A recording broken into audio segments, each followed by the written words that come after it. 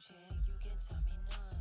Boss mode in effect, and my money long. If you ain't talking money, don't talk to me. I be over here where the bosses be. Pockets on thick, cause I eat my greens. Way too hot, 3,000 degrees. No pictures, please. Cameras flashing, I'm VIP, I'm a big deal. My life a movie, I'm the one they wanna be still. And I'm a queen, yeah. Keep it real, yeah. I keep my circle tighter than an earring piercing. I look like a bag of money I'm on. They wanna know what I'm on. Diamonds dancing on my neck, that is the vibe I'm on. Way too lit, who gon' check? You can tell me none. Boss mode in effect, and my money long. And they all wanna come to my yard, ice me out and leave me alone. You know I be popping off, switching lanes, swiping cars. They throwing them bags at me, cause obviously I am a star. Run up a check with me, I'll make it rain, I got the funds. That's what I do for fun. I know that you want some, so stop playing games and go on and get you some. I got beauty and brains, I ain't no plain Jane. Cost a lot to maintain, but it ain't a thing. Let's be for real, I'm way too cute to be broke, had to fix it. I'm the captain of this ship, pulling my weight like I'm into fitness. All about my business, feeling myself, I ain't gonna witness. A1 treatment like a mistress, dunking on them, I don't miss. I look like a bag of money I'm on, they wanna know what I'm on. Diamonds dancing on my neck, that is the vibe I'm on. Way too lit, who gon' check? You can tell me none. Boss mode in effect, and my money long. One thing about me, I stay fly. One thing about me, I'm down to ride. One thing about me, I was born to shine. One thing about me, I'ma get mine. I look like a bag of money I'm on. They wanna know what I'm on. Diamonds dancing on my neck, that is the vibe I'm on. Way too lit, who gon' check? You can tell me none. Boss mode in effect, and my money long. I look like a bag of money I'm on. They wanna know what I'm on. Diamonds dancing on my neck, that is the vibe I'm on. Way too lit, who gon' check? You can tell me none. Boss mode in effect, and my money long.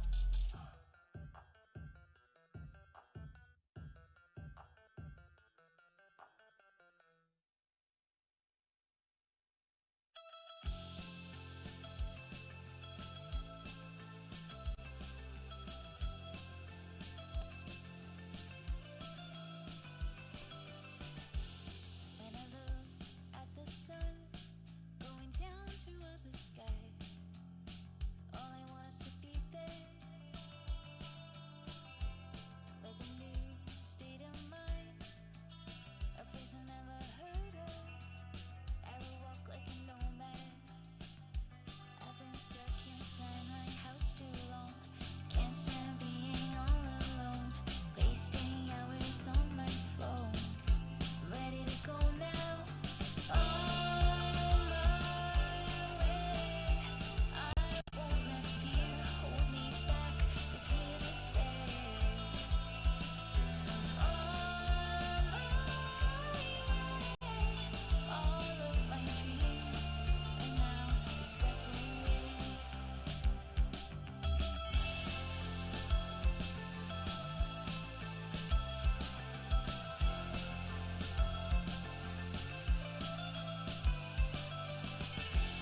At the end of the world, there is something I can learn. Some good ideas will pop up with a new, different wind. I'm gonna let it take me to people that will trust me. I've been stuck inside my house too long. Can't stand being all alone, wasting hours on my phone. I'm ready to go now. On my way. I won't let fear hold me back. It's here to stay. On my way. All of my dreams are now a step away. So here I am, about to explore.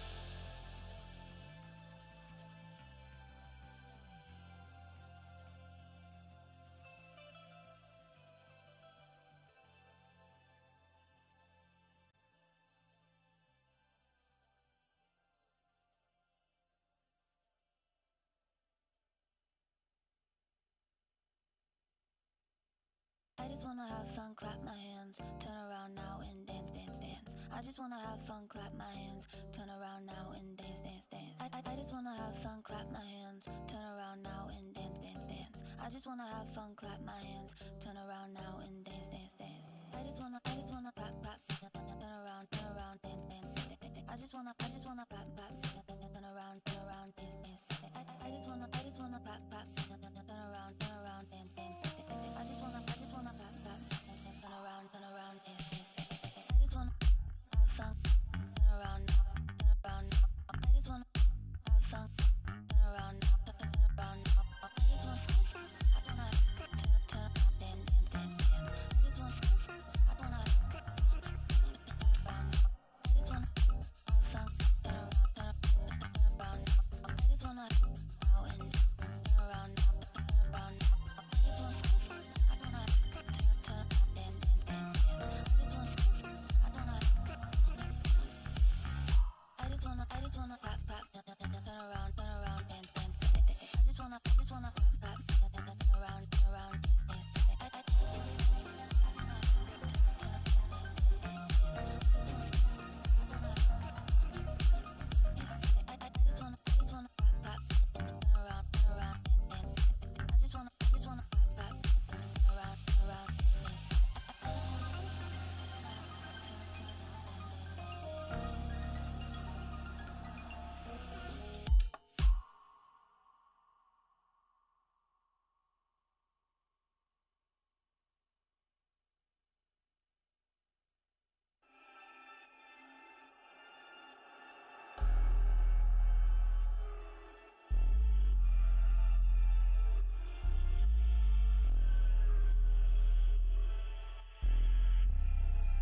Yeah, they hate when you elevate.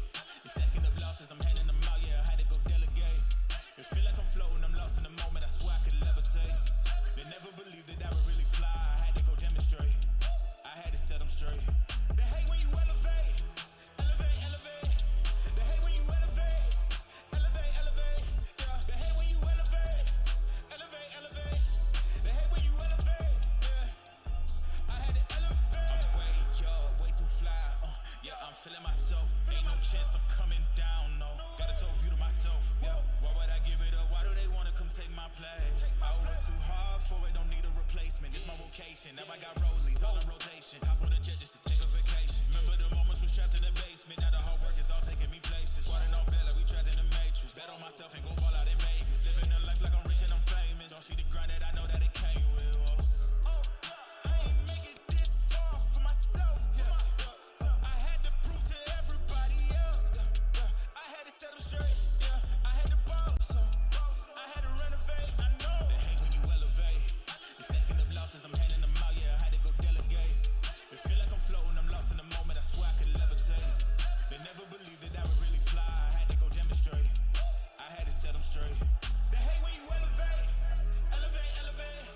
They hate when you elevate, elevate, elevate. Yeah, they hate when you elevate, elevate, elevate. They hate when you elevate. Yeah, I had to elevate. Ooh, yeah. Why they wanna bring me down? So much drip, yeah, I almost drowned in it. I can't dim it down. Yeah, I'm way too fired up. I can't simmer down. Ooh, yeah. I see the flashing lights. Make sure the fashion right. Yeah, I'm in my bag tonight. Yeah. Ooh, I might just pull up a foreign. Watch out, the engine is roaring. It's too loud, you can ignore it. Yeah, yeah.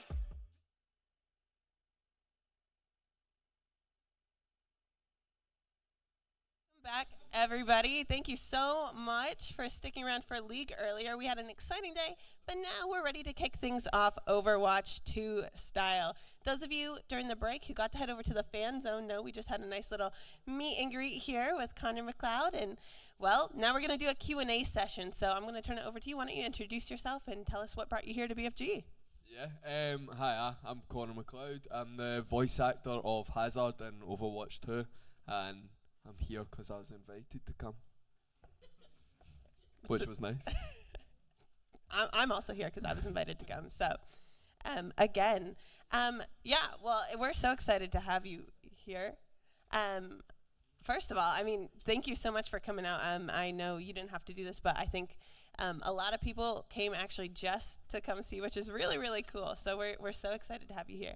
I do have a couple questions that, of course, on social media, some of you guys have put in questions, and I know we have some fans watching at home who weren't able to make it to Glasgow today.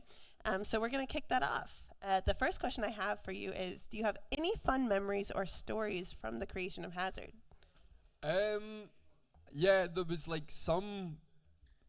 some like weird things that I guess when we were recording, because some of the things that you end up recording is like little noises, and it's just like slurping soup and being electrocuted, and it was just noise. And for the whole time I was working with the same director. There was a company called Firepots, so it was the same sound engineer, same director.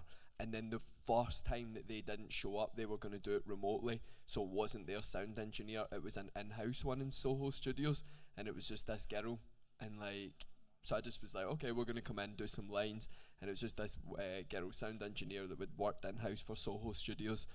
And that was the day that we were doing like all the weird noises. So it was just like the first time I'd ever met her, and like, I'm not really a self-conscious person, but like sitting doing like, oh, can you make the sound of being sick? Can you make the sound of like blowing your own nose? Can you make the sound of being electrocuted, like, eating soup? And it was like just this woman like looking like through the glass, just staring at me like, and I was like, fuck. Like, oh my god, this is the most awkward time to do it. Where I started to go like, this is the only time recording it where I was like, oh, I feel self-conscious. How many takes of like pretending to slurp soup did you have to do? Oh no, they honestly, like, I think I'm the best at making the slurping soup noise. Like, honestly, I think I got it in one. Oh, just like that. one and done. Yeah. Like after doing it, I remember the guy, like the director we had like on the headset was like, that's the best slurping soup sound I've ever heard. I don't know if I could do it again. I think it's like one of them, like, because it comes up on a board in front of you of like all the things you're going to record, so you can kind of like, you're kind of like looking at one, and then you're like looking like three down and going like, oh, like already dreading like what's to come, like, oh, that's going to be difficult, oh, I can't wait for that, oh, that'll be so like, I'd seen the soup one, and I think like there was just something inside me that just went, get this in one, or else we're going to be sitting here making this noise like all day, like just go for it.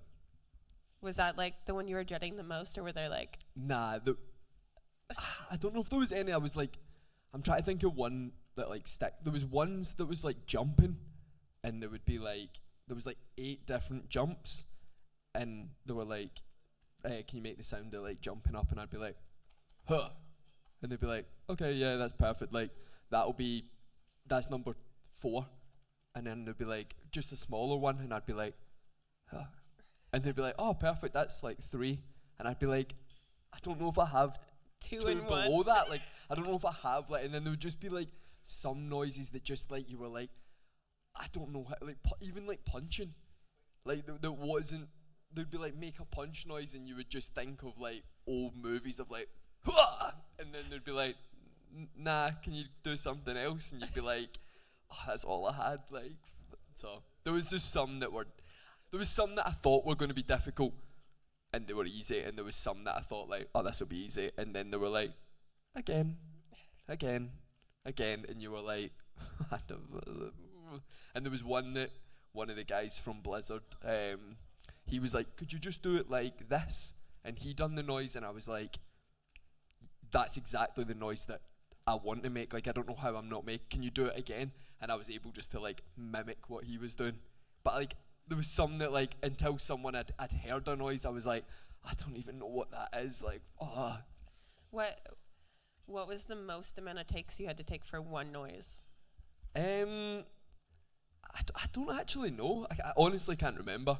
I think there was some lines that I remember us recording like again and again. Like, I definitely like the alt lines. I remember like us doing it consistent. They just wanted so many options because it's obviously such a big thing in the game. They were like, can we get another version? Can we get another?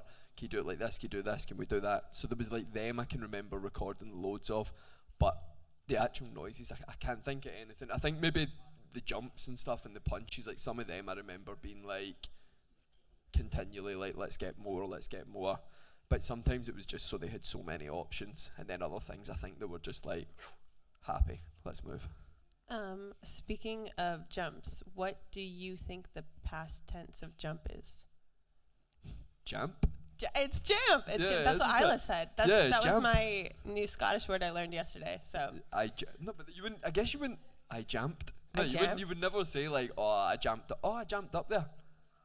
Oh, I just jumped up. well, Yeah. how do you use it if that's not how you say it? Yeah, I think I would say it. I that. jamped. How did you get up there? Oh, I jamp. Yeah, I would say I jumped, but I think I've been. You would say I jumped, but you're saying the past tense is But jamp I because that's think crazy. I've lived in London for 8 years, where I think there's part of me that's now been a bit gentrified. Is that the word? Maybe. Like, there's part of me that's now become like, I used to always say medium, and like if someone was like, when I worked in Fred Perry, like they would always like make fun of me because I'd be like, oh, do you want that in a medium?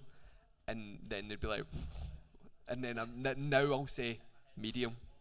And then when I come home, like sometimes my mum and my sister will say certain things like chicken, and I'm like, oh, chicken. It's chicken. Like, I think there's some things that like I've almost been a bit like Englishified with. It makes me really sad. You're becoming English. Yeah. I think I'm just becoming very like RP and well spoken, which I fucking hate. Yeah, that's crazy. That's crazy. Well, here's another question that someone put in. What were the most bizarre phrases they made you say? Bizarre phrases. Bizarre phrases. I don't know. I think the dog barking maybe is like the top one.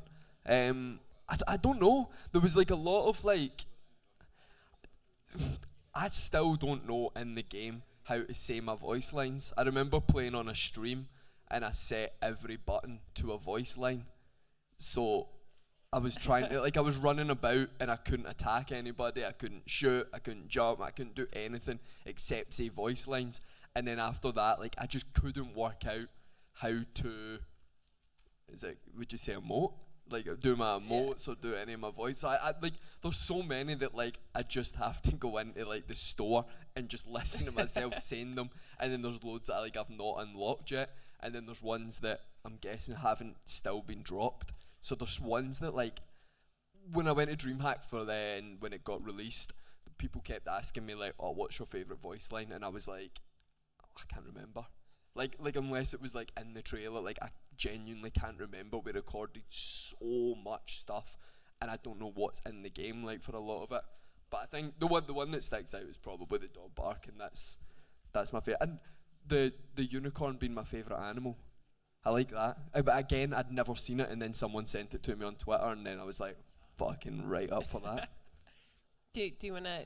Has like the dog barking just become kind of like your trademark? Like, is that your thing now? I think it's just that, like, I remember it, and it's easy. Like, so if anybody ever asks me, like, what's my favourite line, like, it's like, fuck, a dog barking, you know, and woof woof.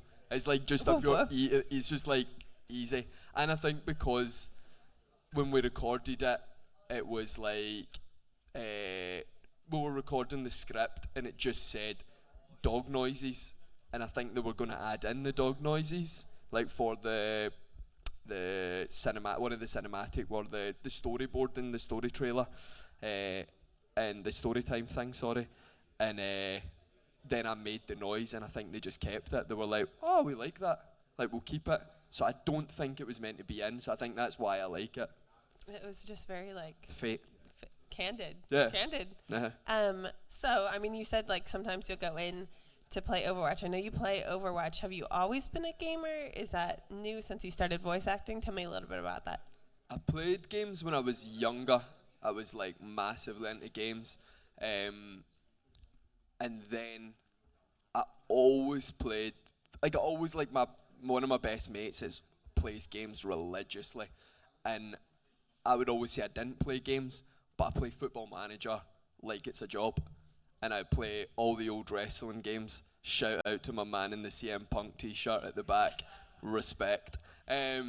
So, like, there's certain games that I've always played. FIFA, WWE games, like all of these, like Football Manager, Grand Theft Autos, Last of Us. Like, so there is a bunch of games that I did still always play, but I never played things like online gaming. I've never been like an online gamer or played like Fortnite and Overwatch and Warzone, like all of these things.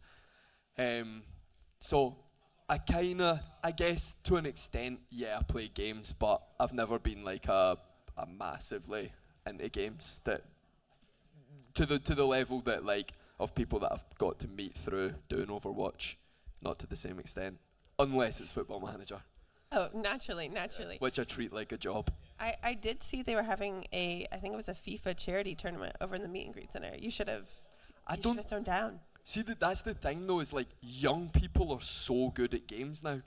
Like we were saying it, wasn't it? Yeah. Like when I was younger, I'd play my brother at like FIFA, and he would destroy me, and that was just like rite of passage because like he was older, he was good at games, and I wasn't, and I was learning.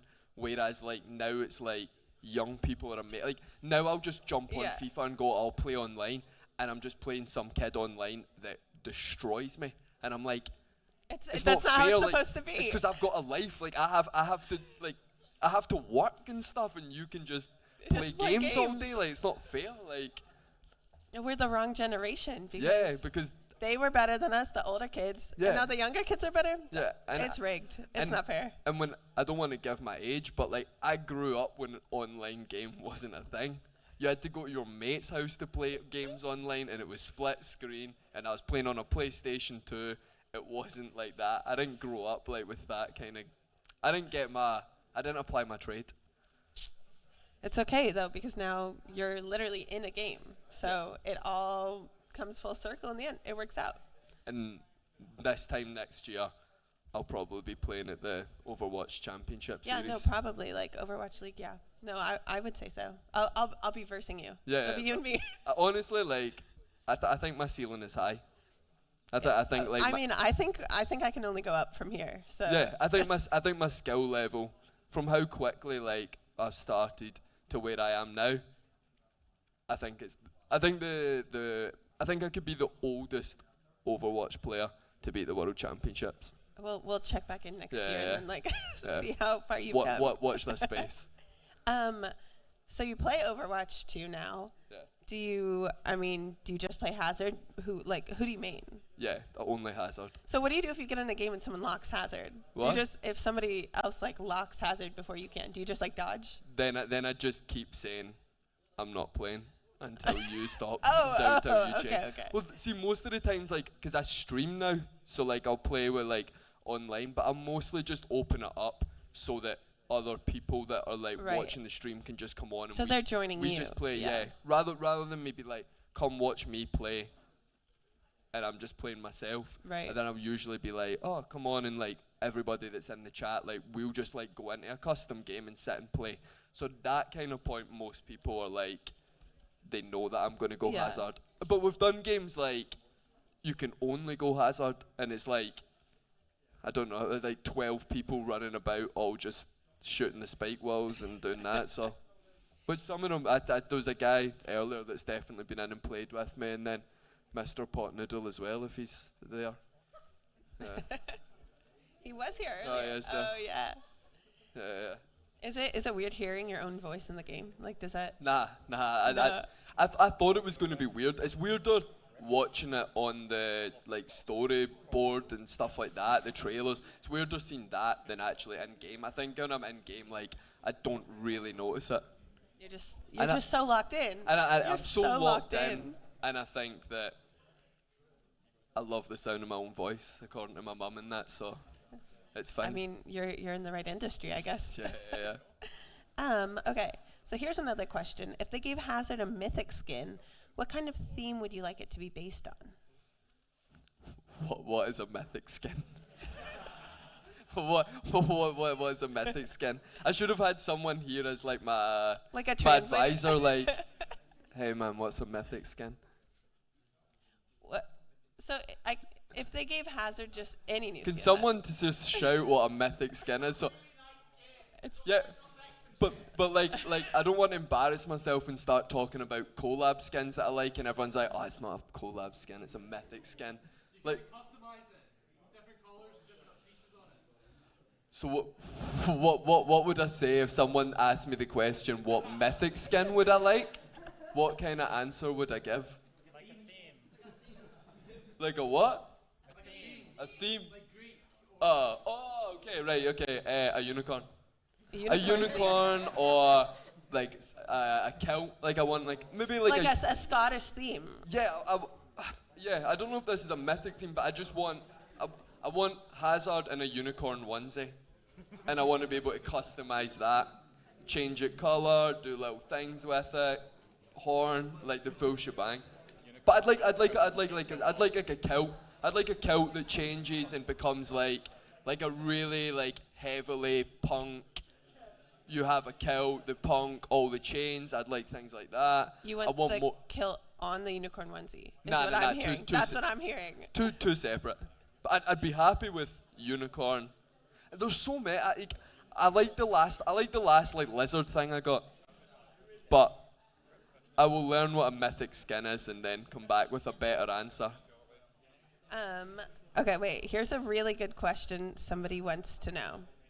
Would you say Hazard supports Celtic or Glasgow Rangers?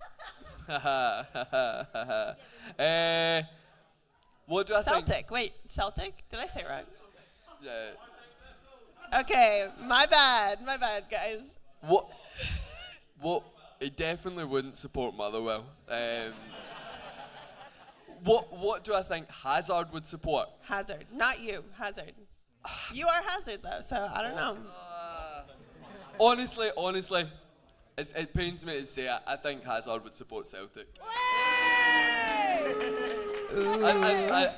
I think he ain't going to support a monarchist club, is he? Like, it pains me to say it, but I do think that Hazard, he's going to come down on the right side of history with a bunch of the stuff, and he's going to support Celtic. I have to say.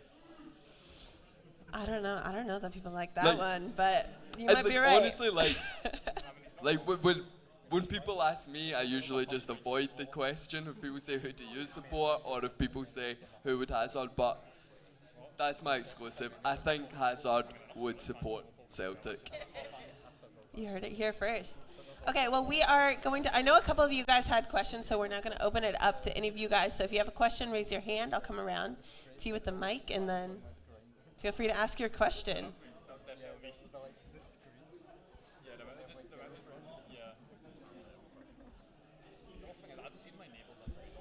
Hello, Hey man, very loud. So you said you're a fan of wrestling. Who's your favorite wrestler? CM Punk. Yes. Which- 9 out of 10. Which also pained me to see CM Punk in doing a tour of Parkhead. Oh, yeah, and trust me, me too. And a full Celtic quarter zip in that. So, He can but- get the pass though. But He gets yeah, the pass. CM Punk, Jeff Hardy. That's my two. Okay, that's That's my two guys. fair too. Fair too. I actually have a question for you. You said CM Punk gets a pass, but do you think Hazard gets a pass? You're asking someone who doesn't play Overwatch, but nah. I didn't hear the question. What was it? Does he get a pass? Well, he said CM Punk gets a pass for liking. Oh, for liking Celtic. Oh, right, yeah, right. Got you. All right, any other questions? Fully caught up. Oh, yeah, we have a couple.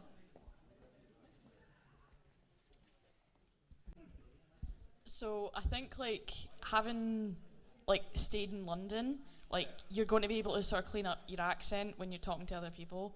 And Isla had mentioned jamped yesterday. Yeah. Was there times when you were recording stuff that you were wanting to put slang in, or times that you would say something and they wouldn't understand you? Yeah. Like to be fair, like to Blizzard, like they were like super open to like collaboration, and they were super like happy. Like if there was things that like I was like I'd never say that or I've never heard that. But I mean there was some things that just I had never heard that like yesterday my mum said bahookie. And I was like, what the fuck? I thought that was like a phrase almost like an Americanized thing, do you know what I mean? And I was like, because I remember when we recorded it and I was a bit like, I've never heard someone say that in my puff. And then my mum said it yesterday and I was like, oh, okay, then like maybe. So I think there was some things that like I was like, okay, I'll record anyway. It's up to you whether you use it. But they would always like be open to me to be like, oh, I can use alternatives, or I can say this, I can say that. And then they were quite. It wasn't that they were strict, but there was like certain things that if they didn't know the meaning of the word, then they would have to go back and research it and look into it if it was me that was saying it, because they didn't want obviously some word that I would say that I had no idea the context or the connotations behind it, just in case it was like came from some derogatory offensive term that like we'd completely lost the meaning of. But nah, they were sweet, and same with like there was meant to be Gaelic in it.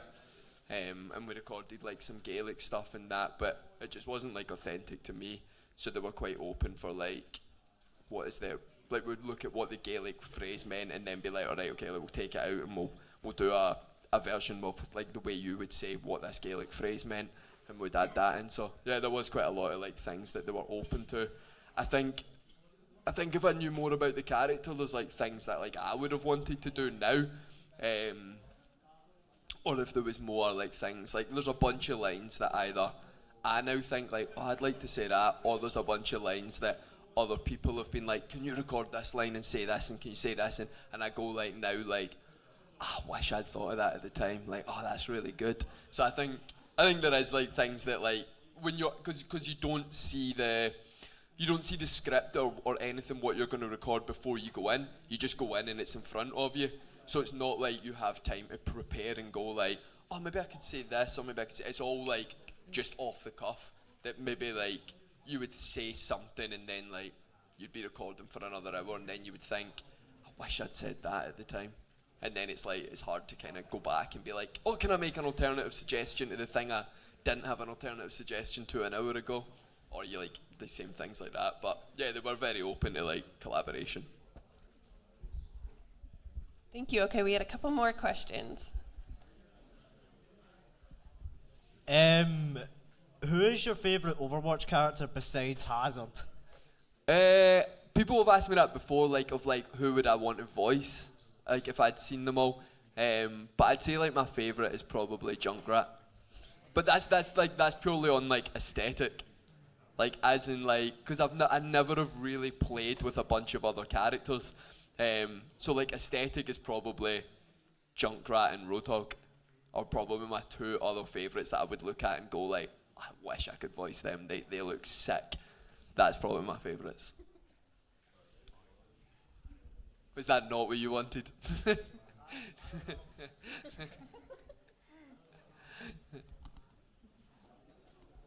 Nah. I mean, people are like, as long as I didn't say. No, in fact, I was going to say ones that like, oh, as long as you didn't say that character, and I thought, nah, actually. No, I wish there was more animal characters. Like, I do wish there was more. Like, but the amount of people that said to me, like, I thought you were going to be a giant lizard, and I was like, bro, I wish I was a giant. That sounds sick. And your completely unbiased opinion, and forgetting what university you are at right now. What university do you think is going to win Battle for Glasgow? What ones of the team has a Hazard main? Cali. Cali then. Yeah. Good answer. Thank you very much. Wait, is Cali's the ones as well that have got unicorns? Yeah. Yeah, fucking 100% Cali. So you can't have a unicorn on your shirt and not have me supporting you. That shit's sick. I don't know, guys. It sounds like GCU has a lot of fans here. The rest of you guys are gonna have to bring it. Okay, we have time for a couple more questions. So when Haz released in Overwatch, obviously he was a super strong pick. Did you find that affected how you were received in the game and your like perception of Overwatch at all? As in, sorry, how do you mean? When Hazard released in Overwatch, he was like super strong and was basically a 100% pick rate. Did you find that affected how the fans of Overwatch received you and how you perceived the game or not? See to be like honest, like obviously like there's some things I see of like not in the same way. Like I know, was it Brig? I got like the voice actor got like death threats because like it was so strong and stuff like that. Like I didn't experience anything like that. Like nobody was. I actually never really experienced like too much. Like obviously you see some negativity and you see some like bad comments or like occasionally, because I mainly use X like just for Overwatch, occasionally like I'll just see comments like as I'm like scrolling through Twitter because it's all just Overwatch is my feed now. But honestly for the majority, like 90% of interactions have been like positive, whether that's just towards like me or whether that's like the character itself might be different, or like I don't see the stuff. But nah, like see, to be honest, like nobody was really like. Obviously, some people are very quick to be like I very quickly learned the words like he needs nerfed and he needs buffed and stuff. Like he's been buffed recently and like he needs nerfed after his release. He's too overpowered. He can do everything. Like, but see, to be honest, like nobody really. I imagine that all kind of comments go towards Overwatch accounts and Blizzard accounts rather than like to me. Or when people say it to me, I'm like, bro, what do you expect me to do, man? I don't have any control. Any other questions? Does anybody? Yeah. Couple more. This is the time to ask your questions, guys. Well, we have Hazard here.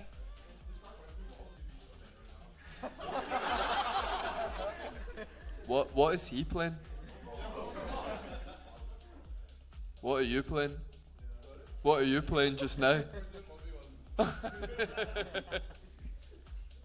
Hello. So you said that you played some customs with people in your chat from the stream. My first question would be, what's your least favorite hero to play against in Overwatch? Like that's the thing. I'm still learning other characters' abilities, but see anybody that is it Roadhog that has the chain that like I know I've just said like he's my favorite like aesthetically. But anybody that has that chain shit that was just pulling me off the map constantly, like I don't know how to defend again. Like I ain't advanced enough that I can defend that kind of thing. So like that shit, I hated it. So probably Roadhog. And I feel like there's somebody else that like fucking just kept charging me off the map as well. Like, and I just can't defend against stuff like that yet. Yeah. So like those kind of characters, other tanks. I think like some other tanks, like fuck them. Yeah. Like really strongly, like fuck them. I have one more. I want to ask if, just in general, who's your least favorite Overwatch hero? I thought you were gonna say least favorite Overwatch player. Least favorite player. I'm gonna be like, I don't know if I have a least favorite. Like. I don't know.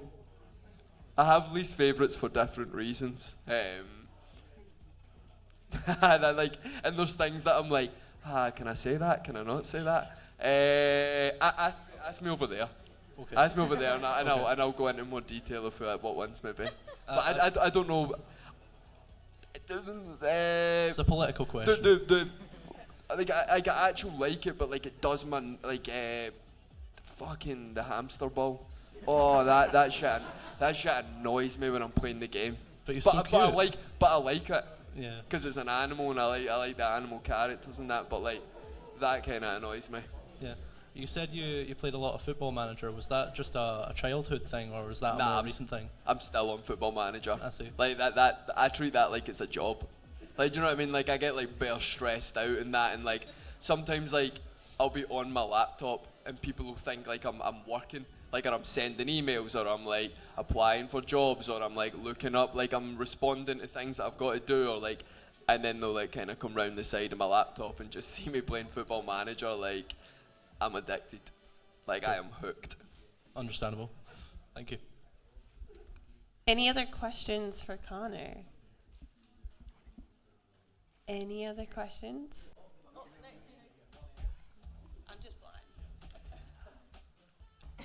So for Hazard to watch any sort of sports, if Hazard was to follow NBA, what NBA team would he support for basketball? It looks like it's basketball. The Raptors. Oh, okay, yeah. That's pure. That is literally because like all I can think is the dinosaur thing, and I just went, yeah. Do you know what? And all that was coming to my head was Boston Celtics, and I was going, don't say Boston Celtics, don't say Boston Celtics, don't say. Like I was like, nah. And the Raptors were the next thing I could think of.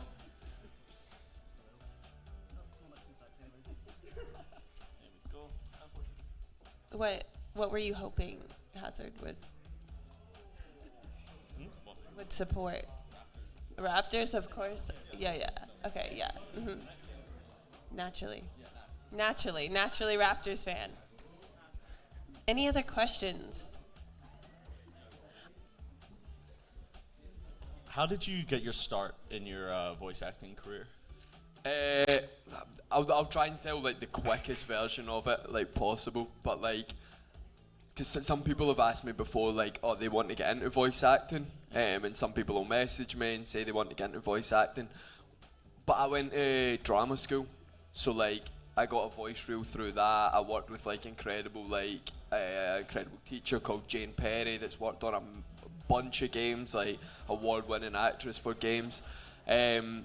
So like it's hard to say, but like that's how I did. Like when I went into my last year at Guildhall, we studied video games and we would like do things and we'd voice act like on top of like different games. We'd done like Alien, we'd done Hitman.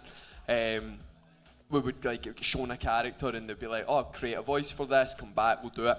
So like very quickly I knew like, oh, I'd love to do games and I'd love to do cartoons. So like when we went into our last year, everybody was like looking for agents, and I was lucky I got an agent really quickly.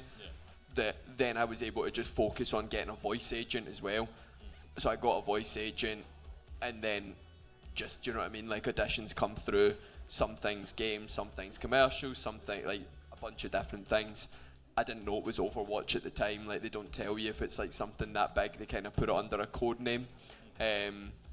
But I think like if anybody did have any questions, like that was like an actor that wanted like advice on voice acting, then I would be happy to like be like, oh, this is what I done, this is what I would done. I know that's not what you were asking, but like I think like there's other people maybe that like have just done voice acting and don't do acting and have come from that position. So if like there was anybody that had done that, I would look for somebody that was like solely a voice artist, and they'd be able to like kind of answer better of how they started in it. But for me it was just literally, I went to drama school, was an actor, wanted to do voice acting as well, got a voice agent, and kind of was lucky enough to get an audition for Overwatch and got it. All right, I have time for one more question. Another question up here. All right, this is the last question. So if anyone has any other questions for Connor after this, you can find him on social media. But we'll wrap up our Q&A right here. So in terms of like being a Scottish voice actor for Gaelic, I remember when Valorant first came out and we were all talking about how cool it would be to have a Scottish character in Valorant, in Overwatch. How does it feel to like put Scotland on the map in a way and like be one of Scotland's voices? Like a lot of people be like, oh, you're Scottish, like Hazard, you know what I mean? I think like it's a massive kind of question, like in a way of like the answer for it, but like representation matters. Do you know what I mean? Like I grew up playing games and I never thought I could be a voice actor in video games because I never heard Scottish voices, or I heard American actors doing impressions of Scottish voices in games. Do you know what I mean? It's just not something you would ever think of that actually happens. I think that it's the same way like when it got released and like so many people were like, oh, I can't understand anything he's saying, or we're going to need subtitles, and that is because we don't have enough Scottish voices and authentic Scottish voices in video games, in media in general. They're like for things outside of, you'll maybe have one Scottish character and thing, but like American TV series, it's not like you have so many Scottish voices that you're surrounded by it. So when you hear that voice, it's difficult on the ear. You know what I mean? It's difficult for you to understand. The same way when I went to drama school, there was Americans in my class that were like, I couldn't understand what you were saying for the first 2 months, but eventually your ears adjust to it, and eventually then it becomes like normality. The same way that if I wasn't constantly surrounded by American media, maybe I would struggle to understand American accents, but I don't, because we're surrounded by it like in every TV thing you watch. That I think that you need more there needs to be more Scottish voices in games. Whether that's like there've been more actors doing it, it's the same actors getting more jobs, the more characters in different franchises, and I think that's like what Valorant and like Overwatch and that should be commended for actually using actors from that place rather than just getting impressions or people doing cheap imitations of it. And hopefully like the experience for me and the experience for like Scottish people, hopefully like other countries have the same thing. Do you know what I mean? Hopefully you get like an Irish, I know there is an Irish, but like a Northern Irish character, or you get a Scouse character, or you get a Geordie character. Crazy. A if Welsh. Somebody for Wales. Yeah, do you know what I mean? Like all of these things, like, and hopefully that kind of thing happens because it's important for communities to be represented in games. And I think like the sooner that happens, the better. And I just think it is like the more it happens, the more it should be celebrated. And basically, if you're Scottish and you don't main Hazard, then you're the problem. Everyone main Hazard. I guess that's why you're now a GCU fan, because they have a Hazard main Exactly. on their team. Big. What's the man's name that mains Hazard? What's your name? Johnny. That's my guy. That's your guy? That's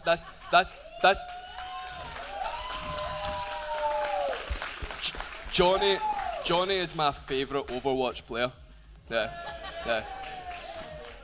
Put some respect on the GOAT's name.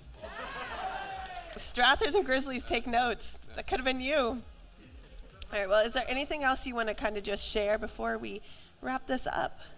I don't want to see any fan art of Hazard in a Celtic top. I don't need to see that. That's something like that can just be left here in this room and just be like, do you know what? That was a nice thing. We all got to share that together. I don't need to see it. What happens at BFG stays at BFG. Yeah, what happens here stays here. That's an exclusive that should just stay that. And I'll go back to no comment answers on Twitter. Well, thank you so much for taking the time Thank to you. sit with us. It was amazing having you out here for BFG. And of course, this isn't the end of our Overwatch 2 action for the day. We still have 3 exciting Overwatch 2 matches coming up. So we're going to go ahead and get those set up. So don't go anywhere. And we'll be right back with some super exciting Overwatch 2 BFG 25 action. Thanks, guys. Let's go, Johnny.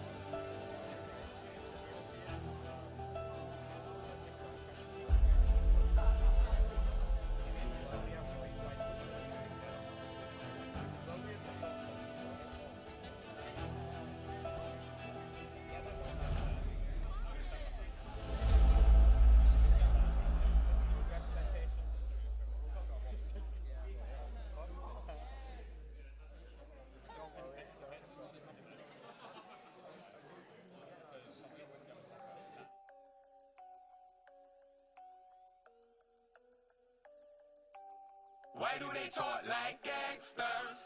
Why they don't move like gangsters? Why do they walk like gangsters? Why they don't move like gangsters? Why do they act like gangsters? Why they don't move like gangsters? Why do they rap like gangsters? Why they don't move like gangsters? Change don't change like it used to. Who runs the roost round here? The coop's gone clear. Got the heart from the bass to the snares, but the word is what's keeping them here. Word to my peers. The work don't stop till the top. Think it's resting, but we're not. I spread the message and it's love. I get the S and the P and the R from above. I see the restless with the keys and the palm for the bump. A bit of grinding up the herb is what I'm on. Shouts go out to mums. This one is the icy one. Go get the long johns. 50 Pret in London, if it's on then I'm on. I know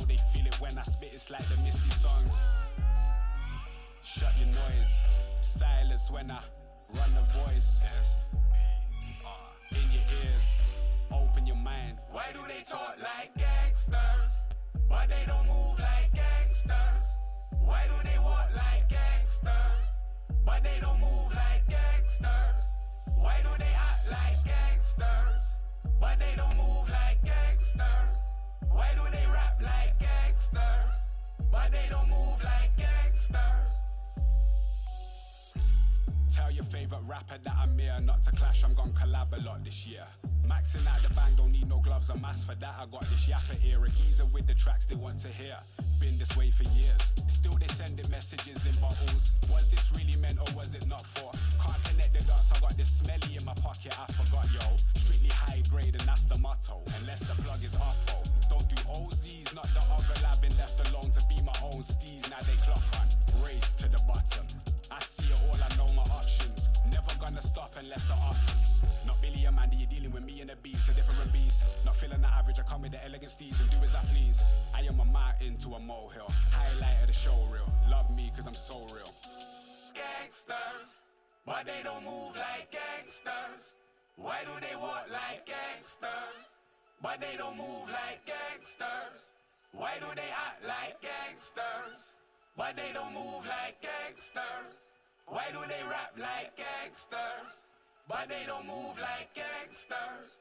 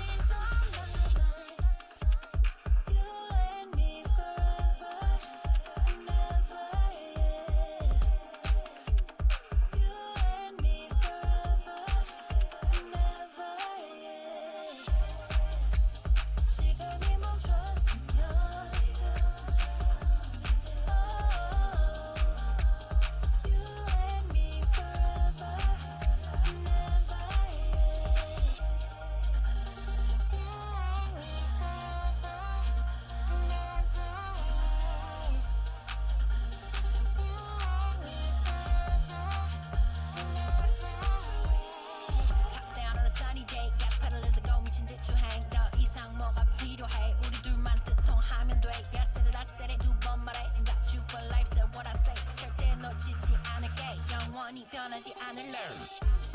느끼고 있을게 지금 내 마음 영원한 sunshine. Feel it deep in my heart. Every day's alright. 새로운 봄을 get up now. Get up now. 세상이 환해진 순간 get up now. Get up now.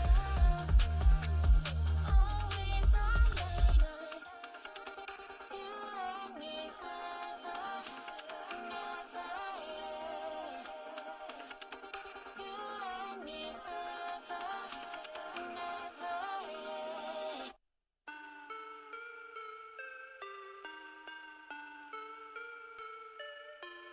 yeah. Yeah. Yeah.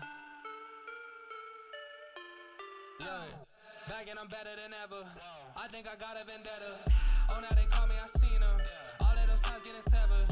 I told them all I get let up. Begging, I taught to be never. Give me a shot and I swear I shoot like Berettas. Yeah, yeah. They getting nervous, I seen it. What I seen, you wouldn't believe it. They say they want it, I need it. Damn, I'm going dumb like I dropped out of class. Get in my lane and I'm going right past. I turn it up, watch me go to the max. You ain't it first and you know that you last. I thought I told them I'm coming right back. I got a flows like it came from the tap and I came from my city, this right on my back. Oof. Back and I'm better than ever. I think I got a vendetta. Oh, now they call me, I seen them. All of those times getting severed. I told them all I can let up. They get not tired of me never. Give me a shot and I swear I shoot like Berettas. Back and I'm better than ever. I think I got a vendetta. Oh, now they call me, I seen them. All of those times getting severed.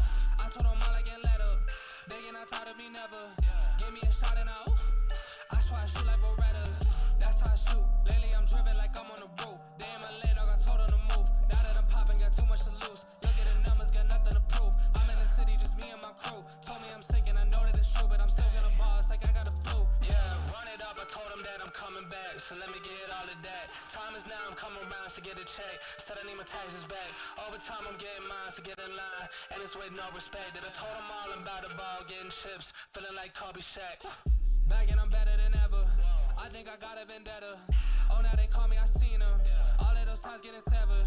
I told them all I can let up. They get not tired of me never. Give me a shot and I swear I shoot like Berettas. Yeah.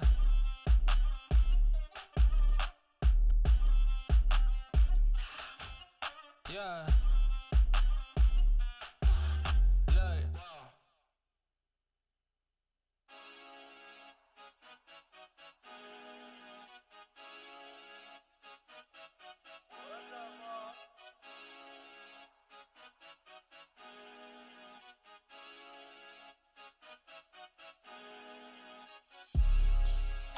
I'm on my prime, I'm feeling like Steph. I get my shot and I promise it's wet. Waited too long, but I told him I'm next. I need my bag, just run me the check. Cable was mine, I ain't taking less. I told them all I'm as real as it gets. Shit be a shit, dog, I'm cutting the net. I thought I told them I came for my spot. They told me time is like money, that's why I done made it. I swear that I'm spending a lot. They never seen the hours I put in to get here. They only just see what I got. I spent my time in the lab all this winter. I swear that the summer is gonna be hot. I cannot lie on this shit. I paid a lot for this shit. They got some money to spend. I got some money to get. I gotta talk on this shit. I swear I told them I'm here. I feel like I'm in the league. I just keep making these hits. Took a little break, but I swear that I'm back. Go and ask anybody, put a city on the map. They was trying to call when they sent a contract, but I never reply unless they send it for the max. Everything I said, man, they know it's all facts. Told them if they want a verse, and they go and get text. Told them last year that I'm coming for it all. Go and check the numbers, dog, I'm putting up stats. Yeah. I'm on my prime, I'm feeling like Steph. I get my shot and I promise it's wet.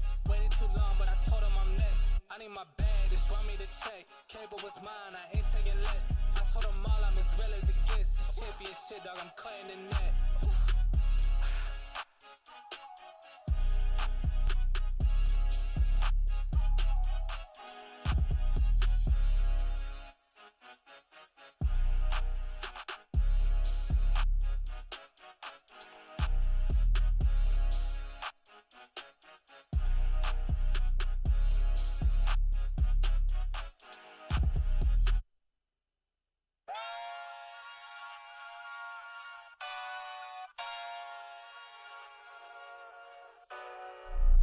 Oh my God, I'm just playing with them now, yeah. Oh my God, what she saying, say it loud, yeah. I can't respect it, I'm in the gym, but I am not flexing. Came from a Ford, I'm needing a Lexus. Shooting like Luke, I told him I'm next, shit.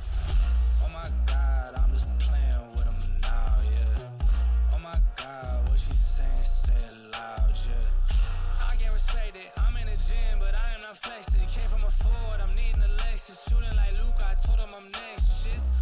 I got a ball, I told him I'm here, I'm not waiting for y'all. They hit my phone, but I ignore the call. I got to drive and I see that they stall. I bought a whip and I paid it in cash. Numbers keep growing like what's on the dash. Drive me to Addy, I pull it the maps. Dressed in a white tee, I bought it a Gap. Hitting the gas, he trailing behind. This in his games, but I stay on my grind. I told my fan that we all got me fine. Said I'm a star, that's why they all align. Said I don't rob it like all of these guys. I told them all like a million times. Waiting for me, but they know I arrived. What I'm doing to y'all, it should be a crime. I told them, oh my God, I'm just playing with them now, yeah. Oh my God, what she saying, say it loud, yeah.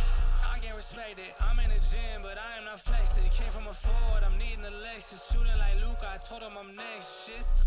Oh my God, I'm just playing with them now, yeah. Oh my God, what she saying,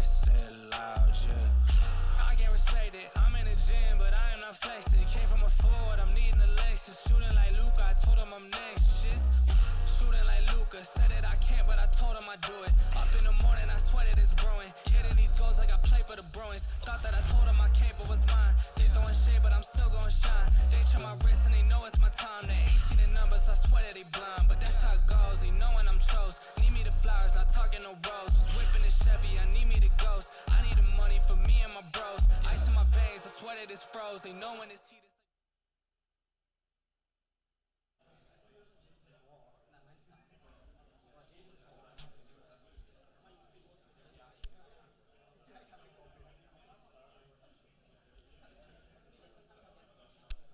Welcome back, everyone. We said the Overwatch 2 action was not over, and we're here to deliver.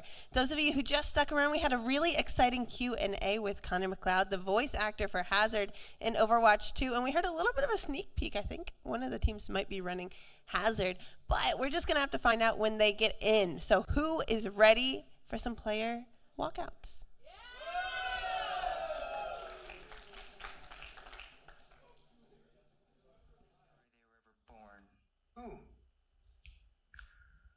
All of them. This is going to be a fun match against Strath. I'm going to shit on Glasgow.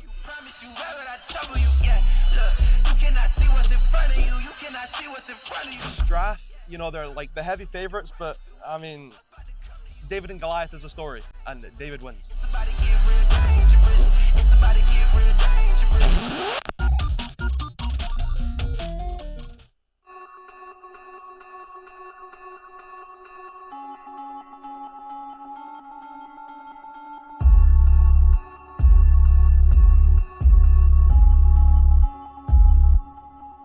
Say you'll be gone in the door in the chase. Like an day, now you're all in my face. Fuck what you say, but you're still on the base. Better for you, I'll be counting them days. Took me a lot just to keep up the pace. I'll be a god, I'ma follow my ways. I'ma be humble, you'll stay in your place. Fucked up a case, you a fucking disgrace. Say you'll be gone in the door in the chase. Like an day, now you're all in my face. Fuck what you say, but you're still on the base. Better for you, I'll be counting them days. Took me a lot just to keep up the pace. I'll be a god, I'ma follow my ways. I'ma be humble, you'll stay in your place. Fucked up a case, you a fucking disgrace. All black on the scene, I can feel this. Holla, wait a minute, bitch, I'm back. Got my hands around their neck like I don't know how to act. It's gonna be an easy Strathclyde duo. We're just better than all the other teams. Like, it's not even close. Turning up the price right up, yeah, you can do the math.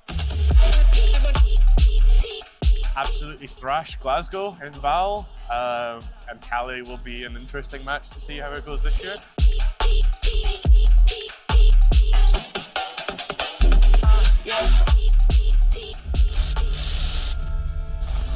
You're not ready for Big Mabine Khan to rock the stage.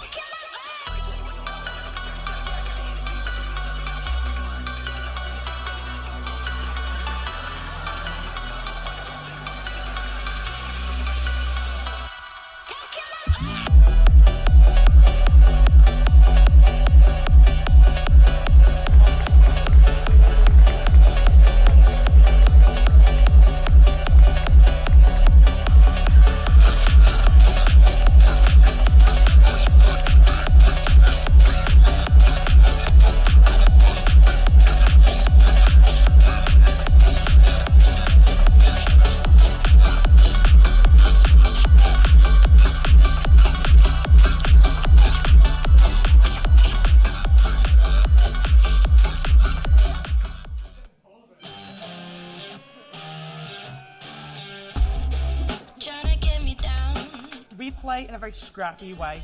You watch like GCU run like a really poorly oiled machine, and you watch Strath play like you haven't showered in a few days.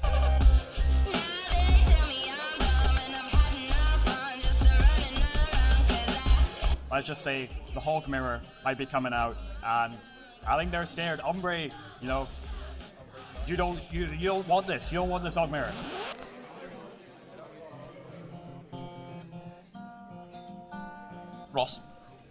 Ross, don't watch my mechanics, just watch Ross. Solid. Ross might be able to carry. We'll find out.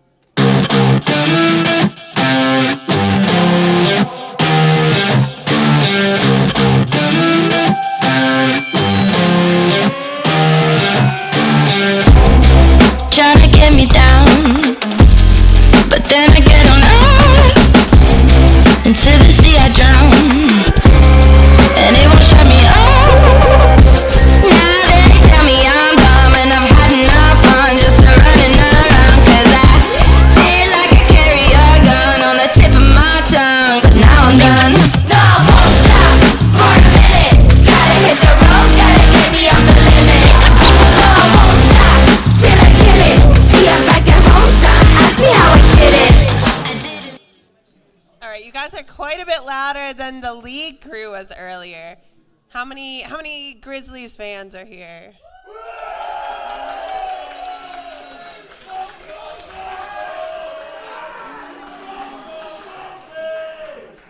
That was how many Strathers fans? Ooh, I think Grizzlies win ahead of you. What about GCU Chargers?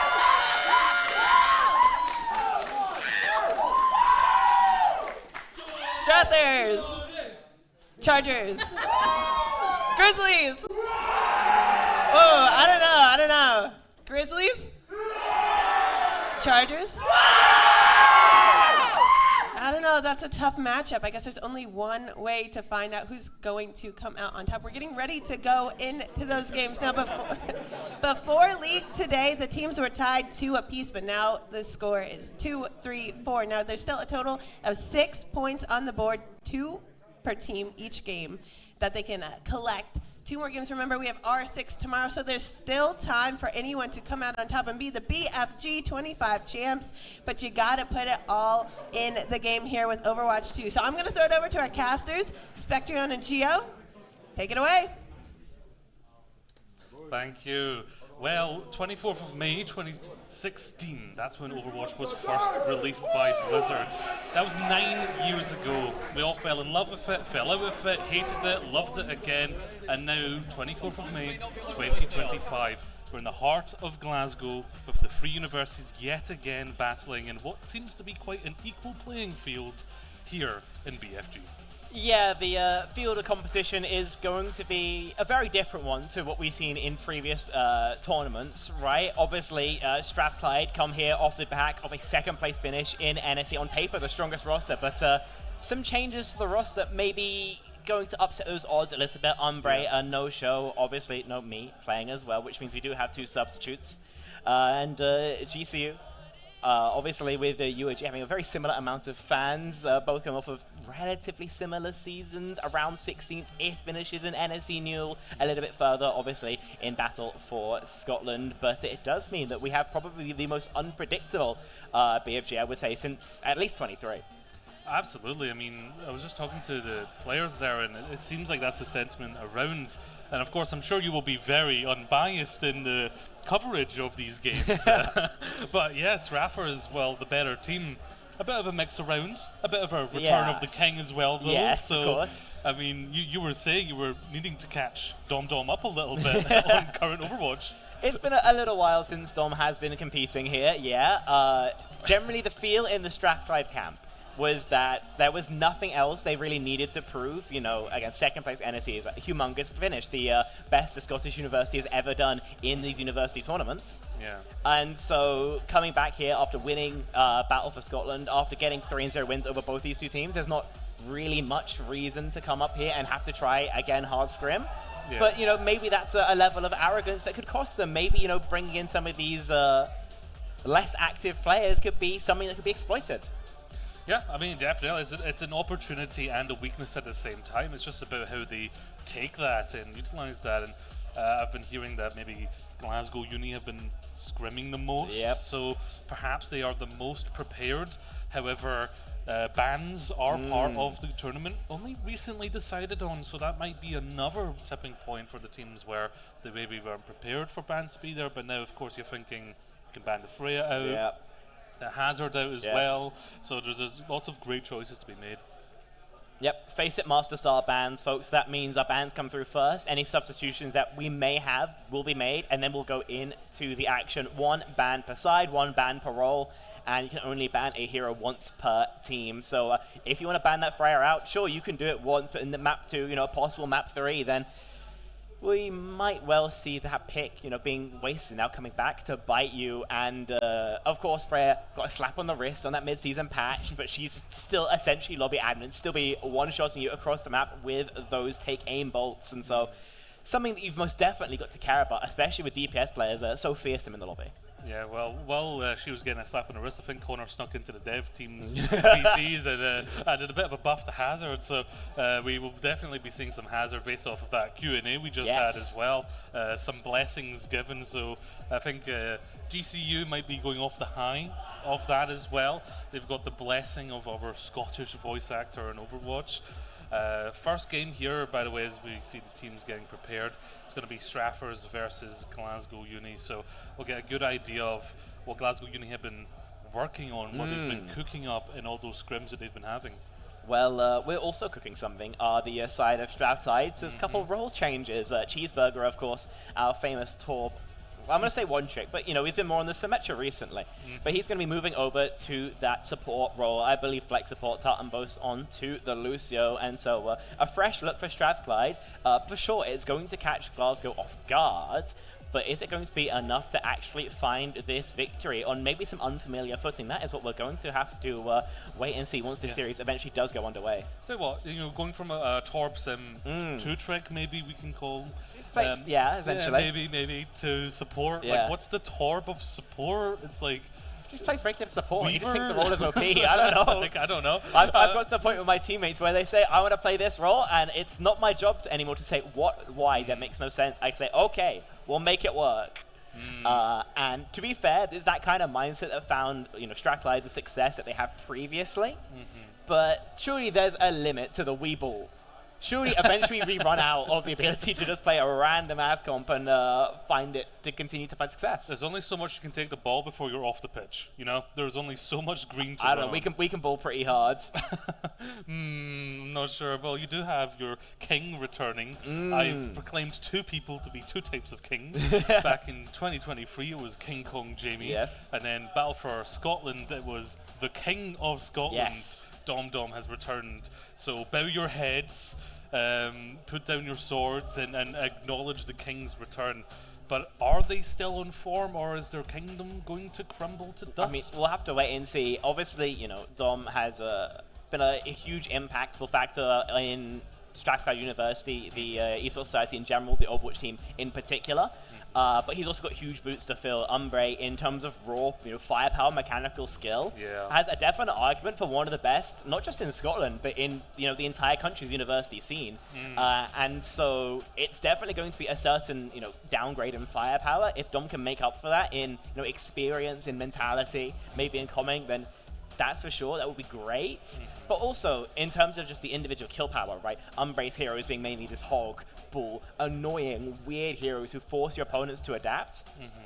Dom isn't that. He's a much more standard style of player, and so it will be a lot more experience that GCU UOG have in dealing with him.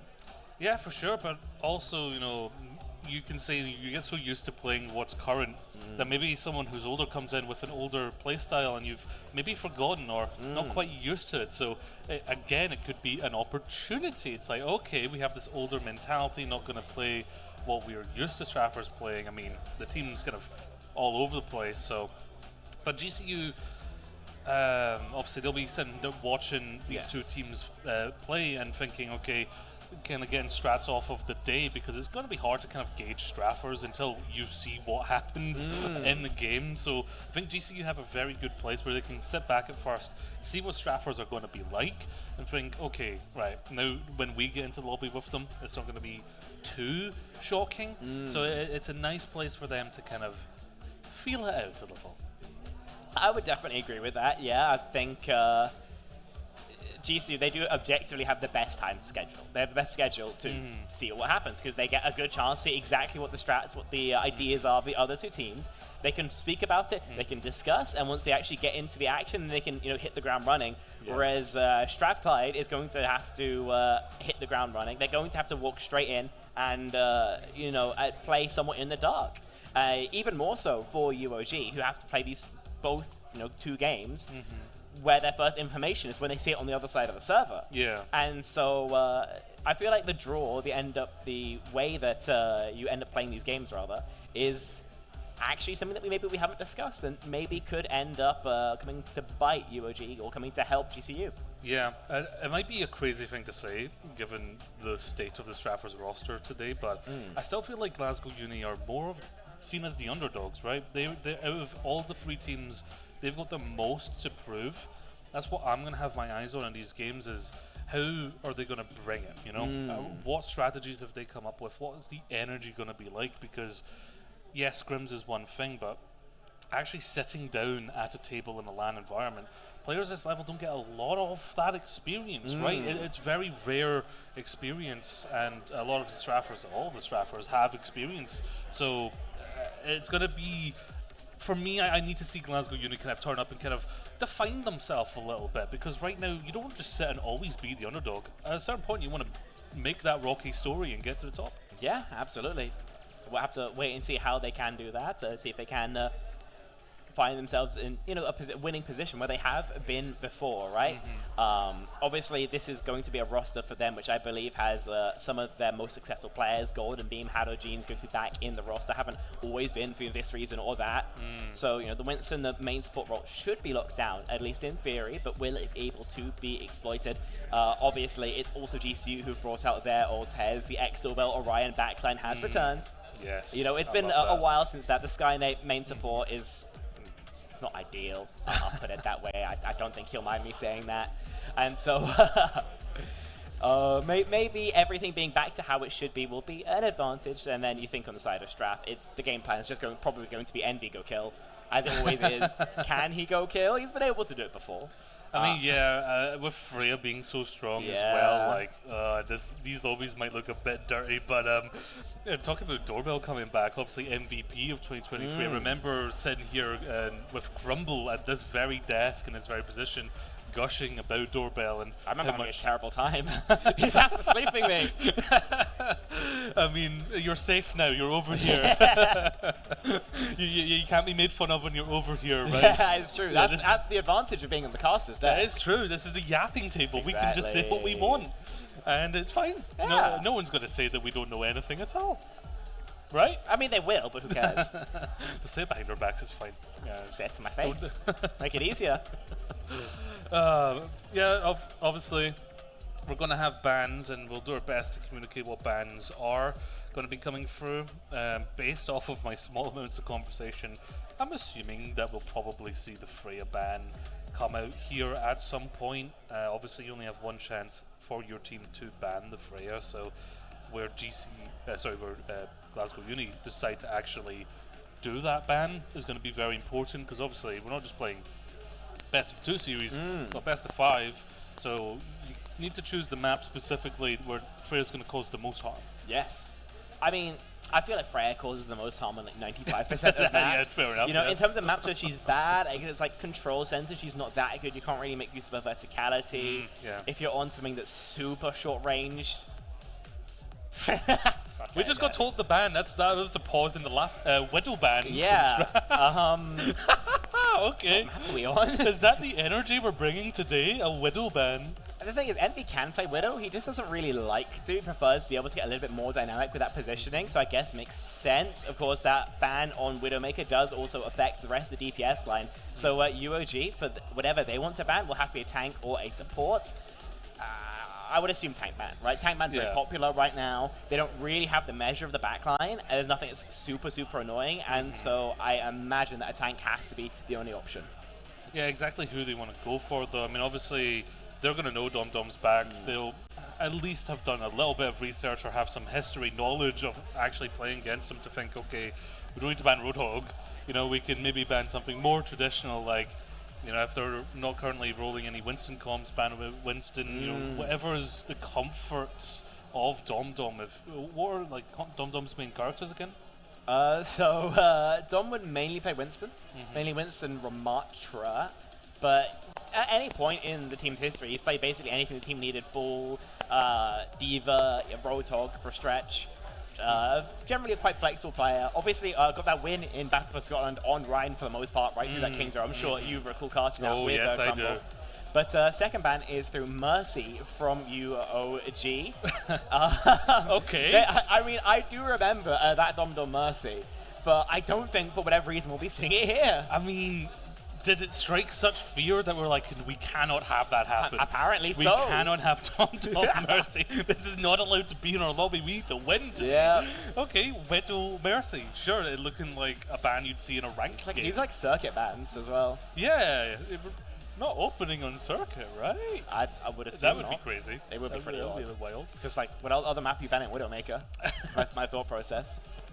Or maybe maybe they're saving Widowmaker for later as well. Obviously, they're protecting Freya, I imagine. Yes. Overall, It might be. But I think maybe there's some long-term strategy. Are there any Widow players on the DPS lineup right now? I think, at least in UOG Strathclyde, both teams have players who I would feel comfortable, having on Widowmaker.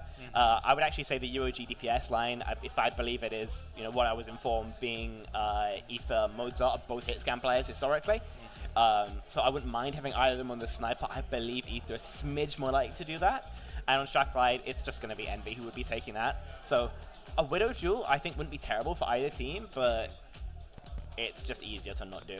As you can see, there appears to be some technical issues on the UOG side that we are trying to waffle our way through, but in the meantime, you can listen to our dulcet tones as we just chill here in the wonderful Caledonian campus. Yes, I was talking to Prod before we started, and yesterday was a little bit rough for BFG. Yeah. The first day always is. I remember Overwatch being the first game, and me sitting here with Crumble for almost 30 minutes, just talking, just straight podcasting.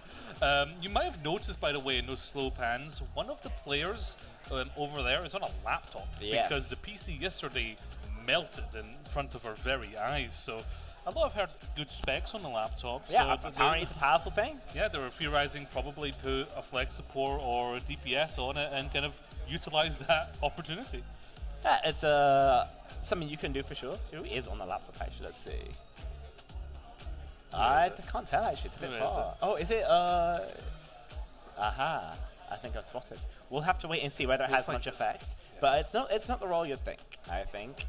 How you doing, Gio? I'm doing great. I was on the train here when I opened up my Twitter and I saw the Overwatch Cavalry tweet. I double checked. It wasn't Pot Noodle. Yeah, don't worry. He's not going to get me, especially not in person. He's not going to get me this time. 9-year anniversary for Overwatch on the day. It's been a while. Yeah, it has been a while. I still think of it as a 6-year-old game. And I saw 9, I was like, no, that can't be. Yeah. It can't be almost 10 Imagine years we're old. going to be a decade of Overwatch soon. Oh my god. How's that going to make you feel? I think I might actually just crumble into bones and dust. Blow away in the wind. Oh, wild, man. 2016 was 9 years ago. I started playing like 2017. So I was 13, I think. Yeah. Now I'm here, 21, pushing 22. Like, yeah. it's been almost half my life. Yeah, and those are ages in esports, so... Don't remind me. I hate when you're talking to like Golden Pants or someone. He's like, yeah, I just turned 17. No, you didn't. Shut up. People aren't that young. Yeah, Willis as well. Yeah, Talked to him a couple weeks ago. 17-year-old, crazy, wild. Yeah, no, we're not the youngins anymore. I never really was a youngin, to be fair. We definitely have friends who are older. Yes, that is true. I have met people in my life that are older than me. That is true. I meant in the casting business, at least. Oh, yeah, for sure, yeah. I think the Bull Skunk is like, how old is he? I don't know, but he brings the wisdom. That's true. What it is. Yeah. That's true. Yes, most of our compatriots even are like the kind of 30 mark, so we're still young for that. Yes. Yeah, adulthood starts at 30 these days that anyway. Is true. Right? That's what I've been told. told. That is true, absolutely. At least that's a copium I tell myself. Yeah, when I started playing Overwatch, it was on uni Wi-Fi. I don't have a dog in this race, by the way. My first university was Edinburgh Napier. I dropped out after a year, didn't like the course. Loved the city, to be fair. Not as good as Glasgow, of course. But uni Wi-Fi was too bad. I could play Mercy and lag my way through a game, and that was my first experience. But then, yeah, mostly into 2017 when I came back, I started playing again. And for the record, I'm a West Coast boy, so I went to Ayr for university. So I'm completely unbiased. I'm coming at this from an outside perspective. You're perspective. as unbiased as possible, at least on paper. On paper. Whereas I am probably the most biased possible. Yes. In that one of the players has my keyboards. I built the team. Yes, I remember my first ever interaction with you was DMing you about information about the teams 2 years ago, and you were a player. Yes. And well, how times change. when it doesn't work out, you can come here. So that's not exactly what happens. Really? I feel like the phrasing is going against me somehow. I thought you said we wouldn't get made fun of when we were up here. I didn't say I wouldn't make fun of you. Of Yes, course. yes. So you're twisting your word. Are you a lawyer? Oh well, I'm a caster. I can trust my words. Terrible, terrible. Yes. Obviously, we might have some tech pauses. Thankfully, we've got some lovely energy drinks to keep us powered through. We've got a healthy amount of Red Bull. Yes. I've had a couple myself, you know, helping keep the positive vibes up here, making sure that we are all still wide awake. It's Glasgow evening now at the time we're at. Yes, and we don't even just have energy drinks. We have other beverages. Well, I wouldn't call it a beverage. I call it a food. I wouldn't describe it as a beverage. I don't call it as a beverage. But I came to the casting booth and I saw the water, the lights, the lovely setup, the wonderful camera, and 3 tins of tomato soup. And I think to myself, why on earth would we have just soup at the casting desk? I asked around, and apparently Valorant players are really funny. I would not go that far.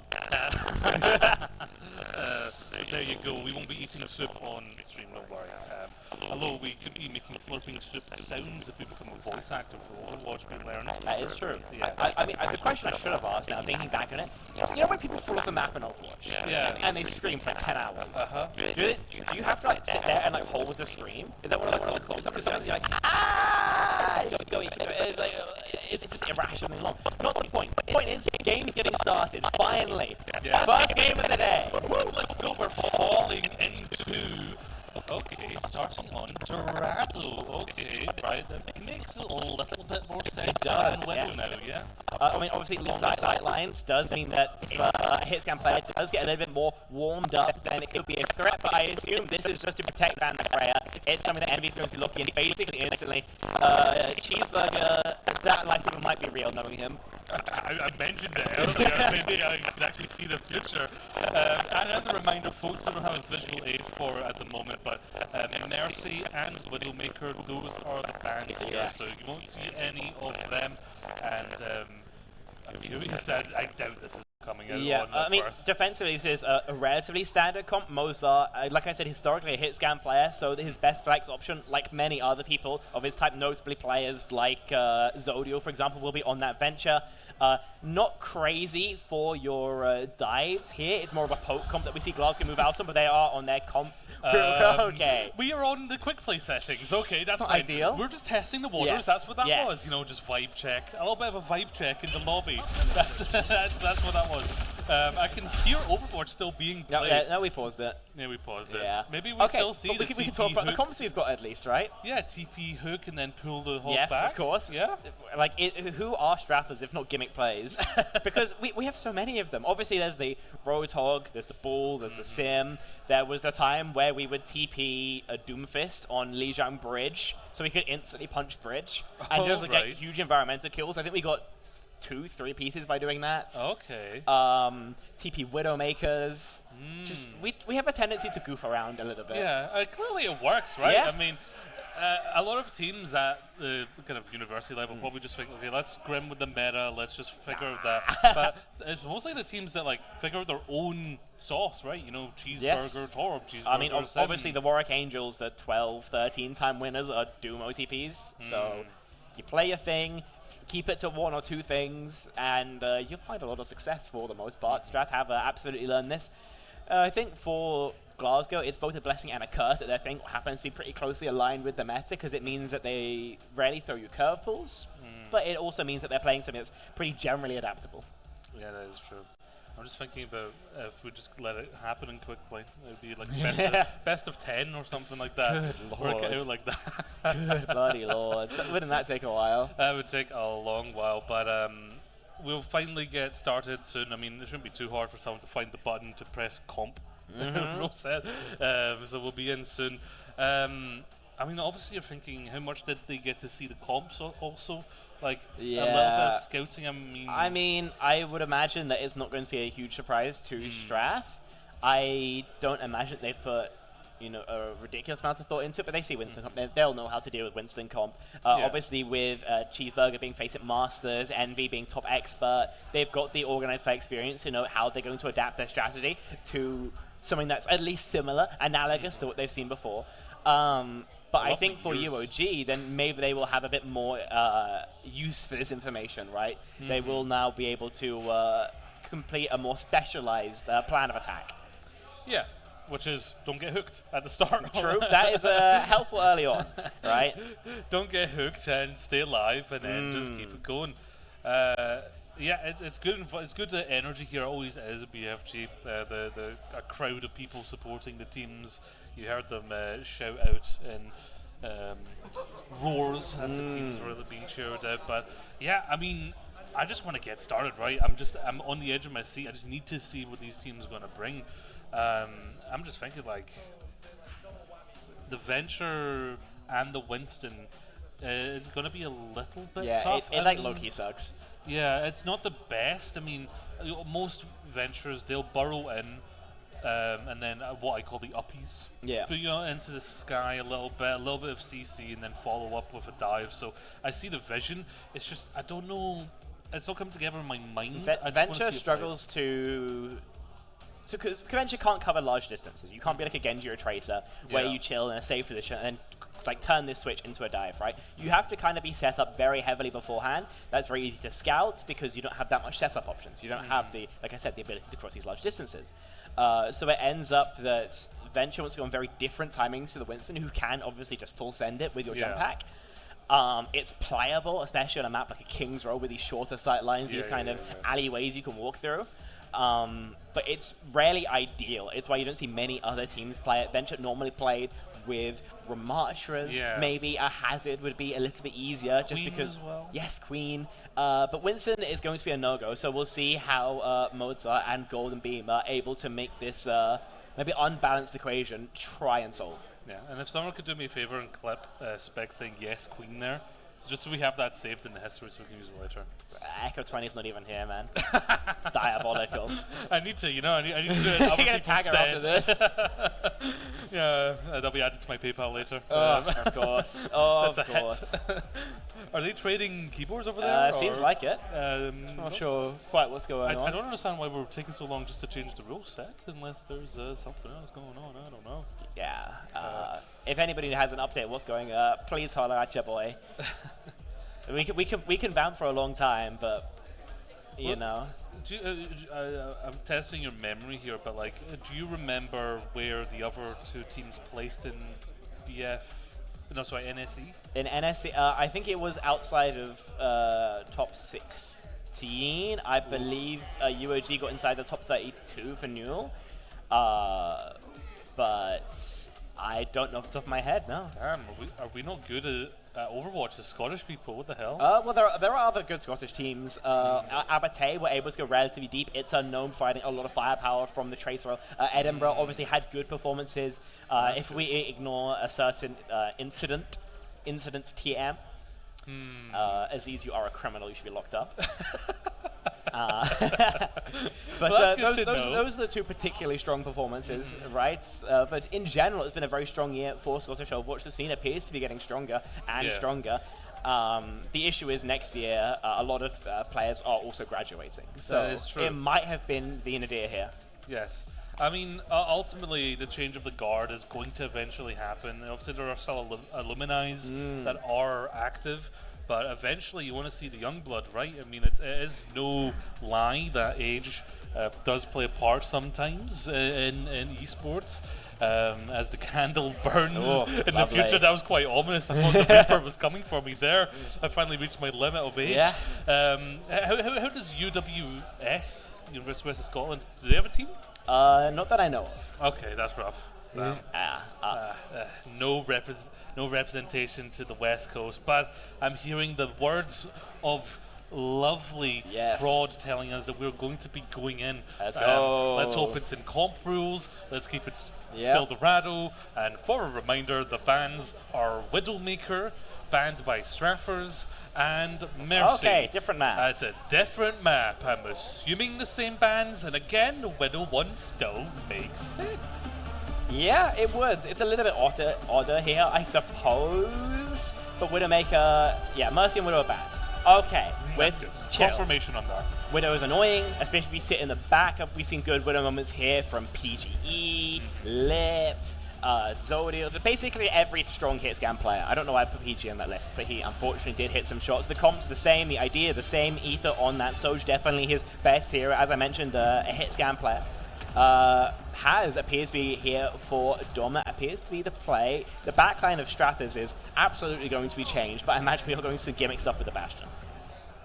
I mean, yeah, I just don't see how Mozart's going to get too much done here. This is going to be a real He just has to struggle. stalk hard. That's all he can do, really. Yeah, because like once you're down, you're down. There's only so far you can burrow.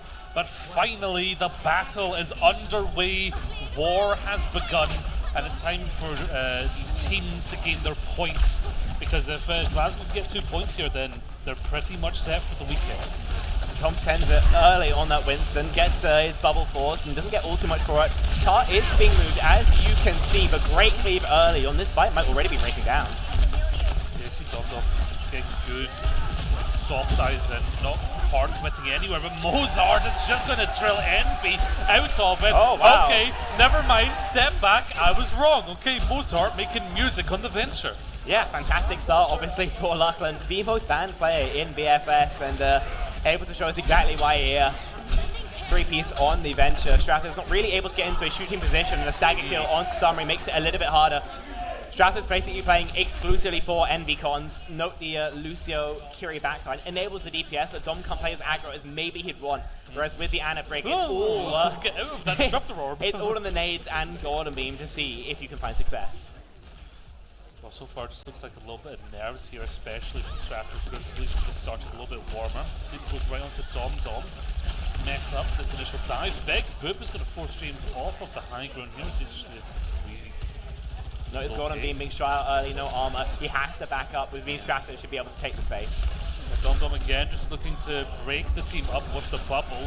Does get antied, but yeah, Summary's right there, follow up. It's a classic Winston Tracer follow up there. Dom doesn't quite jump to anywhere specifically, and Mozart just drills him into the ground. Summary goes down, and Golden Beam and Mozart are doing their best to turn this around as Envy also falls to Aether. This looked like it should have been a clean win here for Strathers, but they've just dropped the ball. Yes, they're not connecting the shots. Great work obviously from Summary. They're able to find those 2 final blows, but no more than that. Backline, I think struggling to have too much impact so far. Ult's coming online. Envy obviously has that boulder shot as the first active for Strathclyde. But how powerful actually is that ult, right? A lot of pressure on him to find some success with one of the weaker tools here. Well, here it comes. Ball comes out. Envy taking a lot of damage, needs to back up immediately. Nano is out here as Golden Beam is just forcing point, not getting too much follow-up with it, but it's Aether who takes out Dom with the OC here. Pulse Bomb comes out, doesn't connect, but they clean up, but heavy ult usage. Yeah, of course. I mean, both teams investing relatively heavily, but in the end, Nana Boost probably the largest spend. Strath now have plenty of survivability ults. It's probably their game plan to start off with this Kitsune Rush from Cheeseburger, but they don't even need to. Imagine pick onto Aether. Yeah, that's what you're looking for, right? And behind those shots is a big part of the strategy here. Kitsune Rush coming out, that's just so much fire right here as the crossbows become a machine gun. Mozart does take Envy out to try and trade, but Dom finding Endogenes is going to make it much tougher to stay in. There's no support right now for Grizzlies. You see Golden Beam did use the Primal. They got a shot coming out here actually as they try to get something done. Dom pops Primal, is going to go in aggressively. I don't really know if they were under threat, but it has worked out very well for them so far. Good split on the backline. How do Jeans the dead man walking? Brilliant, yeah, what a cleave, pushing the brick into that isolated position. That's pretty much secured them to get this point. And with these cleanups, they'll be able to have good position on second as well. Yeah, it's nostalgic for me hearing Dom come again, making his voice heard there on the Winston. Had a bit of a rough start, but that time bank extension there for Strathers means that they will not be full health in the first map here of BFG. Both teams dry on the ults, which means it's coming down purely to mechanics. Grizzlies won in this empty state before, but appears a replay as the next fight breaks down. Yeah, I mean, this split off here is just perfect. I mean, it basically just means that you're not going to have your backline. The fight is underway on second at the moment. Ultimately, Mozart just needs to make sure that they're controlling that space as much as they can on the high ground. They are on the low ground right now. Over on the boxes there. Big dive from Dom. Dom to again just split Golden Beam off from their supports. And Golden Beam just finds himself isolated here, taking so much hard. Needs to jump away and scamper back. This point is almost fully contested here as Envy just blasted in from above, swapping onto the Sojourn, of course. Georgines takes Tartan out, but Mozart goes down already. Good trade. Georgines finds him. Spectator just having a quick check on their controls there. Golden Beam is taking out Gold Cheeseburger, and just at the final moment they're able to defend. Yeah, about 2 attempts Stratters will have to get this recontest going. Grizzlies, of course, spend their Nana Boost, their strongest ultimate, but getting closer and closer to more than a couple tools to try and win out these next couple of engagements. Strathclyde, their game plan is probably to play slow. They'll know they'll have better ults in any sort of extended fight, and they need to make good use of the time they have. Summary can force Cart almost indefinitely if he plays his cooldowns right. So we just have to wait for the angle to be set up for Envy and the rest of the team. Yeah, Envy opens up here with the Q being triggered. The overclock very aggressive, right to the face of a Brig who had rally. Well, the Brig got nothing yet anymore. The life just drains from them. Dom immediately following up there, and a very aggressive engage there by sliding in with overclock, but it worked. Envy can be a crazy nutcase sometimes, but this time it pays dividends. The point-blank railgun onto Hadoujen's enough to aid the dive in eliminating that Brigitte, and once you have the angle, there's not really much the Grizzlies can do. On to the final stretch now of Watchpoint Gibraltar, but still playing with fire is Envy. Just does not want to ever press their S key. Yeah, Strappers right now looks like Envy and the rest. That's the band name right now. Envy just forcing the issue. April does have the overclock though, so he's going to look to make it Envy-like play here. Golden Beam can go aggressive. Oh, great Primal. Okay, there's the engage. Right into the Kitsune Rush, so the Primal is going to come out. Dom, in the meantime, has just found Mozart. Envy falls. Isn't going to be able to put out that damage. Dom has been antied, and as they try and get away here, is just going to scamper off at low health. And they have hunted down Golden Beam. It's a bit all over the place right now, but Grizzlies still holding this defense for now. Dom is returning though. Nana Boost gets administered. Railgun, obviously active. Summary goes down to it. The beat maybe punishes the backhand, but the double Nano allows them to live. Yeah, perfect placement on the Nano there, of course. I mean, Nano's both the supports. Dom's not going to get up and done, and they are sent back packing. A minute left to go. Strat, no ultimates, Envy the closest, 82, and OC. Hadoujen's will have a rally to counteract this, and with that Sigma, they're going to probably look to take a brawl fight on the corner. They know that's how they will have significant advantage over their opposition, but if they can think of a plan in time, doesn't even matter. Envy just claps Mozart's cheeks. I mean, yeah, that's going to happen. You build up that railgun shot, you fire it off. Aether is in a bit of a predicament right now, kind of bait Dom to dive in. Still in a good position here with the rally being used to keep Golden Beam alive, who on the Sigma here is at a bit of a disadvantage against such a maneuverable comp that Straffers have. 20 seconds remaining, and Straffers, they need to really back up here so that they can at least have a chance. Yeah, they'll be able to back the rest of them up. I was going to say safely, and they should be able to. 15 seconds left to go. It's on Dom first to get a touch. If he can, there'll be Kitsu in the fight, and then you can maybe get a Primal in the super long fight. You're probably most worried about the Mozart Bob, though. You have no tools to deal with it, and no Summary X to touch. Yeah, Coach Gun booped Summary all the way back to spawn the fast wave. Dom going down, that's pretty much going to be it. And we just take down the Bob, but the numbers are not there. The Grizzlies have bared their claws at the start of this match, and they have held the full capture there. So a decent position, but this is Gibraltar, right? You can't let your guard down. You need to keep that energy, because if I had a penny for every time I see the full hold, I mean, realistically, right, you're on Gibraltar. The cart is normally going to stop probably before the last point. How many full completions do you ever really see on this map? It's just not all that common, unfortunately. It's a good result from Grizzlies being able to stop the cart, but Strat can be hacked enough with their results, right? They're warming up to a new team, to some new ideas and some new comp structures, and so it's going to take them a little while, very likely, to adapt. The other thing you have to be wary of is Envy now having that defensive positioning, be able to pick his angles a lot more, will make it a hell of a lot easier for the hitscan player to find some level of impact. If this was able to do, from behind, then it might be much more of a threat from Grizzlies now he gets to start from a favored position. Yeah, obviously, Envy did make the swap over to the Sojourn there, and I mean, Dom hasn't looked too bad, actually. There's been a couple deep engages there where they've not been able to quite follow up, but it looks like the weight of the crown isn't too heavy for him to put back on, so fair enough. But now they have the defense. They're just starting on the Sojourn, so they're not going to play with Envy on the Freya any longer. But now setting up for Grizzlies getting onto that high ground with Mozart is going to be a little bit tougher. Yeah, and it's harder to find the Ana value as well. Yeah, you get some left clicks through, but the nades are somewhat tricky to land a lot of the time, and especially considering Strath will be taking more creative positioning with this Lucio Brig, Grizzlies have a lot of work to do.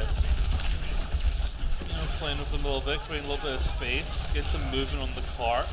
That boop there is going to mess up Grizzlies Golden Beam a little bit there, but they're getting cart percentage here. That's what it's about. Just seeing if they can force anything. Golden Beam went a little bit low there, almost dropped. Yeah, Strath are just trying to stop cart as long as they can, trying to buy some time for a pick to manifest. So far, none has, and the reason it's going down for both sides is more or less we're just charging towards ultimates here. Yeah, I mean, Grizzlies are playing for map control at the moment, and so far it's working. That payload is moving quite far. At some point, though, we are going to have to see that engage come out, as Mozart actually will fall to Dom. Trading in for Cheeseburger, though, that's decent because, I mean, not that there was a lot of healing to begin with for Straffers, but there's a lot less now. You want to see Grizzlies take use of that opportunity. He's making an interesting swap there over to the Life Weaver. I mean, that's a lot less damage here, but I guess the more healing. So let's see what this change actually is able to make, as Grizzlies have now got some pretty wide angles. The recall out the trace means the summary for now will survive. But this fight is getting very, very chaotic. I hate being right. I really do. Mozart finds summary, though. Of course, Venture's always been a thorn in the side of any Tracer. Bye-bye Envy. And Mozart is showing us that, yeah, sure, Venture might, at a glance, be at a disadvantage here. But they're moving about like they control the space. They almost do kill Dom. Yeah, but we'll be able to survive. A touch could be a possibility, as Cheese is his best to live, and in true Cheese fashion, stagger himself generationally. You need to find a trade right now, sooner rather than later, and there's just no opportunities that present themselves. I love that life grip of, like, a please come help me. Please come help me. I promise. Save me. Mozart's still doing absolute work. I mean, Grizzlies, they look really good here. They're actually looking really controlled in that they know exactly where everyone is in their team. A minute faster than Strathclyde as well. Will say, though, it's not impossible to find value in the Venture on that first point. Second point, as Skyknight will no doubt remember, is a little bit harder. And so Mozart a decent amount of work to do if he wants to continue to be this thorn in the Strathclyde side. 5-man setup on the space station, very standard here. Yeah, Rally comes up and is going to keep themselves and James alive. They're still playing with Death, and Death finds them in the end. Dom on the hunt. Golden Beam taking so much damage on that exit there. Is just hiding, waiting to get healed up. Looks like they don't want to invest any more of these ultimates, which is just giving Straffers a lot of control on this one. Yeah, great aggression coming through from Strathclyde. Nobody goes down. They find these late kills onto Mozart and companions. So Grizzly forced to reset. 3.5 minutes on that time bank. Strath at every check mark, bar the beat. The same could be said of Grizzlies though with this rally. So this next fight, Gio, almost definitely will have some fireworks to it. Oh yeah, there's going to be a lot of gunpowder here. Literally every ultimate apart from the rally there available, and the beats, and it's going to be Envy who opens up with theirs. The overclock often coming up with a lot. There's been no answers apart from the nano into Golden Beam, but Golden Beam has not been able to find much. Mozart finds summary, but a very efficient use of ultimates here from Stratford. Yeah, absolutely. Terror Surge is interesting from Mozart. Right. It finds, what's it, turn shock rather. I think it might have actually done 0 damage. That's a bit cheap. Personally, I think that's not great, but we'll see if it's just for mental warfare. Yeah, I'm done doubting Mozart. I'm going to let Mozart cook for a bit, because clearly, I mean, overall it's been working. Right now the backline are completely just disengaged from the rest of the team as the life tree is up. Dom's going to take A for out, and yeah, I mean, without your supports in a good position, a good view of the landscape, you are just going to struggle.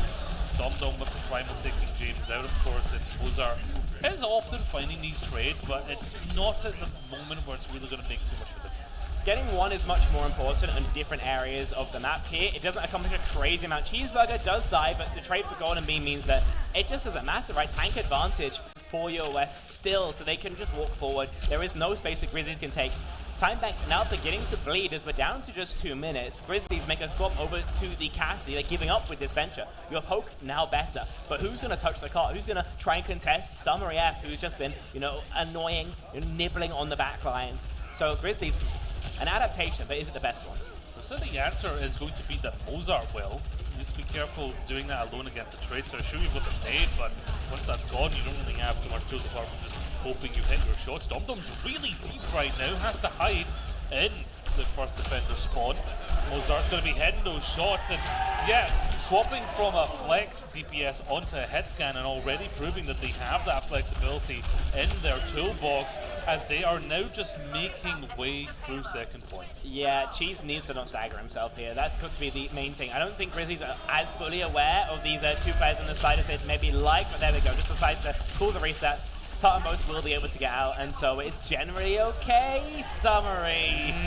That's not a death you ever want to be giving over. I'm sure the reset call came through just a little bit late for him. So Strath, probably about one fight they've got to hold for this 2.5 minutes, and into double support ults, almost a primal. Deadeye as well. This is going to be more of an uphill battle for them. Okay, well here's the overclock Envy just firing in. Mozart actually is going to find Tartan. Did the beat even get out? I'm not even sure. I think that might have been shot out of the sky. That was Ajax. This is a really tough spot for Trappers to be in. They found a very angry and ready Grizzlies who are continuing to just push in. They're being primal, they're being bullied into their spawn right now as Mozart just falling Summary of the Peacemaker. Okay, Grizzlies have came not just to play but to win, because they have vengeance in their eyes. Has some extra HP at least, but with 76 centimeters left to go, he needs more than just so he needs to find a kill opportunity, and none appears to present itself. Grizzlies able to the first map of the battle for Glasgow. And the crowd is erupting to roars as Grizzlies, who are in the lead right now overall in this weekend, starting to look like they might be picking up some of these Overwatch points. Apparently, yeah. Obviously, 4 points so far for them, 3 for Strat, 2 for GC, if I'm not much mistaken. And halfway, I believe, towards getting an extra, and that will bump them up to 5, which would almost cinch the entire tournament for them. I know, I can't believe I'm about to say this, right? But I don't think Lifeweaver was the play. I can't believe I had to even say I didn't think the Weaver was necessarily the problem. At least on my eye test, it seemed like Summary was put on the Tracer. I understand the kind of vision why, but I don't think he was able to find as much as maybe he was looking for. I think maybe a Torbjorn might have suited what we ended up playing it for a little bit better. I think Dom as well didn't go for many feeds. But I think the flip side of that, where there were a lot of opportunities where he couldn't capitalize on splits. Yeah. And so I think he's maybe playing a little bit too tepidly. Yeah, too tepidly, and I will admit, some of those engages were quite deep, and they didn't quite have follow. I mean, this one was great, right? Played it perfectly, split up the back line, and they were able to follow up with Summary. Mozart has been showing that they're a really strong player mechanically. Those tectonic shocks, at least 2 of them, just did not do it. No, I mean, the ultimate's not fantastic anyway, just because it gets ruined so much by barrier, by shields, right? Yeah, it's true. Unless you have that perk, which helps with the movement. I mean, yeah, it helps, but it's still just like not that good, especially on a map with this much verticality where it's so easy to kite. And so I don't think it's any huge sin that he wasn't finding much value into a comp like this. If we're looking at like RAM stuff though, and you're still not killing anything with Tectonic Shock, maybe it's our time to take a good hard look in the mirror.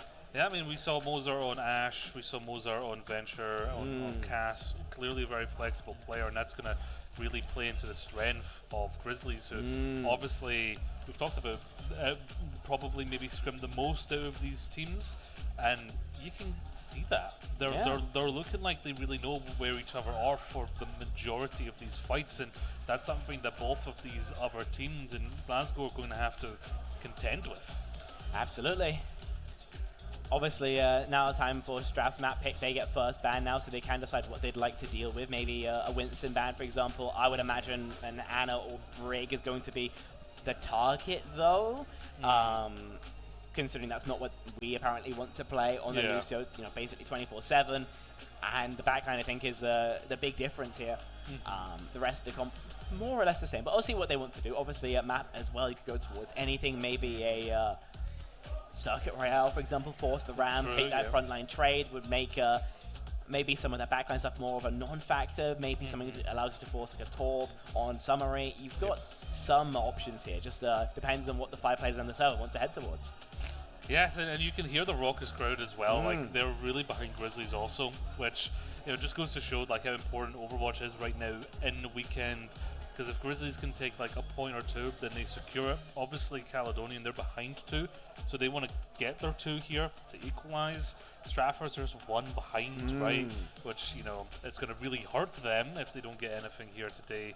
And, I'm terrified at the prospect that we could get a Lifeweaver ban from Glasgow. And then I have to say for history that I've seen one of those happen.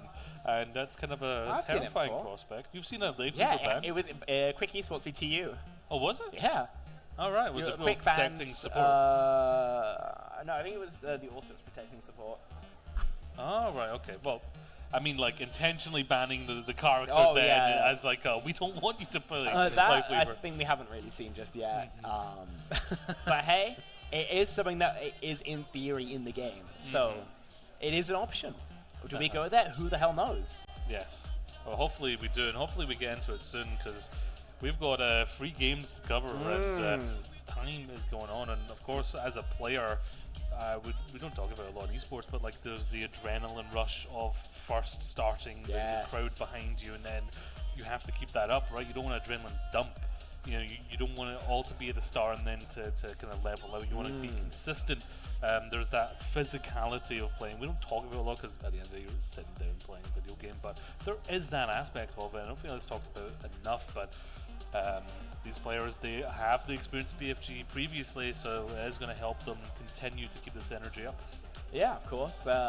So, having the experience of playing with crowds, having the experience of playing with fans, a super nice thing to have.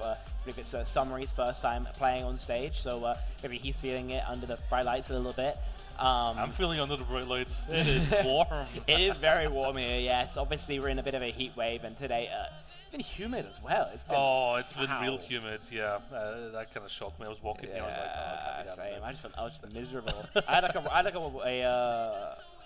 a windbreaker on, just sweating under it. But we are going to go to a short break. When we're back, hopefully, the continuation of this series.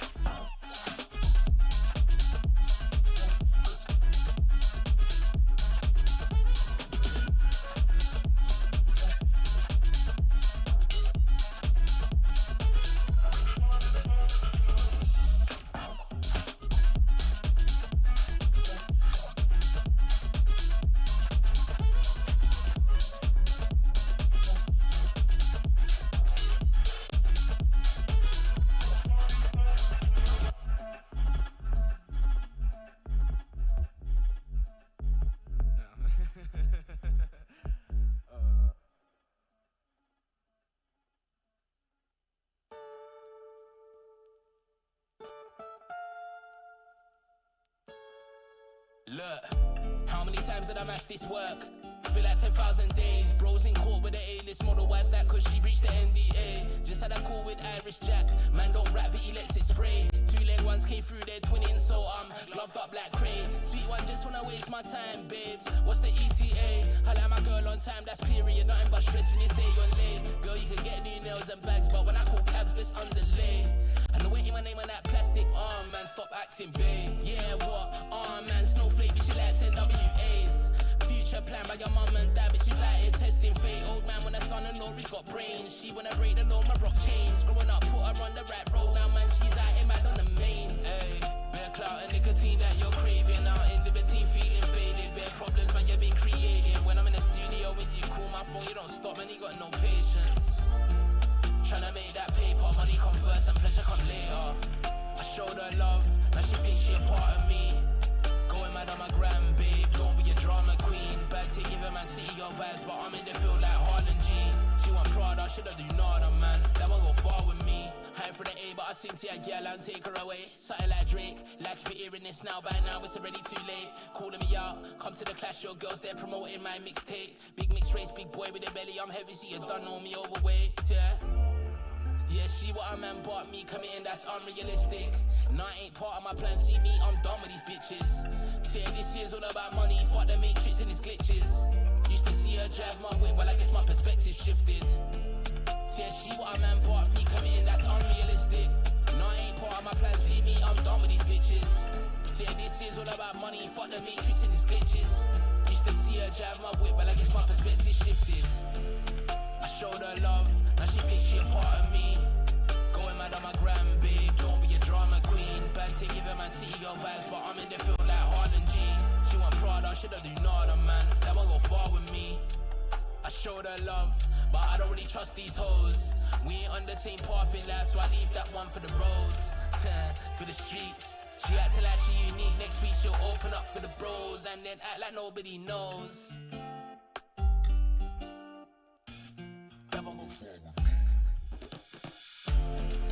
I showed her love, now she thinks she a part of me. Going mad on my gram, babe, don't be a drama queen. Bad to give a man city girl vibes, but I'm in the field like Harlan G. She want Prada, shoulda do nada, man. That won't go far with me. I showed her love, now she thinks she a part of me. Going mad on my gram, babe, don't be a drama queen. Bad to give a man city girl vibes, but I'm in the field like Harlan G. She want Prada, shoulda do nada, man. That won't go far with me.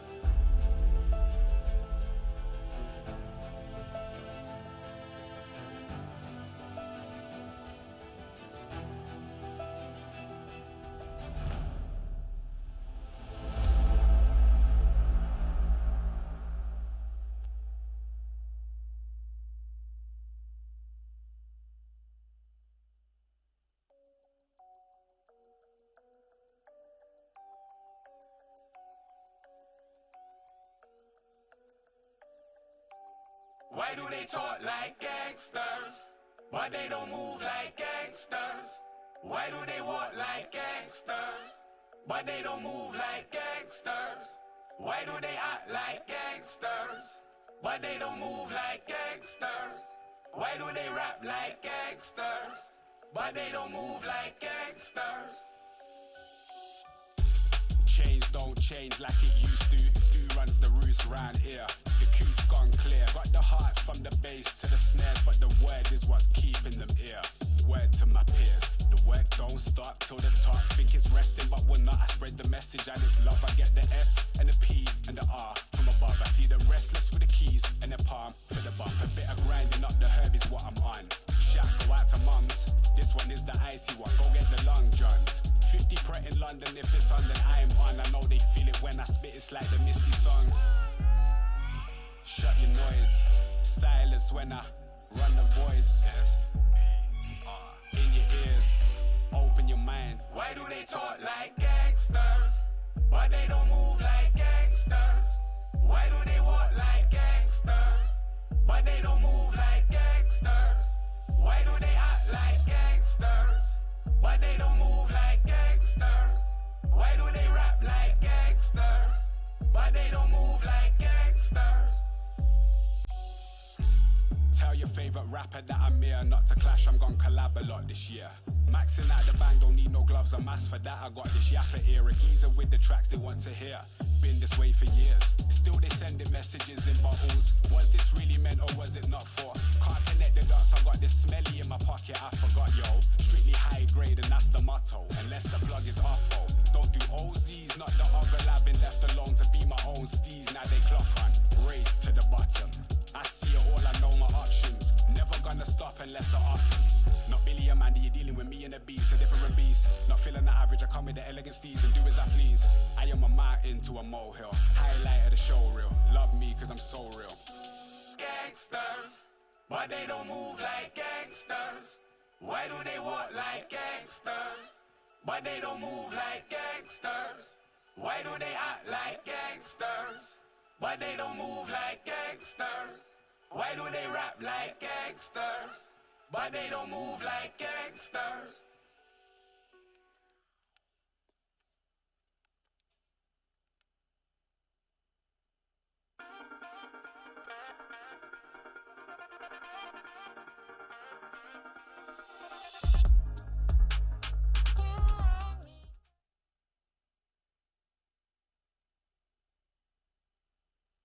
Glasgow, where we have The three world of universities Glasgow.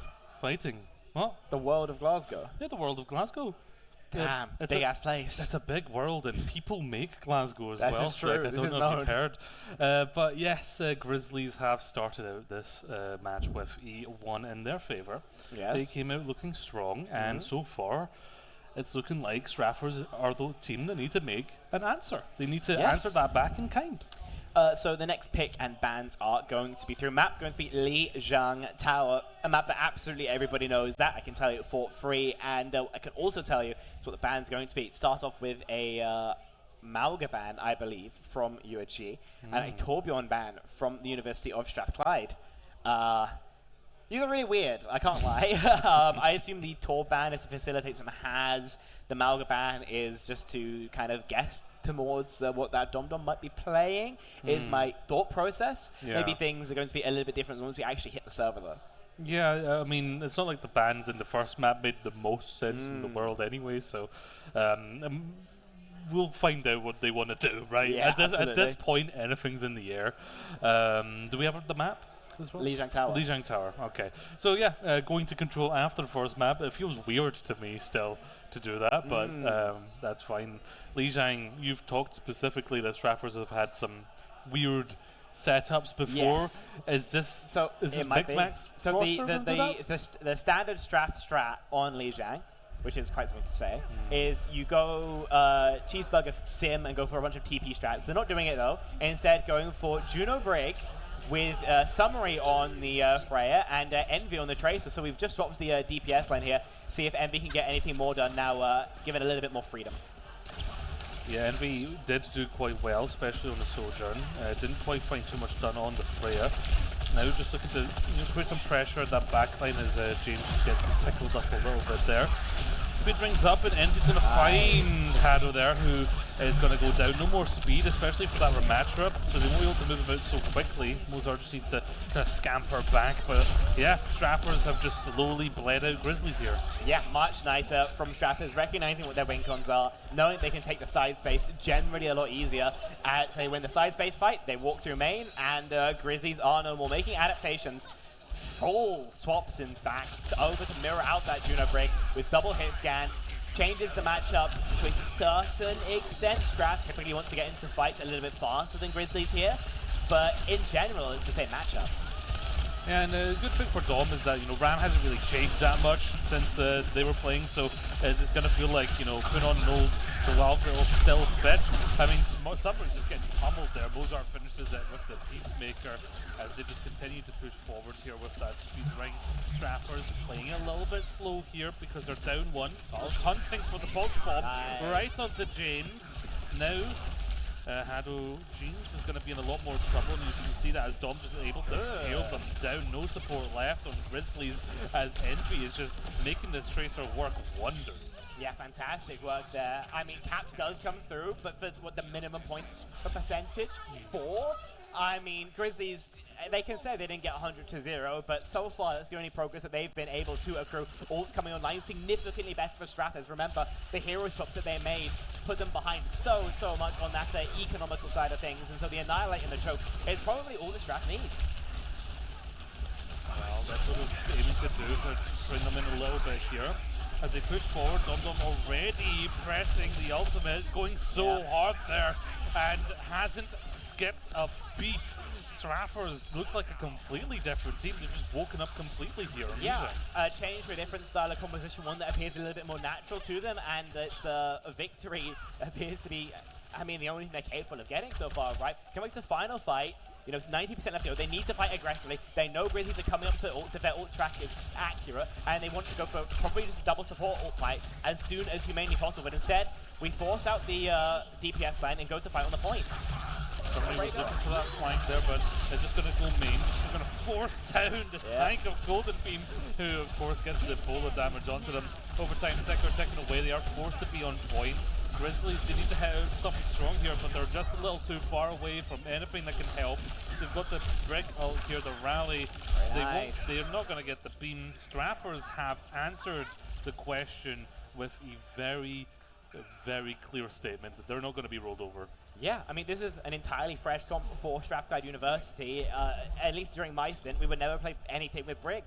So the Juno Brick, a fresh look, but it's working out obviously fantastically well. It's so messed up right now. Your ultimates are fantastic. You're great at playing towards the shooting phase, and even though generally played with a hazard, with the Ram variation, it does basically the exact same thing. Slightly different point though is Garden, which means Dom's going to at least flirt with the Doomfist before rolling out more divey. Grizzlies back on that Winston, which they made their name on. It might be us maybe going towards map number 3 here on Lijiang, towards a control center to decide, but of course only time will tell. Well, of course, they need to get to control center if they want to win this map, but even control center is going to be more on Straffer's side if they can play that Ram. But now the Winston comes to play, and I mean, that's a big boom. Bye-bye Cheeseburger and Summary. The double there. The triple. Hello? Who is this? Okay, I think there's a new reigning monarch, and it's a Lucio player. It's a bit of a mistake being made from Strathclyde. I don't know quite how that's happened. They've totally forgotten their timings. And as a result, they've been punished, quite rightly by Haddojeans and the Lucio. Swapping over to the Winston here rather than the Doom, but it's not going to stop them from hemorrhaging these frags. Strath is on the back foot as soon as the Die Mirror comes back out. Yeah, they're just scampering away at this point, and Tartanbow still goes down.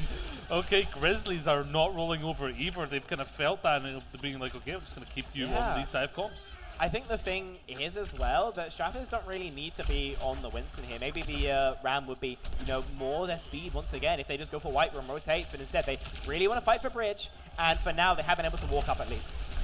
So they are trying to struggle through this, but Dom just falls over. Afer just shooting them with the gun, essentially, as the analysis there. Yeah. Envy. Okay. Summary, Luke, you where sausage. Are we? Summary didn't even get boomed, just chose to go off that time. They are still able to take Golden Beam down. The point is eventually going to swing if they can just get this rascally Lucio off of the point. Get the flip, 48%, so a hell of a lot better for Grizzlies. Dom's off the map again. Strath, they feel the call of the void. Anytime they start winning, they just decided to toss as hard as humanly possible. So now there's tank advantage here for Grizzlies. They're just walking up for free. Dom's 2 Bs away from living up to a name that is different that he has. The Golden Beam just on the point here, just forcing him off. Okay, Afer, that was a beautiful shot, and just forcing away Tartan Bows. They've got the ball on the point. They have not crossed the point over yet, so they need to get them off. Dom does scamper back. The rally there just to take Mozart out. Okay, that's just a straight-up target there onto the player. You've got full shield! I don't think Cheeseburger's headset's working or monitor is on. I'm not entirely sure if they missed the fact that I knew what was happening. Yeah, great little 4-piece that goes out of 5 from Ether. Obviously, huge mistake there from Strathclyde, so they only get 26% off of all that investment. Now you're coming up to good ults, but your comp is super, super cooked. Orbital rate is strong, but into the beat Kitsu, is it going to be strong enough? I suppose that's going to be the question we try and answer. Is Dom first with death already, and he's going to bind it off the kunai of James. Yeah, that's not how you're really going to get value with that character as they just slowly roll in. B comes out for Grizzlies, who are just going to be cleaning up. James striking with those kunais as well and just keeping the distance. 95%, there's really no answer unless Envy can get a great pulse bomb here and turn it around. I don't see this actually being translated into a point swap. And yeah, Dom is down already as they come back. Afer is just tearing up, and what an answer here on Lijiang, flipping it completely. But the issue for Grizzlies is we're not going to a map that really helps their case. Yeah, I mean, obviously they're fantastic at that Winston comp. That is what we've been seeing, so far all series long. But if they're not on the fantastic Winston point, will they really be able to find that same level of success? That's the question that we've got to pose towards them. That's what we're going to be finding out momentarily. They're just going to stay on it. They're on their once again type beat, right? Where they play Winston, Kiri, Lucio everywhere and hope that it's going to work out. But as I speak, they appear to have changed their mind over to the Ramatra. So a Ram Mirror to decide Lijiang Tower and to decide whether we continue forward here in this game or whether Grizzlies will be able to find that W.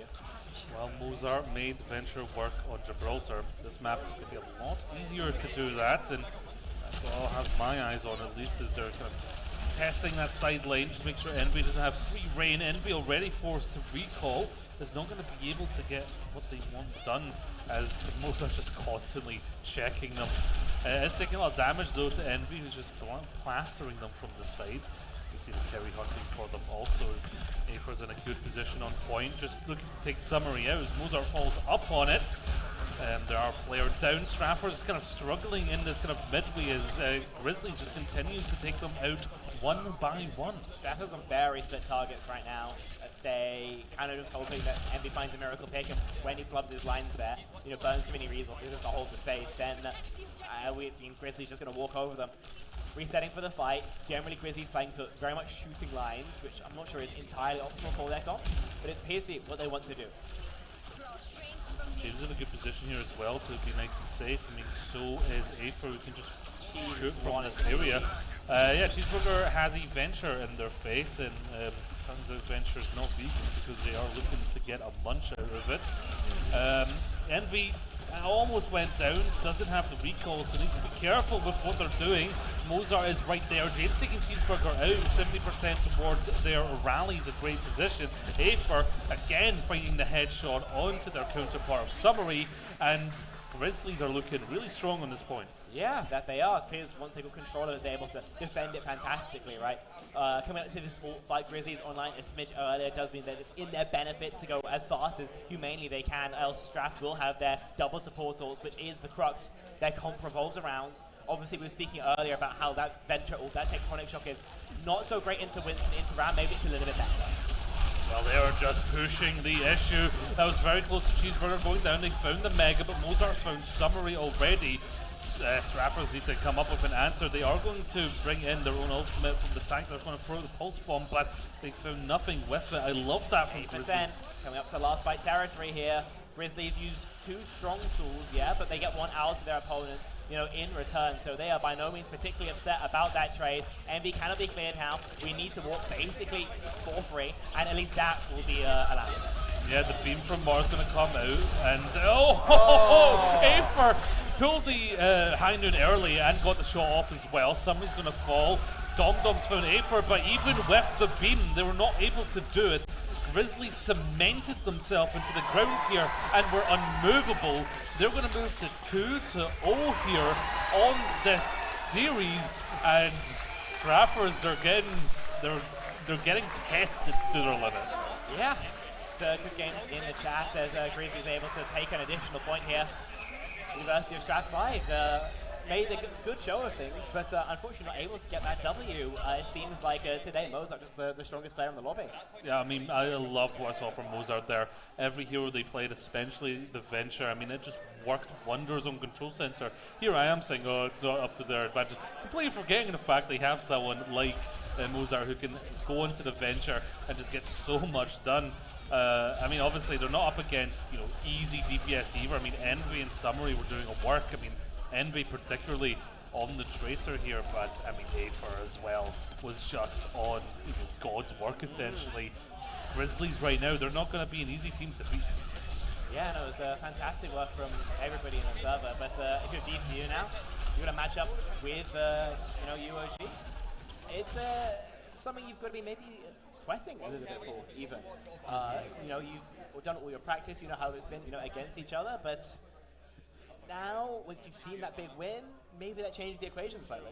I don't know if anyone else saw that, but Dom put their fist out for a fist bump, and then a handshake occurred. The old seagull moment. Literally classic. Yeah. I mean, what a good start for Grizzlies. That, of course, is another point. So in the overall total, they're now at 5, and that gap is starting to widen. So Glasgow University in a very good position. The rest of these teams need to kind of work it out. I mean, right now, I want to know what Caledonian took from that. What did Caledonian see while they were sitting back and kind of watching it, and what are they going to be able to bring into these next couple matches? That's what we're going to have to wait and see, I believe. Though I think for now we are, done with our first game. So I think, momentarily we're going to go to a short break. When we're back, we should have an interview with one of the victorious players of the University of Glasgow, and then we can, after that, go into our second game of the day. Yes, I would love to get into the minds of these Glasgow players and kind of figure out how exactly prepared they were for that. But we are going to go to a break as we obviously get our new team set up and situated and get an interview with one of the players. So we'll be right back, okay?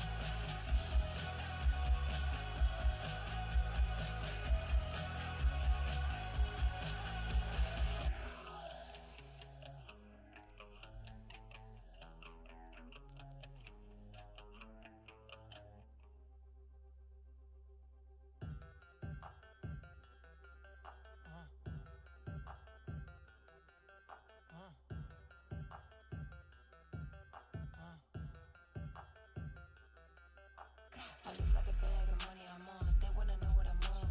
Diamonds dancing on my neck, that is the vibe I'm on. Way too lit, who gon' check? You can tell me none. Boss mode in effect, and my money long. If you ain't talking money, don't talk to me. I be over here where the bosses be. Pockets on thick, cause I eat my greens. Way too hot, 3,000 degrees. No pictures, please. Cameras flashing, I'm VIP, I'm a big deal. My life a movie, I'm the one they wanna be still. And I'm a queen, yeah. Keep it real, yeah. I keep my circle tighter than an earring piercing. I look like a bag of money I'm on. They wanna know what I'm on. Diamonds dancing on my neck, that is the vibe I'm on. Way too lit, who gon' check? You can tell me none. Boss mode in effect, and my money long.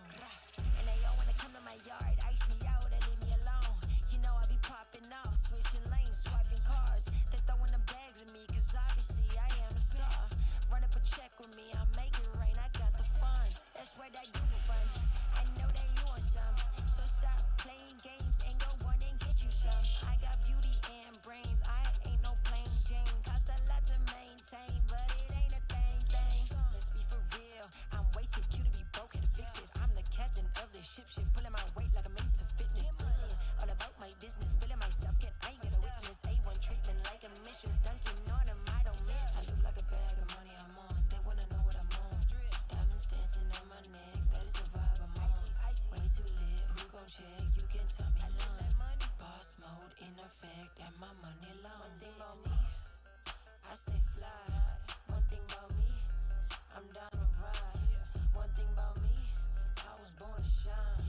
One thing about me, I'ma get mine. I look like a bag of money I'm on. They wanna know what I'm on. And welcome back to Battle for Glasgow. We've just seen Grizzlies make good work of Straffers and basically put themselves from the underdog position to the position of, okay, perhaps this is the team to beat. But now they're going to have a different opponent. They're going to have an opponent who perhaps is maybe less chaotic than Straffers and has just watched that match and will have an idea of what Glasgow are going to bring.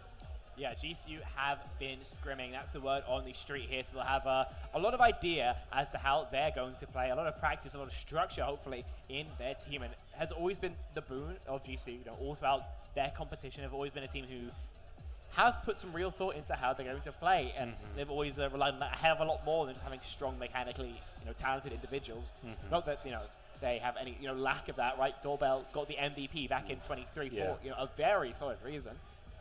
But generally, that's what we're going to be looking for. Structured plays, ideas, probably executed more often than not by Sky Knight, are going to be on the server in terms of what they're going to play. Very likely going to be Ramay looks, that kind of general, circle of compositions. But how it's going to execute on these specifics, that we don't really know just yet.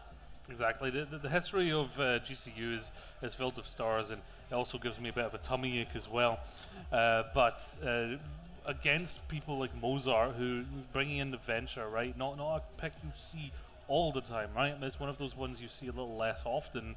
It's something you can't prepare against all the time, because every team you scrim is not going to play venture, right? You're going to have less experience against it. And I mean, Aether, Mozart, they are just causing pain right now.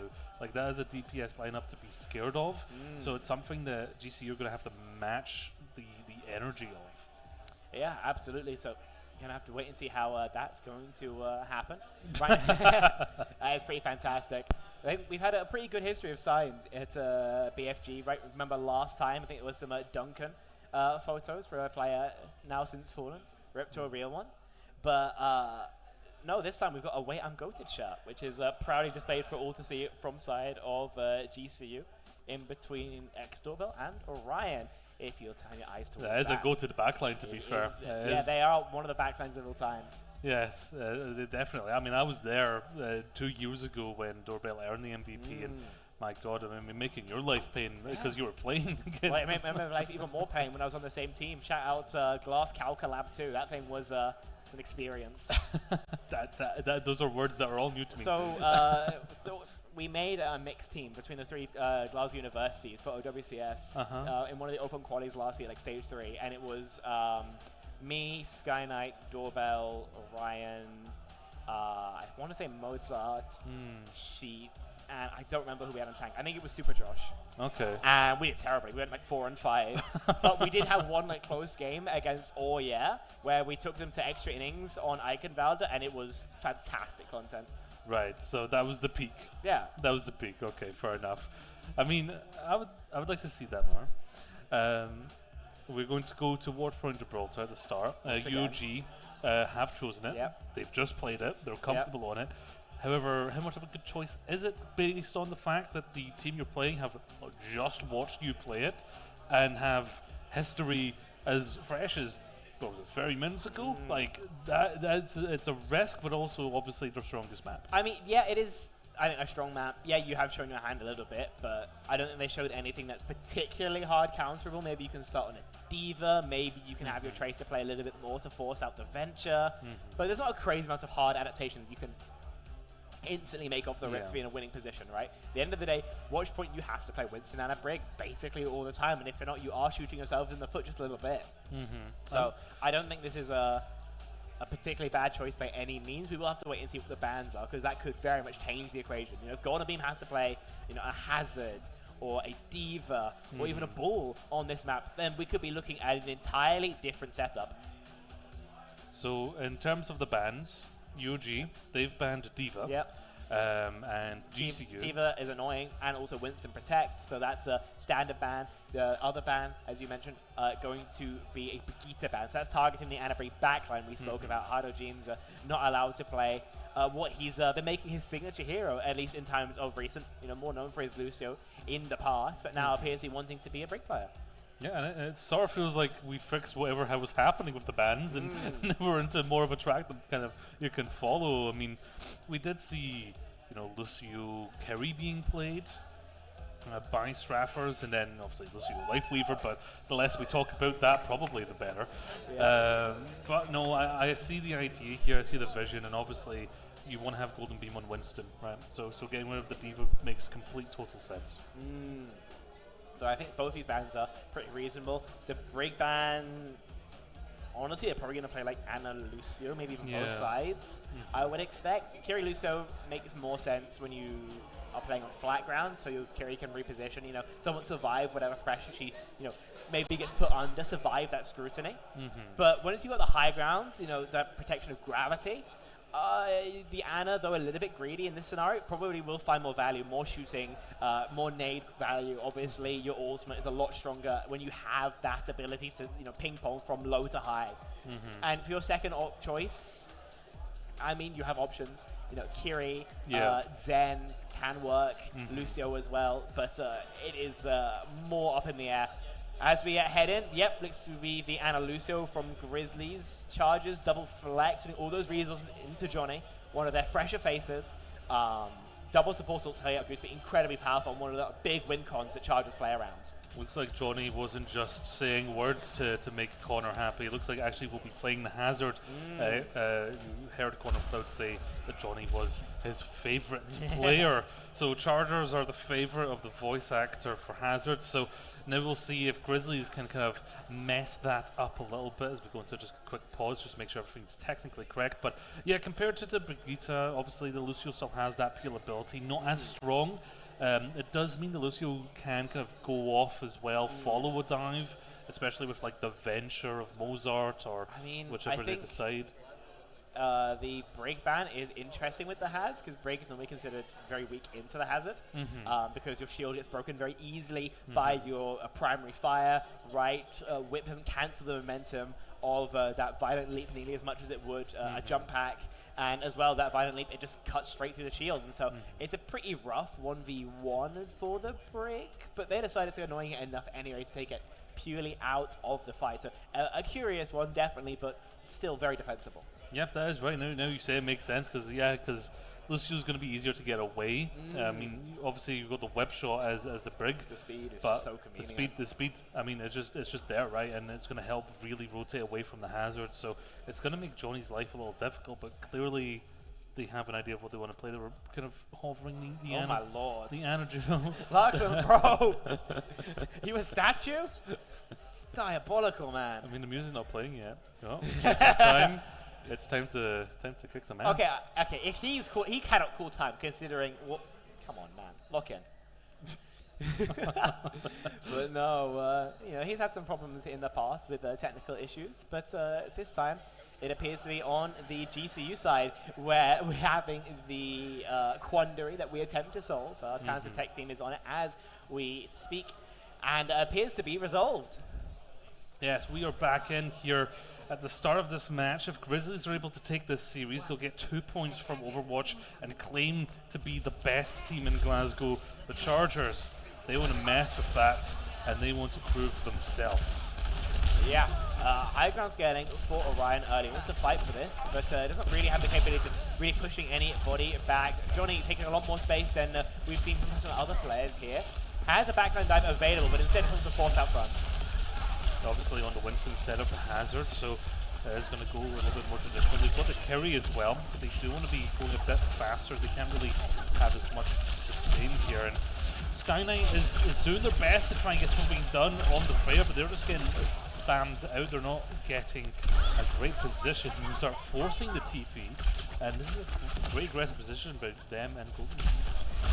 Doorbell's just in. Ether finds easy cleanup there. Skynet as well goes down, not really able to get started on this Freya pick, and this fight is already over as the rest of GCU will be sent back to spawn one way or the other. Grizzlies recognize that against this Kiriko comp, then as long as they're not getting dived, they're probably A-okay. And so in these extended shooting phases, Ether, James is able to find so much. Speaking of Ether, he is looked at more than he'd maybe like, but totally safe here, just able to get up the space. Yeah, the Ash can supply so much damage. Joss takes James out though, so now you don't have that healing. Grizzlies, be careful of what they're doing here. Golden Beam still in there. Mozart takes Johnny out. Actually, Doorbell will fall to Golden Beam, but the pieces are going to just come into the side of Chargers, and Golden Beam does not have Primal, will not be able to stay alive, and that's going to be them being able to capture this point. Unless Grizzlies really want to come in for that, and they won't. Yeah, no chance at all for a touch. The attempt at the double tag, but only one will be connected from Mr. Sky Knight, who overpeaks but won't be punished. So charges, 4.5 minutes in the time bank, very healthy if I do say so myself. Ults online, the bowler shot the first. But who's going to present themselves as a target? That's going to be the question. Oh, the bowler right behind that column. Good movement from James. Just about escaped. How Beans is one man beaten. Oh, Mozart takes Orion out. Yeah, that's that beat not available anymore in this fight. Sky Knight falls, and Mozart is just being a composer of pain here on second point of Gibraltar, and I'm loving every second. Yeah, I mean, both players totally whiff an ult, right? Sky Knight shoots wide, Hado solo beats, but at the end of the day, it works out for the defenders. Grizzlies set up high as Mozart's able to just get stuck in. Now, how do you shift an Ashe off of this perch? That's got to be the quandary. I mean, you'd love a double bolt. Scaling a dive can be tricky at the best of times. The kitsy positioning, you don't have any fantastic options for. This is a bit of a weird one to Chargers. Well, there's a blade right into James, going to slice them up, hunting for the Lucio, who's just trying to fly away. Josh on 7 HP, it's going to have to be careful, but Orion does take Aether out. James does trade Sky Knight and Josh. Aether's Bob does take down Orion. It's messy right now. Johnny is going to have to back up and basically have a second thought about that with the tectonic shock coming out. And so far, Grizzlies are holding on here. Yeah, they are. Just this ebb and flow, back and forth. Will cost them the Sky Knight, and with close to spawns, I assume they're just going to walk back and attempt to play them. The beat is aggro from Orion, but does it matter? Very aggressive, but the Nano does come on to Golden Beam, who is able to take down Doorbell. No chasing down the Lucio. Does not have the jump, can't quite get there. Joss takes Halogenes out, and Johnny gets James. There's no support now for Grizzlies, so there's an opportunity for charge, but it was too slim, and Grizzlies are able again to hold on. These very, very scrappy fights. Golden Beam survives. Can't be more than 6 HP there. And this is all time off the bank where the Cup's not really making progress, right? Chargers, 2.5 minutes. That time bank, half an hour gone. And very little success has been found. Yes, you've got another bowler shot, but we all remember what happened to the last one. Sky Knight does have a lot of pressure here. Does need to land this, but James already takes Josh out, and you don't have that Genji to dash in and follow up on the damage being done. As Golden Beam is just going to be able to, with the help of their Ana and Venture, take out Johnny. And Grizzlies look beyond good. They look comfortable right now. They look beyond reproach right now. There's very little way for Chargers to find anything. It feels like Sky Knight, by the time he's established an angle, is always in a 4v5, and the lack of external pressure on the rest of the Grizzlies means that there's no openings for him to be able to exploit. Anytime he tries to go aggro, he's just jumped and he's evaporated. So Grizzlies here looking, I mean, basically flawless. I don't imagine that Chargers will be able to find much in this fight either, as they are totally skinned here. They are, and Mozart's going to go very low, pulled up onto by Johnny, but Doorbell is just being hounded again. That's a big nade, actually. Follow up with the damage. You see Josh just getting away and getting onto that health back there. Now just chasing down Orion, who is going to fall. The beat comes out from Grizzlies, just gives them that extra health. They still have the nano available, but James is going to go down before it can even come out. There is no help there. Goldbeam finding Doorbell. Sky Knight falling to Mozart, who's on the Tracer, and that's another hero that they swapped onto and have performed well on. Yeah, 50 seconds left to go. Chargers, at the end of the day, it's not the worst fight ever for them. You don't spend anything, you get at least a sound barrier out, but you're coming into final fight territory at the very least, into a nano primal fight, the two big tools of the Grizzlies. This is going to be incredibly tough. They've been able to find opening kills before, but no more than that this time. They've got to find yet another opening, but it's got to be clean. It does have to be clean. No mistakes can be made. But Sky Knight already falls as James is just being an absolute menace here. Golden Beam with the Primal Rage pushing them back. And Doorbell falls. That's it. 15 seconds remaining. The Primal used by Johnny. Chargers, they are in panic stations right now. Primal will not get Johnny staggered. That's the only thing you can really say about it. He's going to be the one to get second touch. Josh pulls the blade and gets pressure onto Hado James. Overtime now started, but James dead already. Yeah, James goes down. Sky Knight finds them. Josh with the blade is actually going to find Golden Beam in the end as they fell into the arms of the blade. It's a tough time right now for the Grizzlies to try and keep control, but the bola is going to be the exclamation mark on that sentence. Yeah, time bank extended. Takes them all the way till overtime. That 4.5 minute time bank went all the way down to 0. But it don't matter as long as the cart keeps rolling. The job's not done yet. Wholesale changes from the Grizzlies. Mercy Sigma. This is putting all their cards into the shooting basket, which means that Chargers, if they can scale a dive, will have a hell of a lot of an easier time here. But in exchange, I mean, Johnny's going to get absolutely worked in any sort of frontline trade. Yeah, and now maybe we're seeing why Mercy came out as a ban. For with the damage, was able to take Orion out, and that is so much heart. But they are trading for it. Sky Knight finds James very aggressive, but Johnny is doing absolute work right now on the Winston, as Golden Beam's just trying to stop the point from pushing, but will eventually just fall over. Ethan's got back, he's going to run for his life because Will is absolutely 1 HP to chase. Oh, it's so close to finding the kill, and Doorbell, the one to finish it off. And there we go, the Doorbell Ana. That's what I like to see. James takes himself out with a deflect. Perfect timing by Josh. Now for Grizzlies to retouch here, it's going to be so difficult, especially if that Mercy being in a predicament. Gets the res off onto James, actually. There's the bowler right on that entryway. Perfectly placed because Aether and had Jesus down, and it looks like they are going to be able to capture this. They just need to take out Golden Beam, who falls at 5% to their ultimate. Tracer coming out to charge, isn't going to be able to do it. Chargers finish the map in overtime, and they looked a lot better in the second half there. Yeah, absolutely. That third point was clinical, honestly. Obviously, they got significantly, harried throughout that second phase of the map, but other than, the actual hanger, it's a very strong attack of Watchpoint Gibraltar, and they put themselves in pole position. We got 1-0 in our second game of the day. Apparently, practice does pay off. It certainly does. I mean, maybe it was just generous at the start, but I mean, the Grizzlies looked like they were just going to full hold the second. I mean, they were just in great position, and Mozart was doing wonders. I mean, James was hitting so many shots, and I think Doorbell perhaps struggled a bit on the Jericho. Definitely looked like there wasn't too much getting done. They were constantly getting harassed. Moved to the Ana for the final point, got himself an elimination as well. Yeah, I want to see more of that energy from Chargers. If they can bring the second half energy of that map onto their defense, then they'll be in a great position to stop Chargers from taking this map.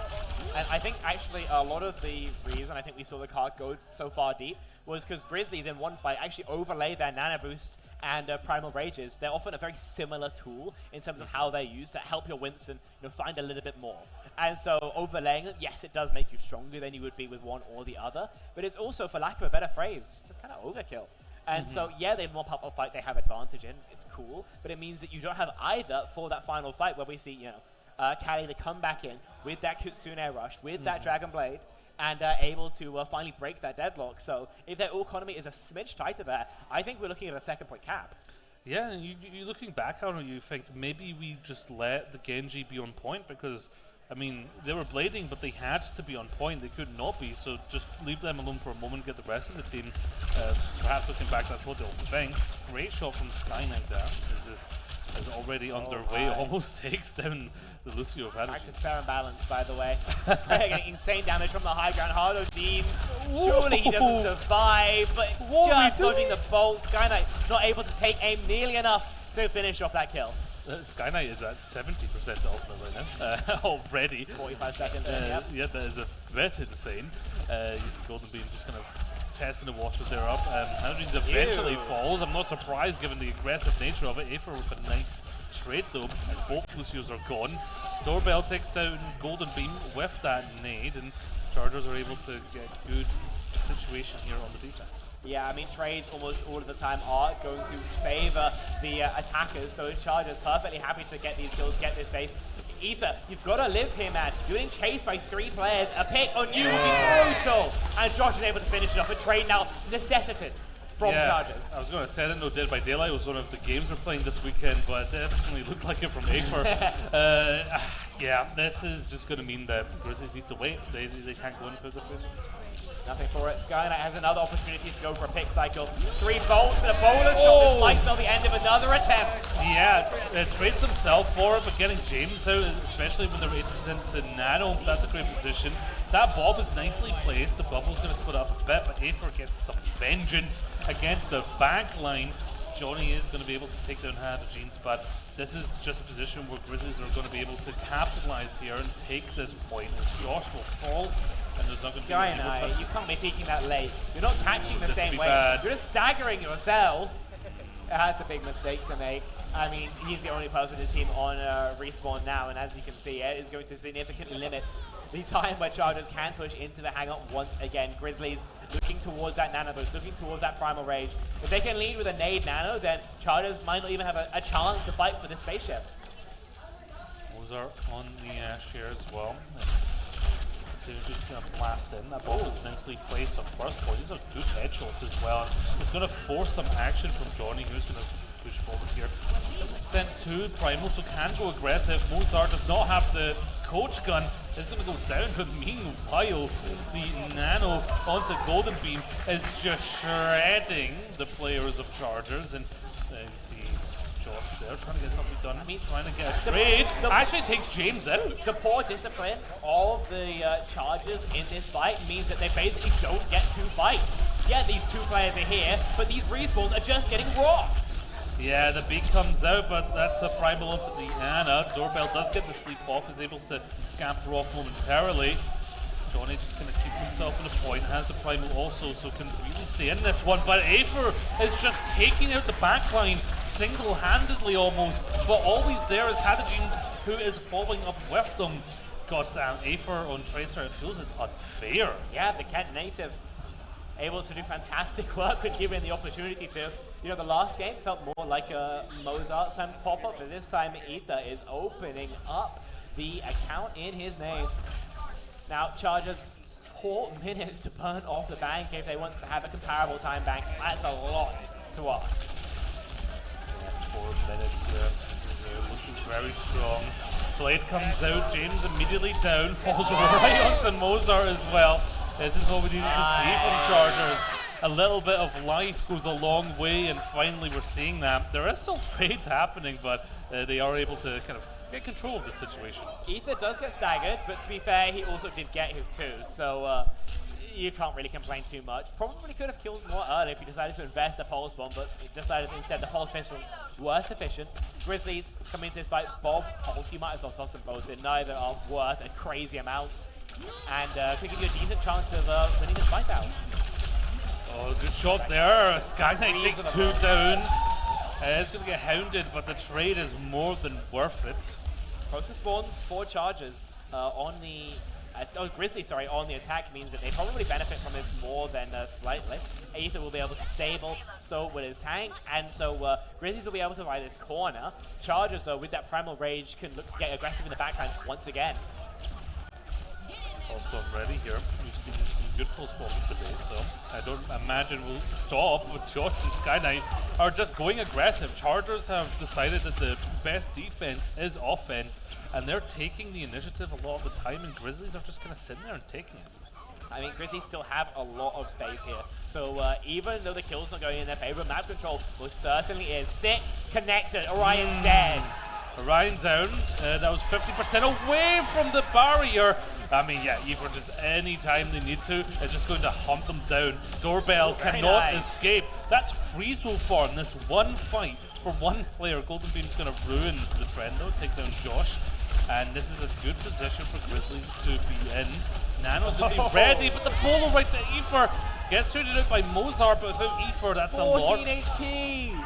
And he's still kicking. Johnny's able to take him down with a right click. This fight just won't stop, but surely Chargers have managed to stabilize, and Nano Primal invested. This will just continue. Yeah, Doorbell's going to fall to that one. Monkey's got hands, especially when Nanoed. Josh is not able to escape, is going to be able to fall. Orion also falls, and right now we're just seeing Grizzlies try and just finish this one, right? They've won this fight, they just need to take out the remaining players as they sail that cart. Doorbell just has to walk onto the point, it will not last long. And this is Grizzlies basically saying, okay, fair enough, you got us there, but we're going to do that and slightly better. They've got just over double the time bank there. Grizzlies giving themselves a great position in these extra rounds. A minute 25 time bank commendable by any stretch of the imagination, right? And extra attempt that they've earned themselves, right? You are allowed an extra shake of the stick compared to your position when you do actually go into those extra innings. And it's just that extra leeway can be so beneficial. That gives you time to build up to things like a nanocycle, for example, fish for nades more, try and force the car. Whereas when you're on a minute where all you can really do is force car and hope that somebody falls over, you can maybe go for more of a set play. Try and take that space, be as structured, as clinical as you are supposed to do when you're scaling for dives on Watch Twitch Gibraltar first. So I think a huge boon here just has to be about converting it though as we load into Watch Twitch Gibraltar once again. I mean, you can see why they picked this map. They're just that comfortable on it, and they look so good. I mean, E4 is just another one right now. Like, my God, having an absolute game. One Tracer being able to just hunt down. And that fight there, that second to last fight, it was almost alone. Like, almost like single-handedly doing that and just taking down the core members of Chargers. It's something that Chargers need to recognize and at least get someone to check Efer, you know, like be a check to that and just not let them run free. Yep. Start off with a right click strap, but not seeing anything to obliterate. Then we'll walk back to spawn. The attempt at a fireball, but unsuccessful. And note how far we have to force the cart. To be able to drop from the bridge here. Doorbell going down immediately. That's a good start. Right outside the spawn, so they of course have another shot at this one. It's all about how far we can get this payload to move, and Grizzlies are standing in the way. Yeah, just attempting to land a bolt. Mozart is playing a little bit too aggro for my taste here. You need to get picks eventually, sure, but the most important thing as a defender is to not die first. Yeah, getting the better of Sky Knight in these duels so often, but still, we're going to make sure he cares his life. Mozart on yet another hero, this time Rayan making it work. Able to hit the Genji before the deflect comes in, but Josh and Doorbell are doing work alone. The trades are there, those Mozart will fall. 2 seconds remaining, and you have to be careful. Yeah, Doorbell's just going to fall. Didn't have the cooldown to keep himself alive. Now it's just Johnny trying to like stay in this one, waiting for the team to come back. It's not going to be enough. There's so much damage coming out from that Freya that there's nothing you can do unless you take the Freya out. Mozart's just going to destroy you, and that's a very good position for Grizzlies to be able to beat. And the thing is, it's really hard to defend along this low corridor. Normally, as we saw from both teams on their own defensive side, they actually let it, appear from the other side of the bridge before actually deciding to fight. So an uphill battle, most definitely to defend there under any circumstances. To do it down the face as well, over 2.5 minute time bank, is going to be incredibly tricky. It's the type of opportunity that makes you maybe want to look towards a gamble strategy, something a bit more, out of the book. You maybe want to think about Ryan and Spawn, go for something super shooty like Sig double flex. Just anything to make sure you can hold it kind of around this first corner. Because if you allow it to play entirely as standard, a lot of the time you will get punished. So Grizzlies, I would say, on the precipice of victory. Chargers have to be the ones to steal victory from the jaws of defeat. Well, say it and hear it, and doing it is another one, because Chargers are going to go for a close hold. They have brought Reinhardt into 2025, and they've done so with a Mei, with no Lucio, no speed character, but a double flex support here. The idea of just staying alive, but Doorbell is going to be in a world of hurt if there's any heroes that are going to be able to get onto them here. It looks like they're just going to hold here. Yeah, they're just going to sit in the side room and fight around this final corner. It's pretty good, to be honest. The only threat is that you get naded, and you've got the cleanse for that, you've got a shield, all this kind of cooldown to try and break through. So it is very gimmicky. Grizzlies probably aren't going to like it the first time of asking, but that's what all these extra attempts are for. This is basically just a one fight. They just cannot lose this one fight. They just have to stay there and just not die. They just need to be basically a stone, a rock in the ground, and look for opportunities. But look, they've already been flanked here. Ryan does not do well in situations where there's multiple angles. Already pushing in with the burrow just to mess them up a little bit here. If they can find someone here with a wall, then they'll be able to escape, but at the moment they're just taking so much pain. Orion's going really low, Johnny will fall, and that's it. That's where it goes down. You're not going to be able to win this fight without the Ryan, such a core component of it, and Grizzlies calmly and patiently take care of that issue. They knew exactly what they needed to do. Yeah. Easy for them. I mean, the idea with that Ryan comp is that you just sit in the side room, you minimize what damage you can take, and once they get close, you obliterate them. But we don't find a single wall. We don't really get a Ryan cycle going at any point. We see Johnny leave the map. About 35% of his shatter was charged up in that round.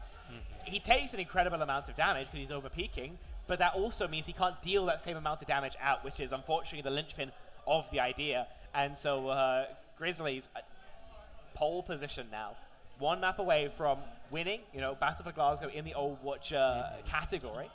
And as well, I believe they've already confirmed won the entire tournament, just making sure it's dominant, putting their stamp on some of things as well. Yeah, if they win this next map, it's a flawless run.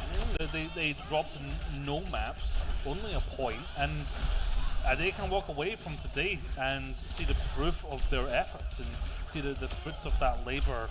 The other teams, yes, you can argue Straffers are in a state of flux at this tournament, but still you cannot deny the power the Grizzlies are bringing. Chargers, they need to kind of match it because, I mean, I like that they went for that hold, but as soon as there was those multiple angles and took too much damage, they kind of just started to fall apart, and once those resources were out, they just, Ryan fell over. There's a lot of damage right now, and Chargers map pick, so we want to see them take us to someplace they are really comfortable in, go away from this Gibraltar stuff and just take us to where the Chargers are best.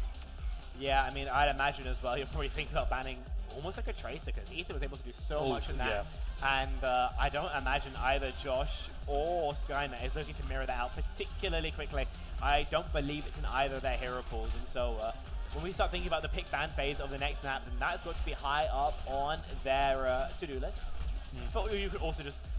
Okay, so we're going to Lijiang again, so we are being boring and playing the exact same stuff as before. I would say Li Jiang though does facilitate like maybe even a monkey ban. Yeah, I mean, Monkey, Tracer, both of those very viable. I mean, there's fights where Aoife's winning this themselves, seemingly. So I would prefer to see a Tracer ban if I'm deciding the bans here, because I mean it's not like Chargers can't play Monkey. That is something we've seen them play, but right now Golden Beam is just on another level. But we've just heard the ban. Yep, Winston ban makes sense. It's annoying to deal with. You're not going to play it.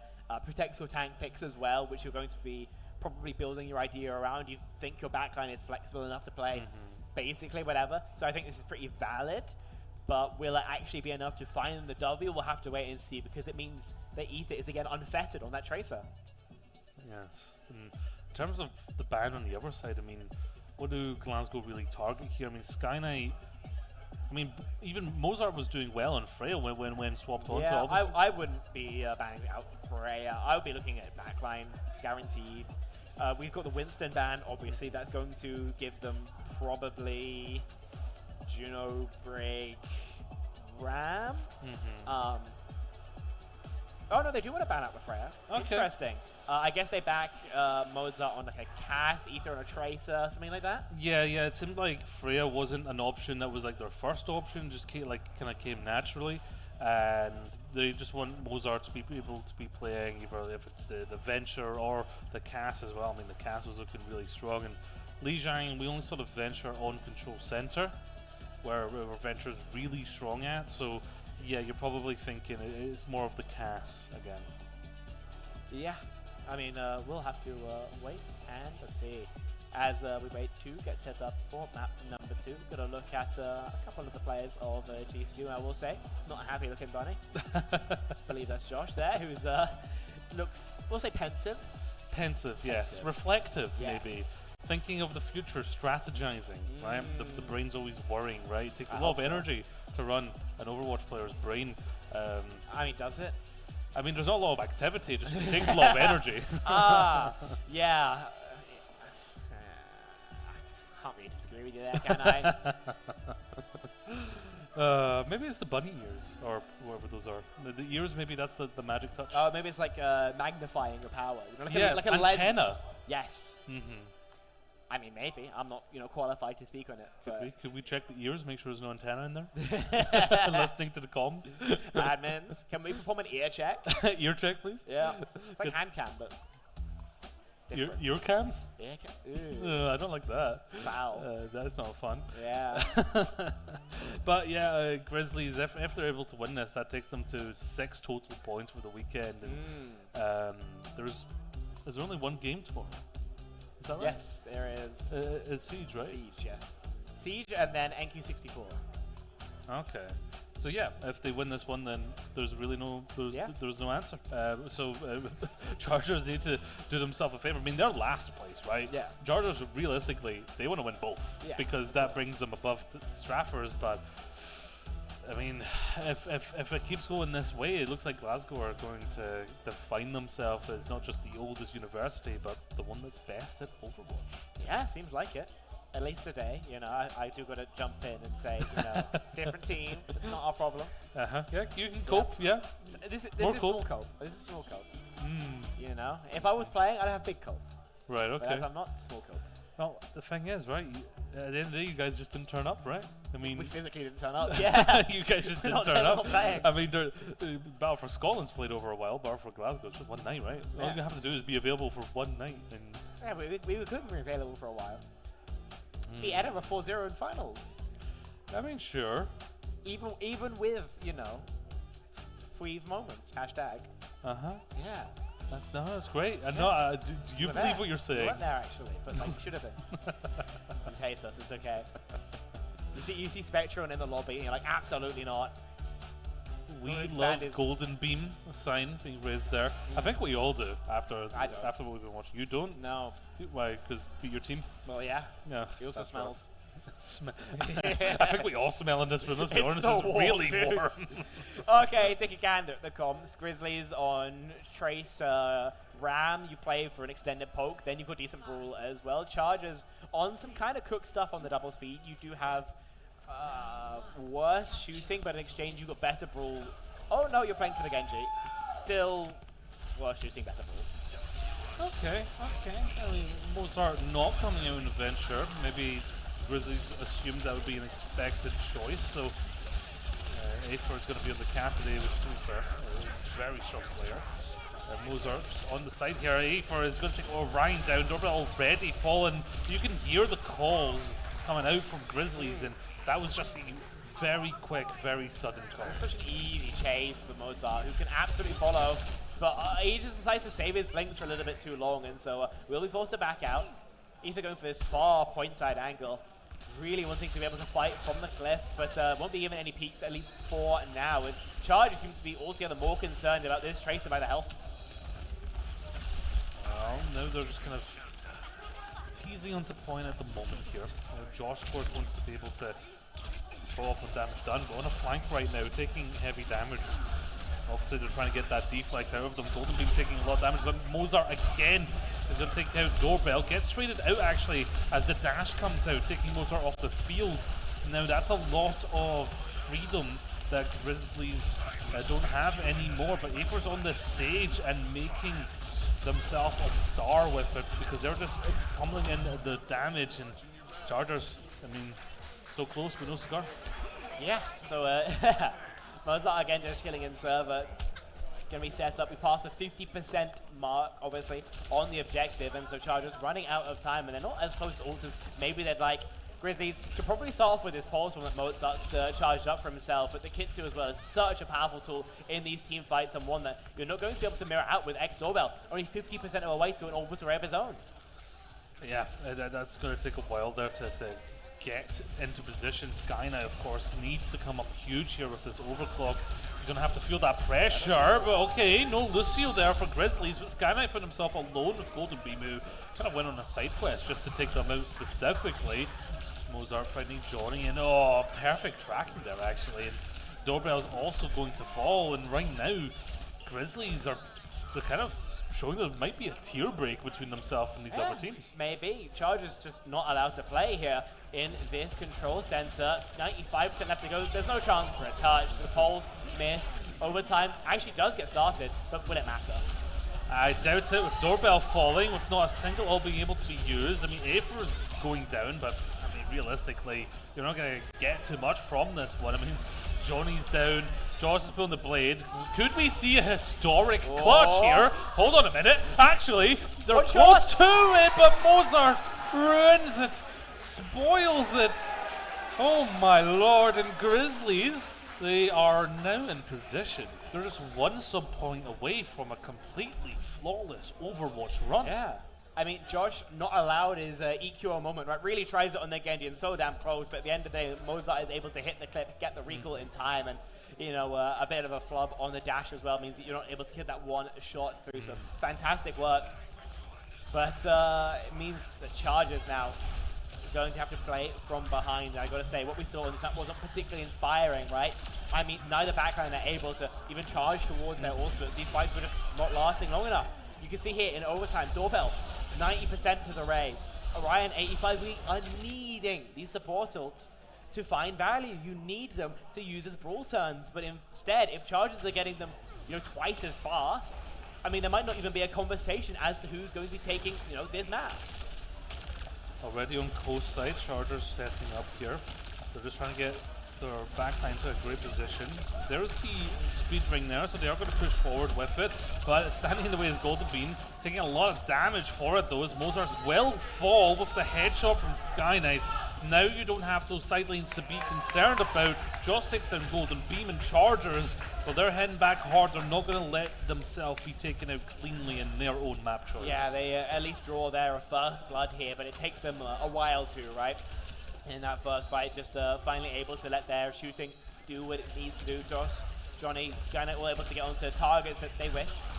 And now we can set up in the choke, but the split appears to confuse Johnny a bit, and Ether's not going to go down to the Ram cycle either. Yeah, they've used their Nemesis form, and now they're going to have to back up. They won't have that momentarily. They're just standing on the point at this point. Doorbell is much closer to ultimate though, 70%.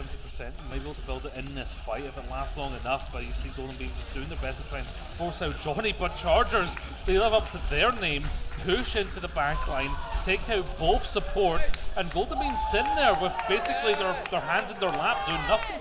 Yeah, I mean, decent side space taken early on from Grizzlies, but Chargers just doubly down made, using that speed ring to find the scaling onto the backline, and Hydrogenes and James apparently not able to pull in time. So considering they're in the danger zone, they just get evaporated. Chargers, they've got those support ults. We talked about them not charging. What do they do with them?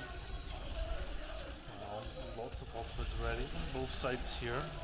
Mozart has been on the bench here, has yet to find really too much weapon. A lot of the time Golden Beams felt alone. High Noon coming in here as they speed it wide. They just catch Doorbell. Wait, the beam's gone. He just Rage Axe. Oh my god, yeah, the Rage Axe there. Perfectly timed by Heaver, and now it's all falling apart. Chargers all down to a High Noon. Rage Axe here in BFG. I mean, we've already had an AJ, so we might as well continue the trend. Back in control are Grizzlies. Chargers at 87%. Got that last fight territory, so they can end this series, complete their victory with just one battle.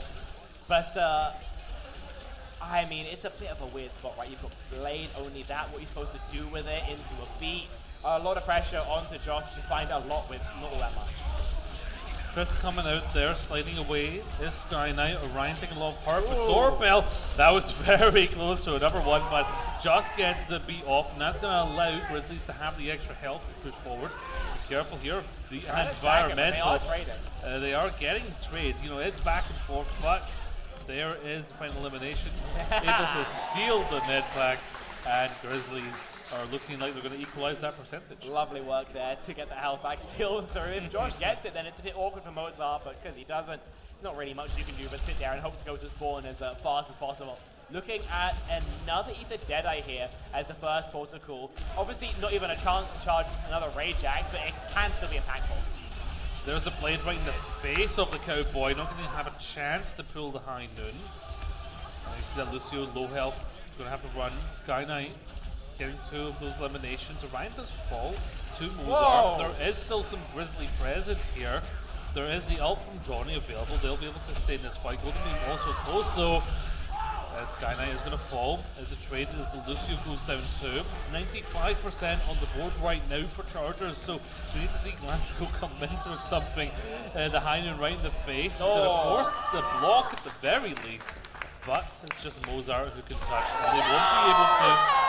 Chargers bring it equal here, and then we're going to Gardens, and that Winston ban is going to play a big part into this. Yeah, I'm really curious to see what, especially the Grizzlies are going to do here. Now they have no Winston. Before, obviously, the Scientist has been their first port of call. Yeah, the Ram is good here, but they've just lost on it on a pretty similar point, all things considered, and so where they want to stick is a real question. That's such good timing there. Doorbell just gets absolutely evaporated.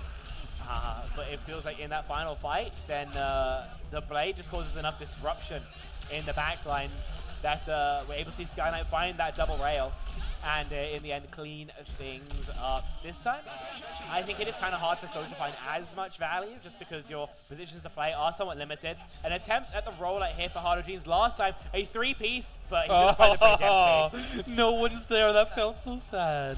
But no, it's okay, cowards. Alright, well, yeah, there's just going to be more rematch for here.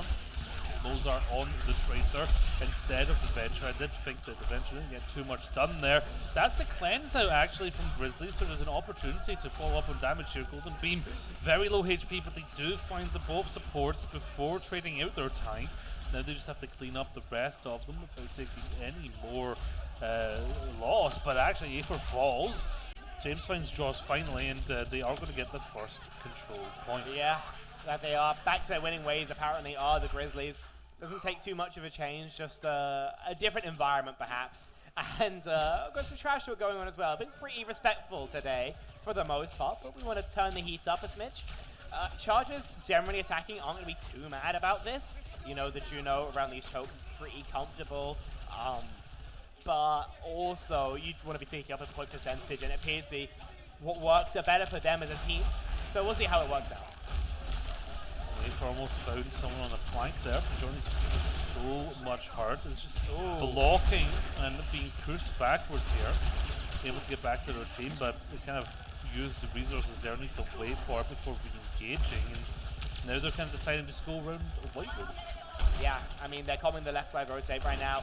Are the Grizzlies. They've noticed it. They set up in position to fight around it, and they're going to use the Kitsu to try and shut this down.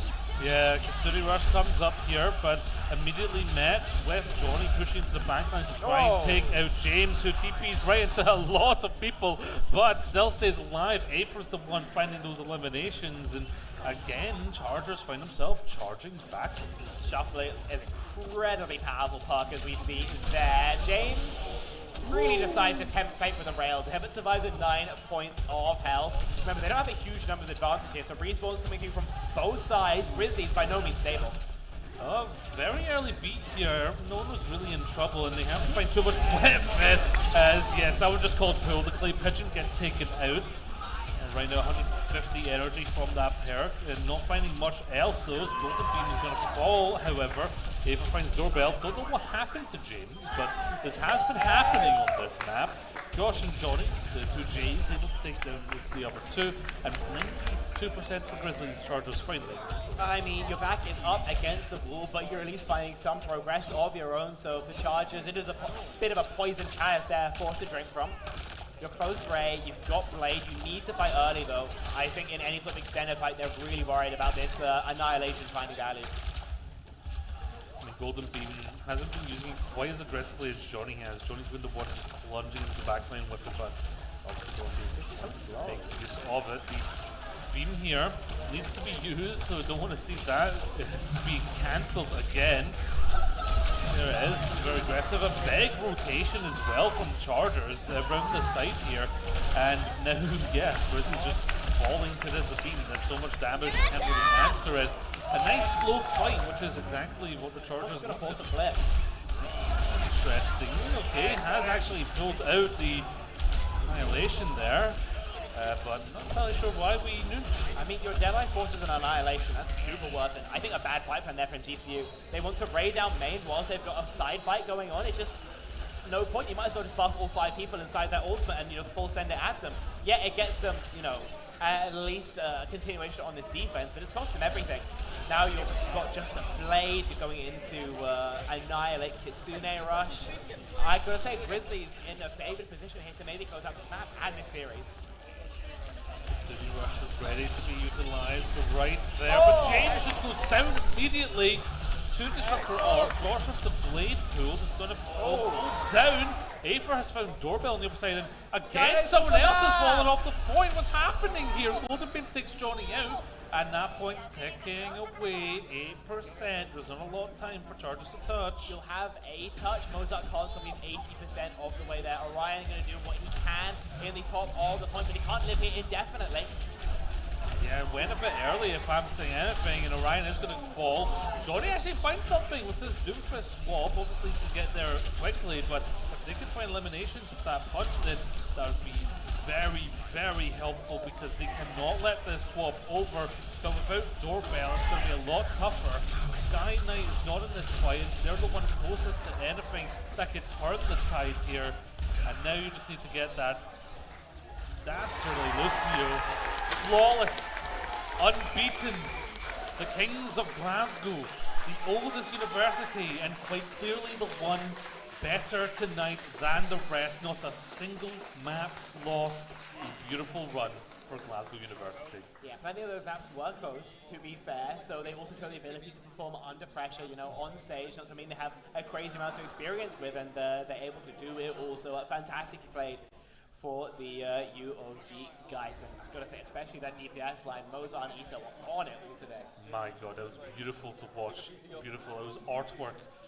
I would say they had it down to science, but it was art. It was beauty. I learned something about my soul. And of course, for them, that's their Overwatch game's over. But I mean, what a history, right? Flawless, right? They can say they had a flawless run. That's something that no one can take away from them.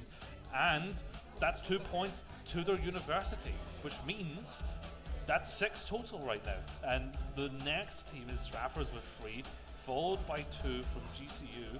Yeah, that pretty much confirms Glasgow are the kings this year. I mean, it's possible to get a tie, I believe. For example, if Strathclyde take this next point, we'd be on 4. Take 2 tomorrow in a Rainbow 6, we'd be at 6. But this is essentially a foregone conclusion, right? Assuming that exact result doesn't happen, then yeah, it will be first place here for the Grizzlies, and you can't say they didn't work for it. Absolutely, just walked up today and showed they were clearly the best amongst a relatively strong competition. Yeah, said earlier today that relatively they were the underdogs, and well, they've taken that and turned it on its head. They are clearly far and beyond the best team right now, and they really looked like there was a tier break between them and Chargers there. The two teams who we'll say were the more prepared teams.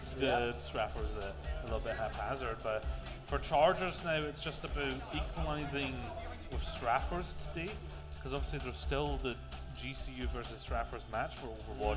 If GCU can win that 3-3, and then they have the opportunity to tie, so obviously still to play for here, even though we know which team is best at Overwatch. Yeah, absolutely. And for that decider game, we'll have that ready for you in a little bit. But I think for now, we are about done with everything from myself and Gio. So I think we're going to go to a short break. And when we're back, the conclusion of BFG Overwatch.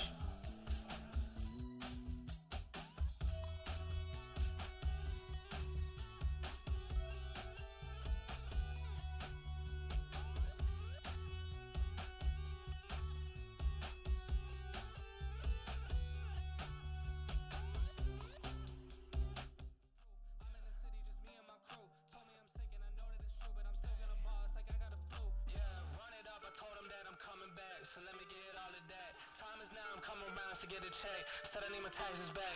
Over time I'm getting mine to get in line, and it's with no respect. That I told them all about the ball, getting chips, feeling like Kobe Shaq. Back and I'm better than ever. I think I got a vendetta. Oh, now they call me, I seen them. All of those times getting severed. I told them all I get let up. They get not tired of me never. Give me a shot and I swear I shoot like Berettas. Yeah.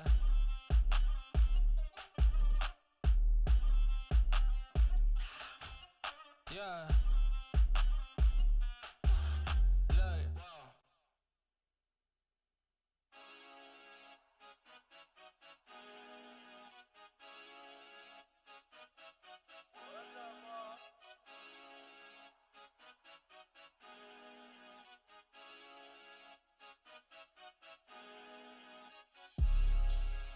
I'm on my prime, I'm feeling like Steph. I get my shot and I promise it's wet. Waited too long, but I told him I'm next. I need my bag, just want me to check. Cable was mine, I ain't taking less. I told them all I'm as real as it gets. Shit being shit, dog, I'm cutting the net. I thought I told them I came for my spot. They told me time is like money, that's why I done made it. I sweat it, I'm spending a lot. They never seen the hours I put in to get here. They only to see what I got. I spent my time in the lab all this winter. I sweated the summer, it's gonna be hot. I cannot lie on this shit. I paid a lot for this shit. They got some money to spend. I got some money to get. I gotta talk on this shit. I swear I told them I'm here. I feel like I'm in the league. I just keep making these hits. Took a little break, but I swear that I'm back. Going ask anybody, put a city on the map. They was trying to call when they sent a contract, but I never reply unless they send it for the max. Everything I said, man, they know it's all facts. Told them if they want a verse, and they go and get text. Told them last year that I'm coming for it all. Go and check the numbers, dog, I'm putting up stats. Yeah. I'm on my prime, I'm feeling like Steph. I get my shot and I promise it's wet. Waited too long, but I told them I'm next. I need my bag, just want me to check. Cable was mine, I ain't taking less. I told them all I'm as real as it gets. Shit being shit, dog, I'm cutting the net.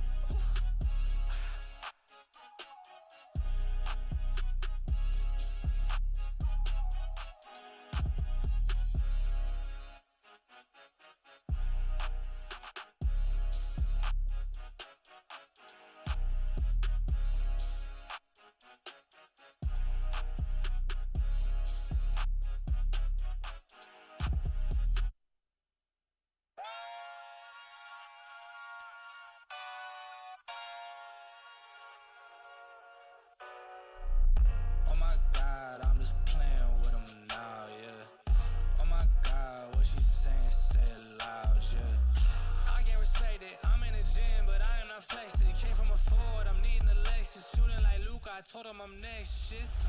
Oh my God, I'm just playing with him now, yeah. Oh my God, what she saying, say it loud, yeah. I can't respect it, I'm in the gym, but I am not flexing. Came from a Ford, I'm needing a Lexus. Shooting like Luke, I told him I'm next, shit. I got a ball, I told them I'm here, I'm not waiting for y'all. They hit my phone, but I ignore the call. I got to drive and I see that they stall. I bought a whip and I paid it in cash. Numbers keep growing like what's on the dash. Drive me the Addy, I pull it the maps. Dressed in a white tee, I bought it a Gap. Hitting the gas, he trailing behind. This in his games, but I stay on my grind. I told my family we all got me fine. Said I'm a star, that's why they all align. Said I don't rob it like all of these guys. I told them all like a million times. Waiting for me, but they know I'll rob. What I'm doing to y'all, it should be a crime. I told them, oh my God, I'm just playing with them now, yeah. Oh my God, what she saying, say it loud, yeah. I can't respect it, I'm in the gym, but I am not flexing. Came from a Ford, I'm needing a Lexus. Shooting like Luke, I told him I'm next, shit. Oh my God, I'm just playing with them now, yeah.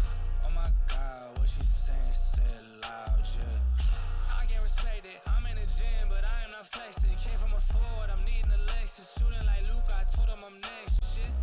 Shooting like Luca, said that I can't, but I told him I do it. Up in the morning, I sweat it is brewing. Hitting these goals like I play for the Bruins. Thought that I told them my cape was mine. They throwing shade, but I'm still gonna shine. They check my wrist and they know it's my time. They ain't seen the numbers, I swear that they blind. But that's how it goes, they know when I'm chose. Need me the flowers, not talking no rose. Whipping the Chevy, I need me the ghost. I need the money for me and my bros. Ice in my veins, I swear that it's froze. They know when it's heat, it's like right out the stove. Way that I'm shooting, they think I'm a pro. I told them so much that they really should know that's real. Oh my God, I'm just playing with them now, yeah. Oh my God, what she saying, say it loud, yeah. I can't respect it, I'm in the gym, but I am not flexing. Came from a Ford, I'm needing a Lexus. Shooting like Luke, I told him I'm next, shit. Oh my God, I'm just playing with them now, yeah. Oh my God, what she saying, say it loud, yeah. I can't respect it, I'm in the gym, but I am not flexing. Came from a Ford, I'm needing a Lexus. Shooting like Luke, I told him I'm next, shit.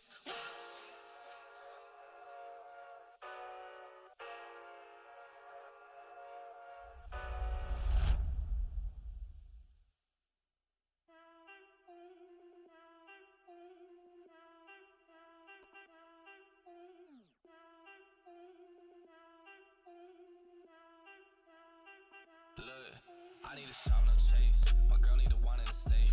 My mom need a house for the late. So I got some money to make. They told me I got what it take. So I gotta take it all back. I told them I need my pay. I need my 50 for tax. I done ran low on my patience. Make sure my time isn't wasted. I told them all that I've been real. They know that I cannot face shit. Funny how none of this makes sense. Now that I'm up with an A-list. She try to throw me the K now. Telling me happy belated. Got too much shit on my mind. I told my mom I'm fine. I told my girl that I'm stressed, but I'm gonna make it on time. I pray to God for these signs. He know how hard I done tried. Lately I'm looking for real shit. The things that my money can't buy. They don't understand how the shit goes. How they all use it to switch goals. How they all speed when they need some. Then when you need them and they gone ghost. They want the money in big roles. They use your name for a quick post. The same ones that told me to quit rap. I saw this shit man to get sold, but for now I need a shot, no chase. My girl need a wine in the state. My mom need a house for the late. So I got some money to make. They told me I got what it take. So I gotta take it all back. I told them I need my pay. I need my 50 for tax. I need a shot, no chase. My girl need a wine in the state. My mom need a house for the late. So I got some money to make. They told me I got what it take. So I gotta take it all back. I told them I need my pay. I need my 50 for tax.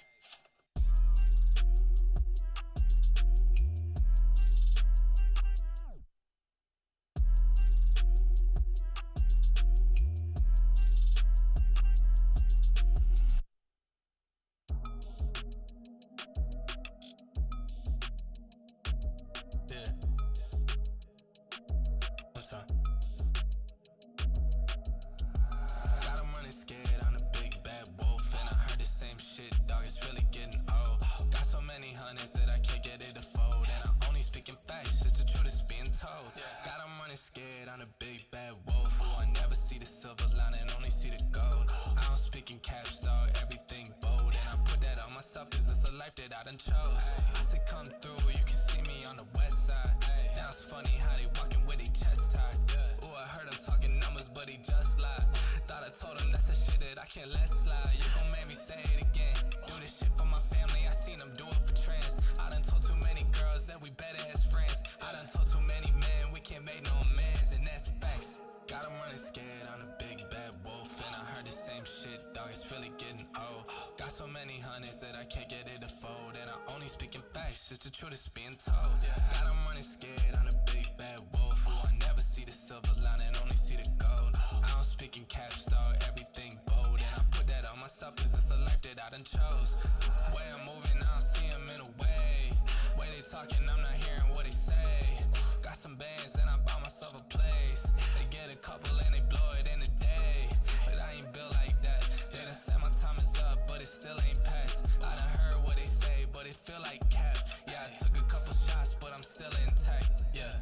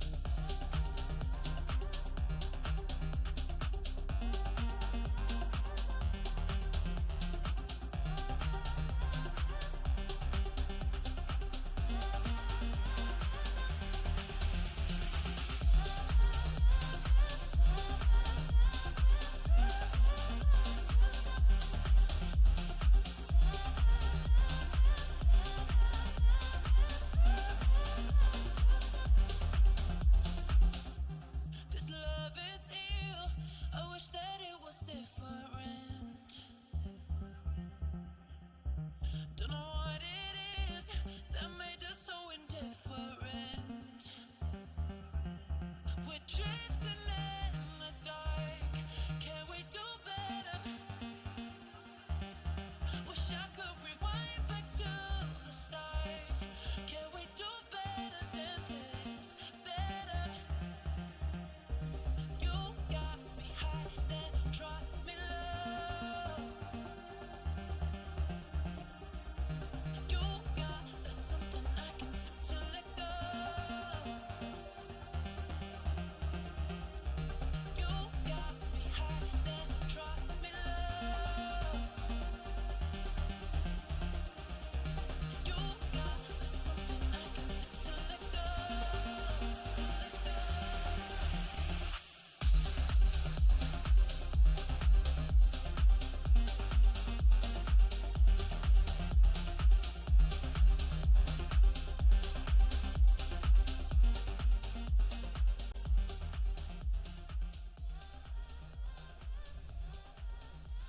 The winners have been declared, but the battle is never over until all the soldiers are finished fighting. Now it's going to be Straffers up against GCU to see who will sneak in another point this weekend and basically decide the hierarchy of the teams tonight. Yeah, of course. If Strath are able to get this win here, they would have opened up a 2-point gap and forced the R6 teams of GCU to only be able to force a draw. If, however, GCU, the Chargers, are able to find the win, there will be draw right here. And so it's going to be a coin toss going into that final game. Dom showing off his mouse pad. And Plushie, damn, he's got some proper merch. He's come prepared for this. Yes, that cat is just hoping that Dom remembers how Overwatch is played. That's harsh. That's caught me off guard. Okay. I picked up his ego in BFS, so... Yeah. So you've got to be able to deflate it then as well. Yes, exactly. I need to bring in that power of controlling where the ego lies. But perhaps, if they beat GCU with this kind of mix-up roster of Straffers, then perhaps, again, the king will reign. Maybe. Only time shall tell. Greetings. Yep, a little Winston. Is that Funko Pop? I guess it is. I'm not quite up to date on the Funko Pop culture. I'm a bit more of a less is more type of guy myself, so. I was once gifted a Buzz Lightyear one, and I thought, that's nice. Yeah. Thank you. Yeah. Okay. It's kind of the same for me, like if they don't hurt anybody, do they help me? Not really, William Morris, famed Victorian designer, said, keep owning your life, what you think is useful and beautiful. Is it either, the jury's out on this one, Funko Pop, if you are for some reason watching this broadcast, I didn't say any of this, sponsor charge maybe. I think I'm good personally. Other ornament brands are available as well. That's true as well. No, but you've seen my background. At home, I mostly have the D&D books, but I need a little bit more Overwatch in there, I've got nothing. I want a Winton plushie. I mean, you can already get one. Yeah. Map pick coming through from a Glasgow Caledonian University. That is going to be a Route 66, so still Winston pilled. A bit longer sight lens though, put more emphasis on what your hit scan can do rather than just your ability to find that tank differential. Ban is going to be Tracer Anna. Anna ban makes sense. Strath back don't really want to play that. Tracer ban is to target Envy. They don't want to play it having fun. So fair enough, makes sense. I would imagine the game plan is still just Envy go kill from Strathclyde. Yeah. The Anna ban is just to make sure they don't get fully cooked by a Winston Anna Brig that we don't have the tools to answer. I mean, obviously Envy is going to be able to get a lot more done on a map like Route versus like Gibraltar, where Gibraltar doesn't have a lot of lanes, very much just a corridor a lot of the time, where Route kind of opens things up, especially on that second point where you can play around that big central building. Going to be more helpful towards the freer gameplay if you want to be looking for squishies rather than the stand and shoot the tank. Both are viable, but one is probably more fun and impactful as well as getting limbs. I like how I can actually hear Skylight from here because he's talking so loud. I remember when we were casting you, your 3-2-1s on Sombra were so loud that they picked up on broadcast. I've got big lungs, what can I say? Big lungs, the 3-2-1 kid. After that, you were like, wait, I can really speak, maybe I should cast more. Well, I was casting at that time as well. Yeah, but I was like just getting started. You're a baby caster. I was like 4 months in, I think. Yeah. Still finding your footing, and after shouting 3-1 loudly, you thought, wait, I can just loudly say what I want and no one can stop me. I was doing that before as well. I was doing that Mm, before I was casting. I think you were doing that since your first words, to be fair. Yeah. Yeah. Yeah, that's what I thought. Just wait for the teams to be ready here, and then we'll be diving into it. I mean, I'm just still thinking about the Glasgow roster. I mean, they look so strong, and look, going forward, if that's going to be their setup, then anything they join, I don't think. they're I gonna be strong. think a couple of players are graduating. I forget. I will believe Golden Beam Paddle Jeans are no longer eligible in regular university tournaments. Is my gut feeling, but don't fact check me on that. Or do. It's down to you, really. But point is, I think they are losing some people. GCU definitely are. I think the only team who can bring all 5 members through into the next year of play is going to be Strathclyde. Right. But anytime you go into a fresh year, yes, you lose some players, but it's also about how well you do in terms of those fresher signups, right? Sometimes you get plenty, but they're not all there. Sometimes you get 1 or 2, and they're absolutely crazy. Obviously, Strathclyde, we once had a muster where we got Umbre Cheese Envy, which is a fantastic draw. If any team gets anything even remotely like that as well, then maybe next year they will be the one to try and beat. You think of players coming to university age who are eligible right now. Think of Alba, I believe, going to Edinburgh Napier. Havoc, who has deferred a year at Strathclyde, as I recall. There's a lot of talent who could be coming up over the next couple of years who could absolutely turn the Scottish scene upside down. Yeah, and for anyone who's like watching, thinking about getting involved, who's maybe coming up to university or in university, what does that look like getting involved in a team like that? Do they hold tryouts? Like, what does it look like? I mean, it depends on exactly how the society works. For Strathclyde, we do normally run tryouts just to make sure you can play as part of the unit without getting giga tilted, that your mechanics up to scratch, that you can follow instructions. But generally, you just sign up, and if there's enough people, you'll be put onto a team. Most sides, or at least attempt to run a B team. We have at certain points throughout this semester have had a B team. Shout out Strathers Brown one time. Brown. Brown. Okay. Interesting name. Yeah, well, they picked it themselves, so. They chose to be called Straffers Brown. Yeah. Well, like the skid mark of the team. Yeah. Okay. But it's just sign up, throw your name into the hat, and you'll be picked up for something else. If the numbers are all favourite, might be as a sub, might be as a starter. It's all really up in the air, depending on how much time you want to put in. Because a lot of people think you have to give every single Tuesday or Monday, Tuesday, Thursday. You don't. When you're available, you play. When you're not, you don't think about it.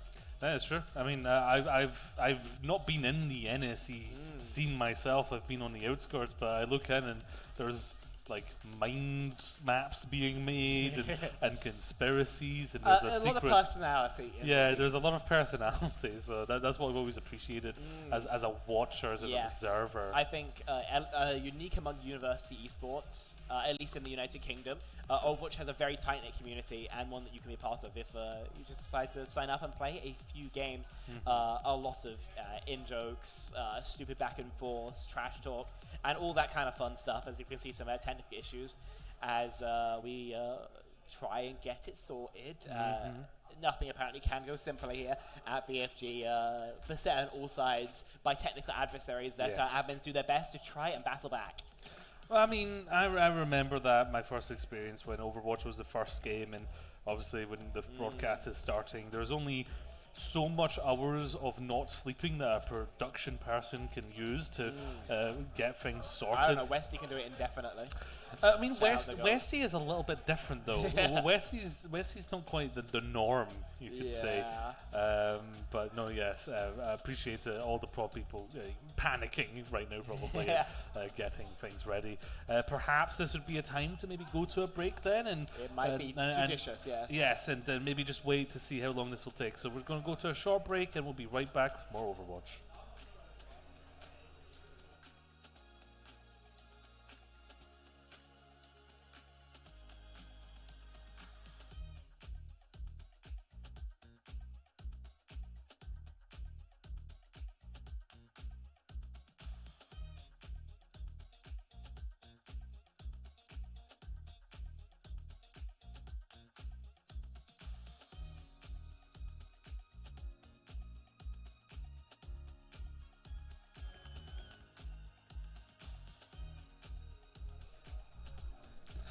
And when we said it would be a quick break, we were not lying. We love to speed run that. We're back and we are ready to go. And I'll be very upset if we sit here for 5 minutes talking. But we are going to be going into the map, Route 66, and the bands are. I forget who did them. Tracer's banned by GCU. The other band, the Anna, was by Strathclyde. Right, okay. So those are the bands. We still have to sign up. The wait, I'm goated. I say sign as a t-shirt. I wonder if that'll be available to sign, get people's name on it or something, to get that up on a wall. But really, it's Straffers. They've obviously been taking it fairly, nonchalantly. I mean, they know they came in with all different roles, but really it's Chargers who want to prove themselves here. Cheeseburger back on the Torbjorn. Okay. It appears to be a game plan change from Strathclyde. Envy starts on the Widowmaker for the spawn swap. Nobody gets beans just yet, but they see the Had set up trapped inside of this shipping crate. They just get forced out by the Arisa spin. Yeah, just actually forced out like toothpaste in a tube. Just squeezed out of there, and Tournament Cloud's favourite player already going back to spawn. Yeah, that was lightning fast. The spawn hole finds absolutely nothing. Doorbell gets staggered as well. And it's a fantastic start for Strathclyde. Envy probably on the deeper line, chasing with the SMG, and finds a brutal stagger. Sky Knight totally out of the equation, right? And Chargers are playing a poke comp without their main poke elements.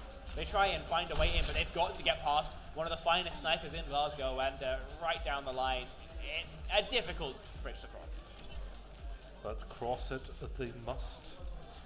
Dom is looking very confident at the start of this Route 66. Oh, hit by the beam. Envy just was staying alive. 1 HP! But Johnny is there with the spike block to follow up. Sky Knight's going to take Summary down, and Chargers, they've just blasted back onto point very quickly, utilizing the power of that Freya.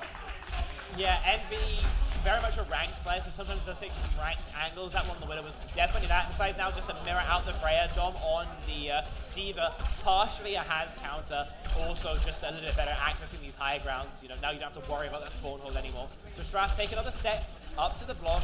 Cheeseburger has his overload forced out early, but continues to develop this angle. And the ability to hit 2 of those charge shots in a row is just something that any player with mechanics will be able to do with this character, and then just so much damage. The mech of Dom has just been tearing apart like it's made of cardboard, and Straffers, they aren't fully backing up, which is creating an opportunity for potential stagger picks. Now they'll be able to back out safely unless Sky Knight's able to hit a double tag on a soft target like Envy, who won't be taken down. The peel is there at least. And Sky Knight will be softened up himself momentarily. Great damage being rained in right now, though, by the GCU DPS. Molten Core being met with the Ray there from Mars, but they're taking their counterpart Summary out of it, and that beam is enough. I think, yeah, it's fair to say that Orbital Ray is a little bit better of an ultimate than Molten Core.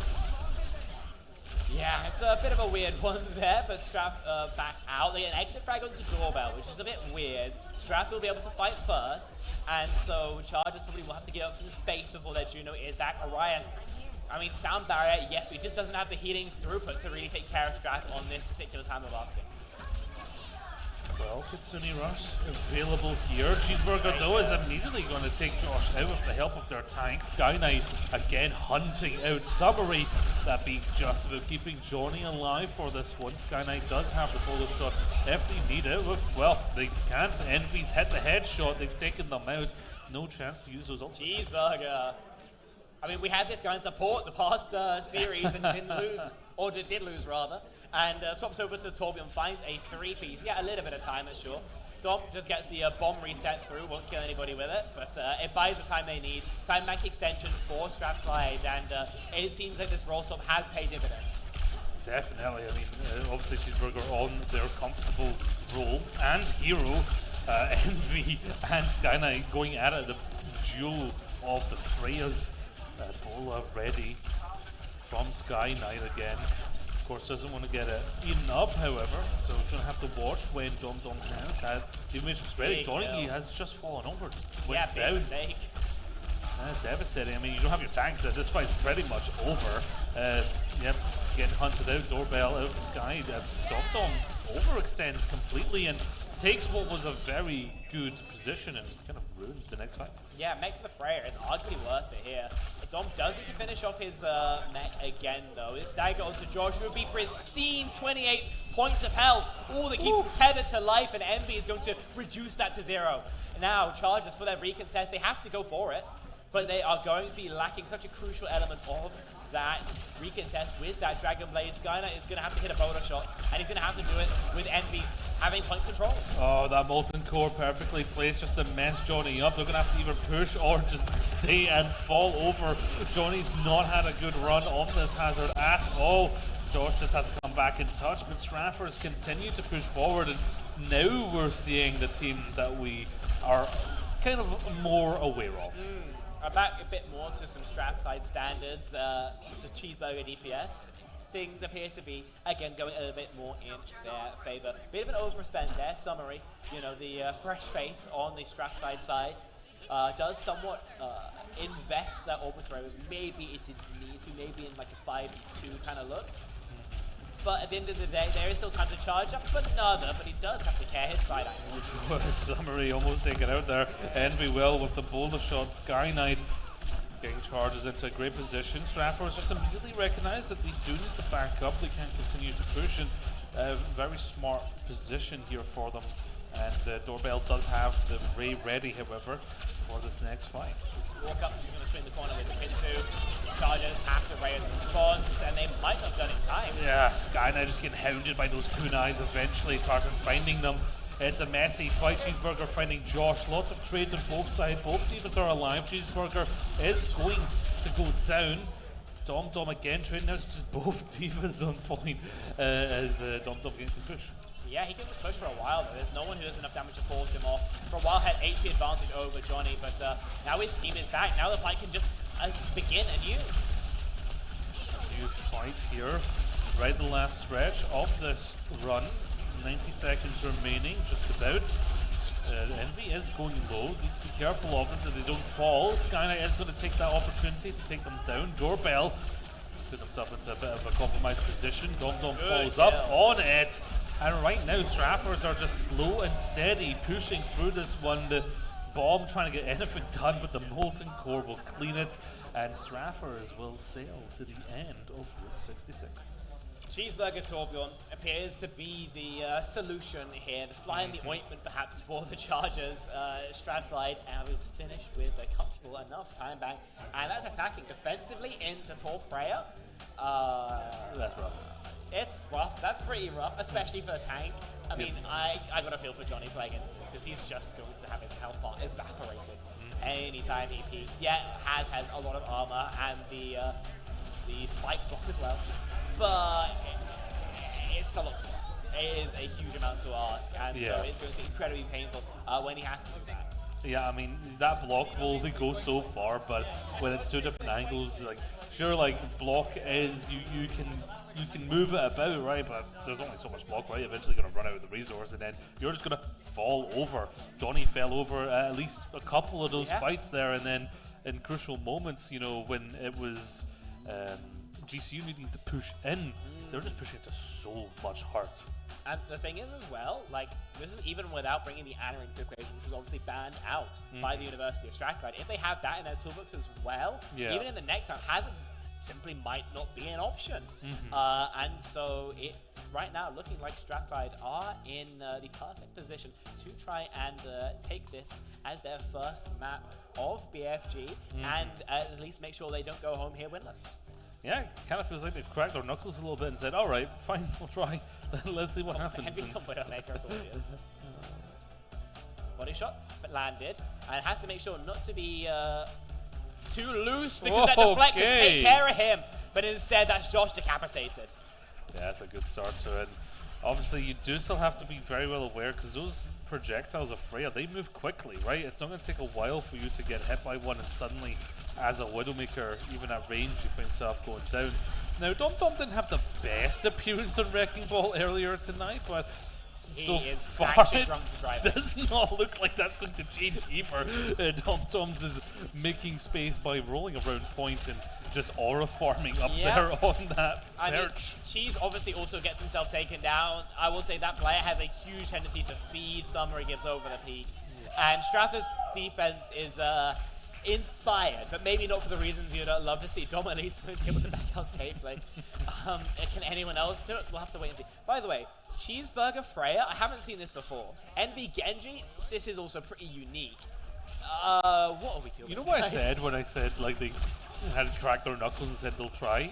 Actually, never mind. I take that statement back.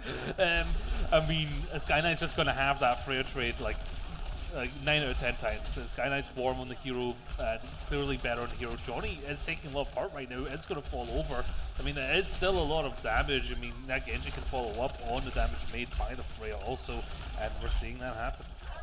Yeah, I mean, the target priority is a bit awkward, and Summary does go down, but surely these trades are going to be good enough for GCU. It seems like a Tartan Boast Envy, and momentarily, Cheeseburger. Oh, Dom till me too actually ends up taking it. Okay, stabilization found. Half the time mech now are gone. Yes, it is one fight between, that time mech being extended and not. But considering how much map control that Chargers have to take, they don't really have time for this. Often it can take like a minute and a half even attacks to go through unless somebody gets magic picked. And so far that seems to still be a possibility. Yeah, I mean, Stratford's have stuck with it and are utilizing the fact that they can have many different angles with this composition, and Johnny's finding a hard time engaging with it. But this continuing rush on Big Earls here is going to make the kind of staging point. Johnny trades himself for Cheeseburger. Sky Knight finds Summary. Lots of trades, but again, Chargers are in a better position. The Dom is going to come up with the mines just momentarily, just to try and create some stall for respawns. Yeah, some stall, get some respawns back. Is going to slam in, but it's going to come back. It's going to give them a touch.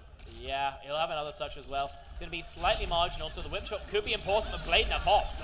Blade popped and the Suzu was used. Orion going to go down even though they were using that rally, and perfectly played. I think Dom just knew exactly what they had to do with that stall, and Envy followed up with the Blade. Almost a good trade there from Skynet, but Envy's strong in the Genji. I mean, mostly I know him as a Kovacs kid, somebody with just fantastic mechanics, but it shows you can do it on the Genji as well when more than just perfect tracking aim is required.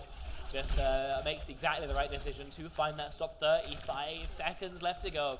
Chargers have DPS ult and Nada L Summary. A good orbital ray here could close out this map for Strathclyde.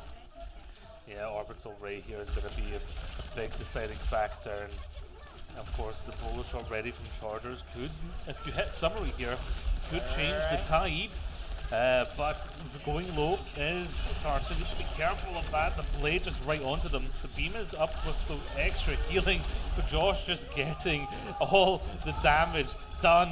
And even though that orbital ray was up, there was not enough healing from it to tide over Chargers. Yeah, Ray used the decision too late there. Strath not able to use it really as a turn. Like maybe the intent was Josh just cut through too many with the Dragon Blade. So second point now unlocked. Time bank already worse than what Strathers have been able to bring to the table, unless this second and third is just pristine. And as Emby is able to escape, no such snowball will be presented. Strath have no ults. They want to play towards them more than anything else. They know that they can go some free push now, but maybe an opportunity for a kill as Dom begins to home in on his target.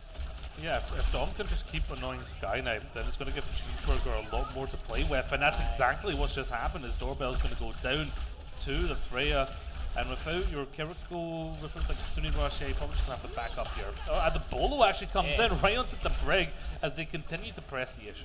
Yeah, fantastic bolt down range onto Orion. Just make sure you get the exit kill, these staggers that you need so much to actually find a hold here. Minute and a half left to go. Probably 2 attempts from Chargers if they take them fast. Rally, Kitsu, Bola, close even to that. Has an ultimate, but no chances. The mines just eviscerate Johnny's HP.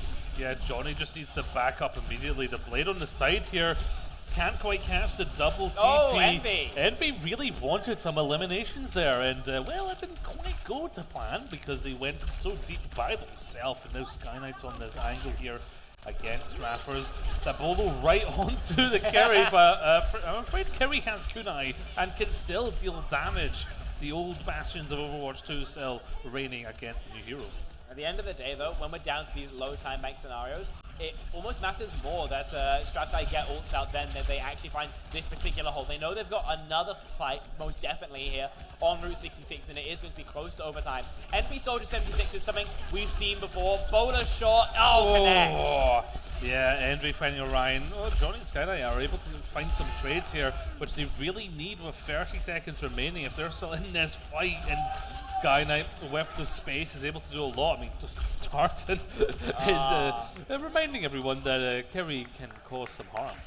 Yeah, it's very, very chaotic there. 15 seconds left to go, so Cart will roll in overtime at the very least. Strathers, depends on how long Dom can stall for and how well he can conserve his life, but not too much. A summary gives a huge over peak. Yeah, over a peak, and Sky Knight just immediately falls up on it. Bola is trying to be predictive of Dom's movement, doesn't quite get what they wanted with it. Cheeseburger going down on the Venture, trying to maybe harken back to Mozart. Johnny is able to follow up on a lot of this damage and going right for Envy, who needs to scamper off with the sprint. Right now, Chargers are in a position where they're going to be able to capture this one, but Dom's going to be looking to just make it as slow and sluggish as humanly possible. Yeah, I mean, stalling really just does nothing to hurt Strap here, but unfortunately won't be able to stall long enough for any of these respawns to come through. So third phase of the map now unlocked. As you can see, time bank better for University of Strathclyde in about 6 seconds. So they know they've got some sort of lead. It's just about how complete they're able to make it. An OT cap still on the cards, a hold as well, still possible. So very much possible, that's for sure. It's going to be hard to play the Wrecking Ball here, though. Not too many opportunities to go into the back line and play with it.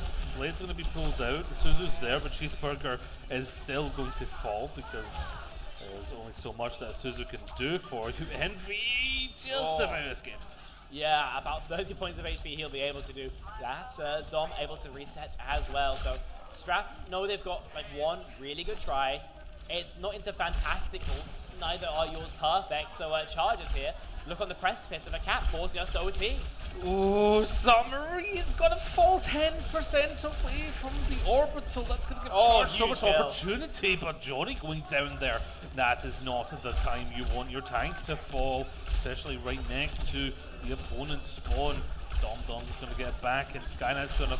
that was brilliant cleanse there. Orbital Ray, but Skynight's still going to go down. It's matched by Straffers, but the damage had already been done anyway. 8 seconds, 7 seconds. Josh doing their best, but Josh falls. It's just Johnny, and all those mines are going to clean it up. And who has entered the board? Well, it's Straffers as they go back onto a little bit more of their usual roles and prove why they are so good. Yeah, it's pretty scrappy throughout a lot of it, but so many Stratford games often are. It's just about who can hit the shots, and Envy, she's able to do it. Wow, we're quite loud still. At the time I made sure nothing didn't explode, but no. So that's going to make it GCU's map pick. They've got ban. Considering that map was still very close, right? We could be looking at this final series of the day, maybe going to a third. Yes. I mean, it was close enough and scrappy enough where there's enough opportunity for either team to win the next point. And I mean, Chargers. Stupid. Yeah. Fraser, never peek that again, please. That's silly. I mean, Sky Knight just looks so comfortable on the Freya as well, and that's something that Strappers might need to look into. Maybe get a Freya ban if they want to secure this next point, because Cheeseburger did okay. Not to the level of Sky Knight, but Cheeseburger did get some good bolo shots, did get some good shots, just consistently of Sky Knight, being a difference maker for Chargers. But there will be a new map. If it's Lijiang again, I'll be completely unfair. I will be incredibly miserable. Yes, I will be pretty miserable also. But we are now just getting ready to see what the next maps will be, next bans will be, and see if Straffers can finalize it, the players having some fun with each other. They like to, mess around a bit. It's a little bit easier to discuss when you're all just close to each other. It does feel a little bit weird talking to somebody who's like right down the road to you. Yes. When you're in LAN, you'd rather just stand up, have a proper chin wag, as apparently they are. Yeah, having a little bit of a circle there, taking off, playing with So the it's very headset there. important, obviously. Yeah, I mean, obviously important stuff here. That's what we're talking about. Strategies, you know, hero picks, massages, you know, you got to keep the shoulders loose. Of course, yeah. Trying to aim with stiff shoulders, incredibly tricky. Got the entire arm. What's that? You see my shoulders very loose? Yes, my big shoulders are Yep. also very loose. I don't want to elbow you in the face. Imagine that just okay. on camera. That would go in my caster reel. Oh, wow. That would be, I mean, instantly to OWCS, right? You see, you got the ability just to sock your other caster if they go off script. Yes. I mean, why Iota? We do have the map pick, and we're not going to Lijiang. We're going to another boomer map. It's King's Row. as you can see, I'm very surprised. That ban was a bit weird. Widowmaker ban on Kings. She's not that good here, guys. You can Widow if you want, I guess, but it's kind of a toss pick. Unless you're Violet, it's like not a problem. You say the second ban was Brigitte? Yeah. Brig. Brig. Yeah, Fair so Brig banned. Obviously that means... Wait, so who was it that banned what?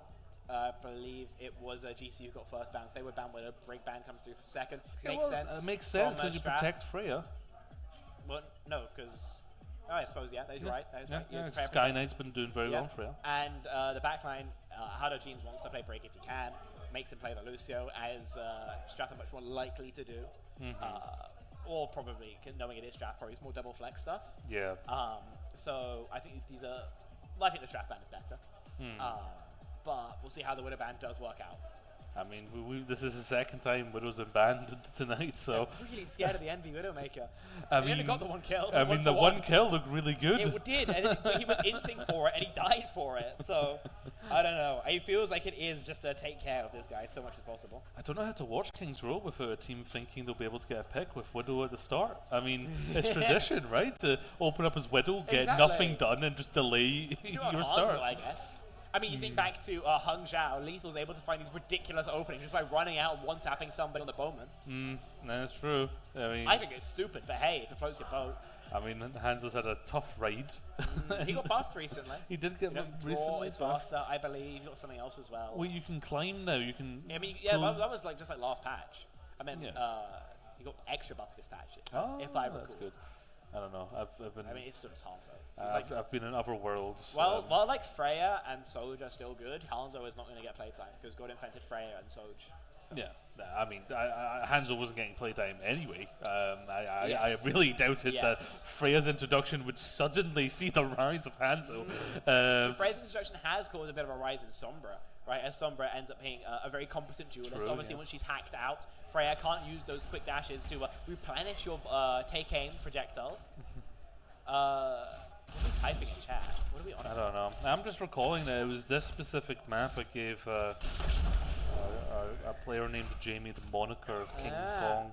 Just thinking And it was back to it was this specific strat that Strath has used to get team wiped by It's Unknown in the final day. I believe it was the losers final of BFS. So something we've got a lot of experience on. You can swing the corner. Johnny is going to be the one who's got to weather the storm here. I love this. My old Reinhardt is just loving to see what I'm seeing. Charging around the point, looking for not finding too many connections of those fire strikes. You want to be a little bit more thoughtful for where they're going. Exactly like Johnny. Big charge right into all of them. You can have looked at every of them. Oh my god! Return of the King picked up the axe and is beheading all that stand in his way.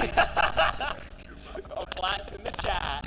I don't know. I guess the idea is if there's no wall for Josh, you can just pin into 5 people. Exactly what they do. Josh mirrors out the bash. What are we doing here, guys? This comp is so diabolically good. But hey, if it votes your vote, Strath has got the Choga first, a lead on the support, also a heavy lead on the chatter as well. I guess as long as they can contend with the vote, they'll be able to keep this cup rolling. Yeah, as a friend of mine, I'll be very happy to see 2 bastions being played here on LAN. I don't know if I'm quite on the same route. Oh, a window, a fire strike. Are we flirting with me right now? Because it just brings me back to the best composition. Sky Knight does find Summary in the chaos though, so they're going to come back with a massive shatter. Just aura forms and walks past Tom to charge them back. And now we're seeing the Rigel really get into play. MCDs in the chat both sides of the equation. But Cheeseburger is able to keep his space marked out as the charge is unable to press the advantage that they maybe would have liked to, and Dom now with a shatter of his own. There's the turret mode there. Yu's gonna basically be hiding behind the cart. Rob Envy does actually find Josh the shatter there. I think trying to basically have it when Johnny was looking up in the sky with their barrier. Didn't get anything of the shatter. Bastion, Envy with the 3-piece. This is mowing him down. This is ridiculous. Strap come out on, I'm not going to call it a pocket pick, a comp we played one time. And Chargers have no answer. Yes, they are close there on ultimates, but an almost 6-minute time back. I mean, dude, this is almost unheard of. Sky Knight has done his best to whisk them down in the free fight, but it simply hasn't worked out. Everything's such a tough spot for them to deal with as well. They get the rain fire down. You have the Reinhardt up there also, just straight up aura farming. Sky Knight's gonna fall. I mean, what is Freya against the Bastion, really? I mean, maybe this is what we're missing. We just need more Bastion players. It's Envy. It's just mowing them down. I need to see how much damage Envy's been doing, because this has got to be obscene. Like I said, he's a Kovacs kid through and through, and that's why this tracking is just unimpeachable. There's nothing but shield damage. Envy is getting even more involved. What is Why is he involved there? Doorbell was down to it though somehow. And they finished King's Row with 4 minutes and 51 seconds on a composition with Bastion. Yeah. I mean, we could have been seeing this strat the whole time, but we had to have Cheeseburger on live weaver. Look at this! Dongbomb just charges in and just eats them. Yeah. Just straight up eats them for dinner, and my god. What a map of Overwatch. What a map. You know what, that warmed my heart. I needed that. I needed that for sure. I wonder if the teams are going to keep up with it, because certainly Strafford's more confident on it than Chargers. Yeah, absolutely. I mean, what do you do about this if you are Chargers? What's the Swap to counter? another tank and then Rain can't play. Any other tank would work. Do they into Bastion Sim? I mean, it's cheesy, right? But I mean, if you just play like a standard comp that you're used to. Why am I seeing Tartar Bush Mercy? I doubt it. Well, I say I doubt it, but they're on defense, so they're actually there. Some Mercy Juno Reinhardt composition. Yeah. What's your analysis of this?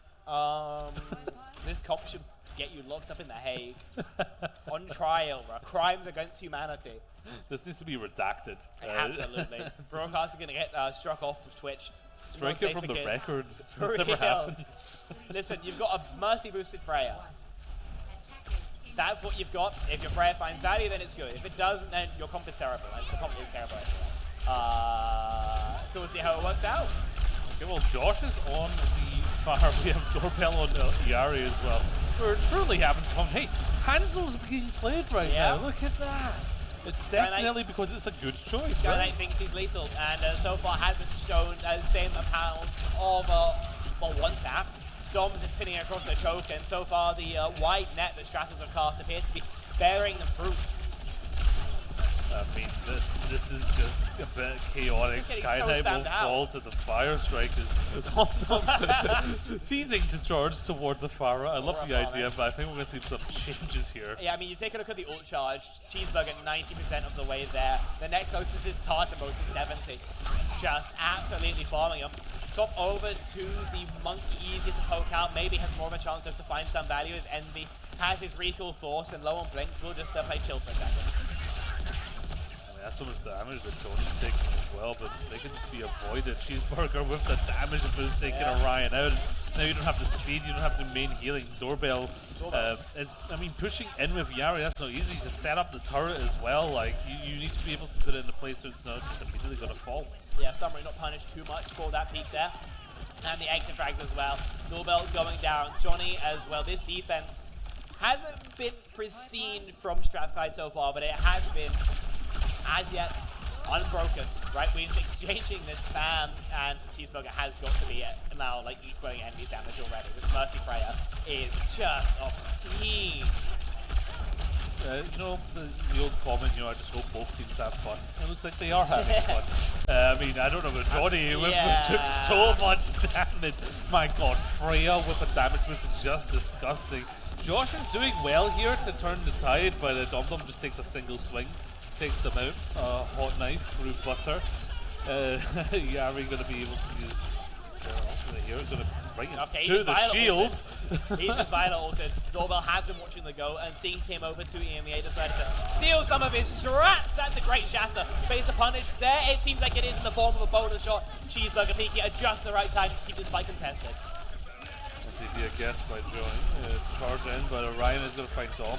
Envy is on the Tracer now. That's a character that Envy can bring wonders out of. The Red actually gets onto Dom and charges into Johnny and isn't stopping. Still swinging, completely out of sight lines from their back line, and just about gets back.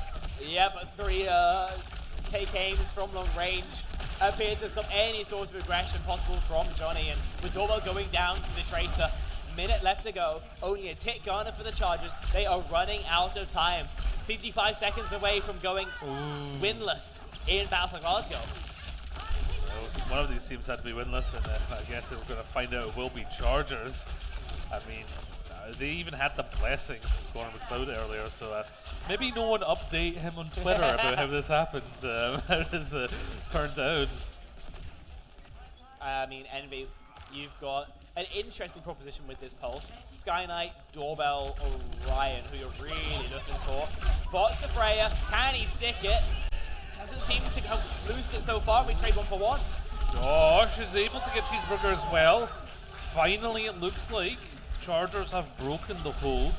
Dom Dom hopefully doesn't get too much done with this charge, as Envy will fall to Doorbell. Johnny takes Dom Dom out, and 6 seconds remaining, but they're able to walk forward into the streets phase of King's Row. Yeah, I mean, a stay of execution for the Chargers, but for them, the death knell may yet toll. 2.5 minutes is nothing to sniff at, that's for sure, but on the streets phase of King's Row, it can go a hell of a lot faster than you think. Strathers as well, Valk, Pulse, not too bad in terms of the ultimates, and considering just how strong Cheeseburger's been, a bonus shot is sure to be fast approaching as well.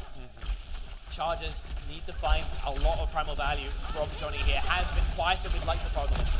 Spin ring comes up as the engage is there. We've got the Valk as well with that extra healing from the team.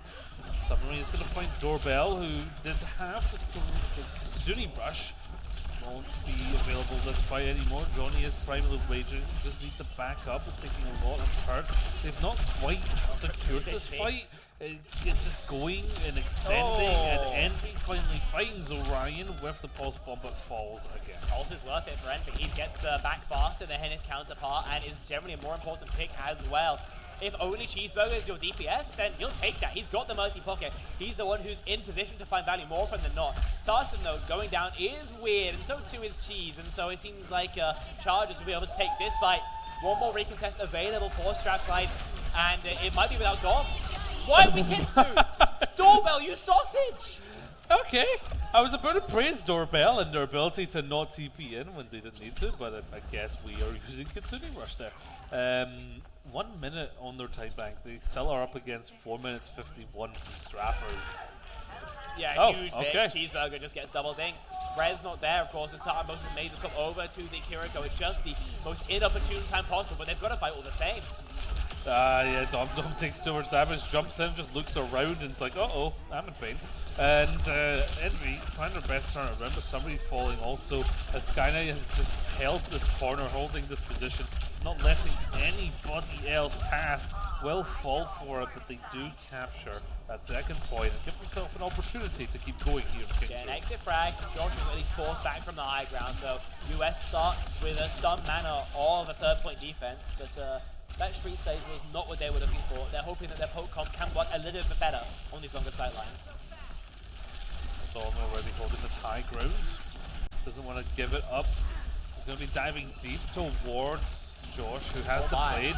Josh has been able to do a lot, so you can see Dum Dum just like focusing them, trying to make it so that they can't get anything done. Cheeseburger finding Johnny, the primal ranger from Dom, to keep them up, and they're going to be able to find Sky Knight, who is going to fall, and Stratford's again forcing Chargers into a tough spot. Yeah, by the time Doorbell respawns, they'll have a minute bang on the bank. They've got fantastic ults for it. Strat, the same, however, is true. And what's more, Strat have a hell of a lot more opportunity to find these opening picks. With Envy now on their Sojourn, I mean, with both Freya Bolts and Sojourn Rails to try and deal with, this World Cup it has got to feel so treacherous.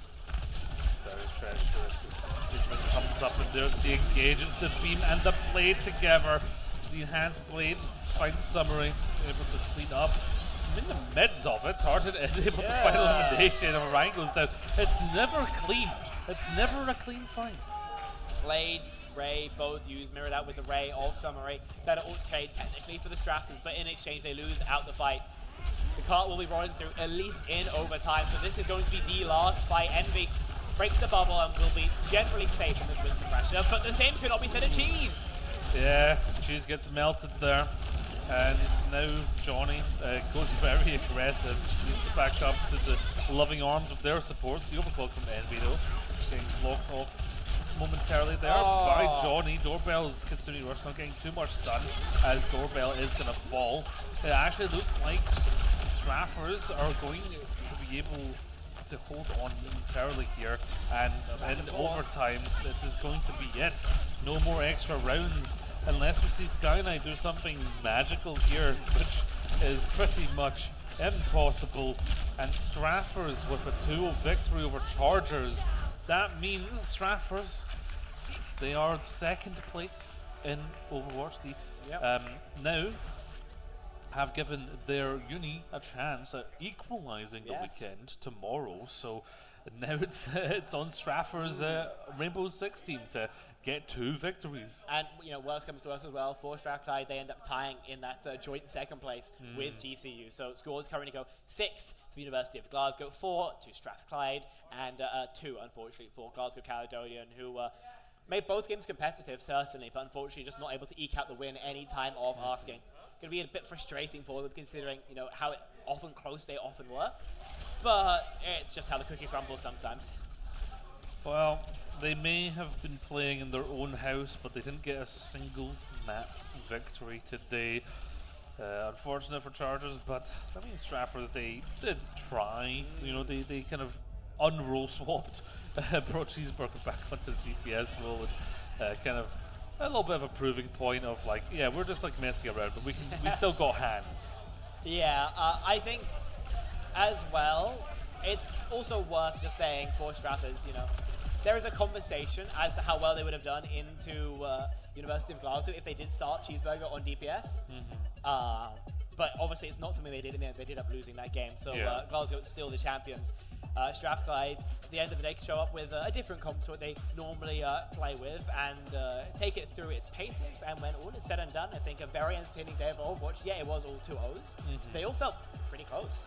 They did, and the main story of Overwatch here in BFG is that Glasgow University are here to play. They put the effort in, and it clearly had worked. They went completely flawless in their victory today, and now looking forward for that team, however long that team is, that exact setup, I mean, it's looking pretty good. I mean, they've kind of maybe healed some wounds of the past in Overwatch and kind of proven themselves a little bit here. We have a sign. Ran away now. Didn't quite read it, but it had your name on it, so I think I'm safe at least. But I mean, that is us for today. It's been a wonderful night. Obviously, we had League of Legends earlier and the better game Overwatch just now. Of course. Yeah, I mean, what are your thoughts looking forward for these teams? I mean, I think it's the last hurrah of a couple of these rosters. Strathclyde going into the future, you know, considering the game plan for us was to have Cheeseburger on support. Maybe we'll take another look at that. But still plenty of time before the next split. At the most, NSC Summer starts in July, so not too much time for these action to actually become, you know, before these teams actually get into the action, rather. but still more than enough for the equation to change quite a bit before the next season begins. Obviously, fantastic day of Overwatch from us. I had a great time being here. Oh, yes. But I think about now, it's time to call it. Yeah, check it out tomorrow, where Rainbow Six Siege is going to be the final game. Glasgow University, if they win a single game of Rainbow Six, they are winning this year's BFG, and they get to go down in the history of Glasgow esports. But for tonight, that is us. So from myself, Gio, and thank you for joining me, Spec, and thank you, of course, to everyone that runs it. I mean, there's so many broad people running about, sweating in this heat, making sure everything's running. Love goes out to them. They make it all work, and they make us look good as well. But for now, that is us. So don't forget to laugh loud and love yourself, folks.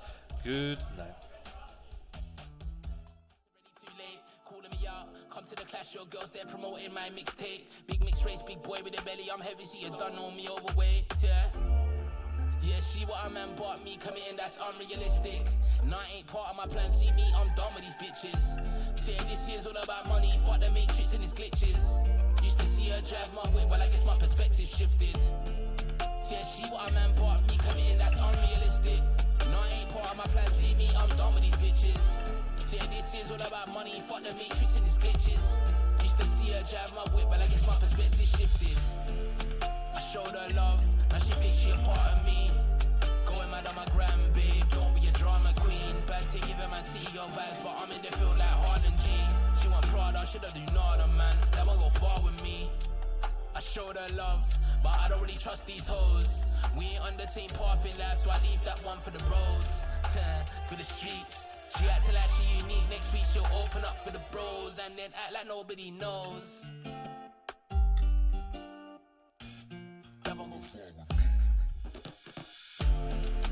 I showed her love, now she thinks she a part of me. Going mad on my gram, babe, don't be a drama queen. Bad to give a man CEO vibes, but I'm in the field like Harlan G. She want Prada, shoulda do nada, man, that won't go far with me. I showed her love, now she thinks she a part of me.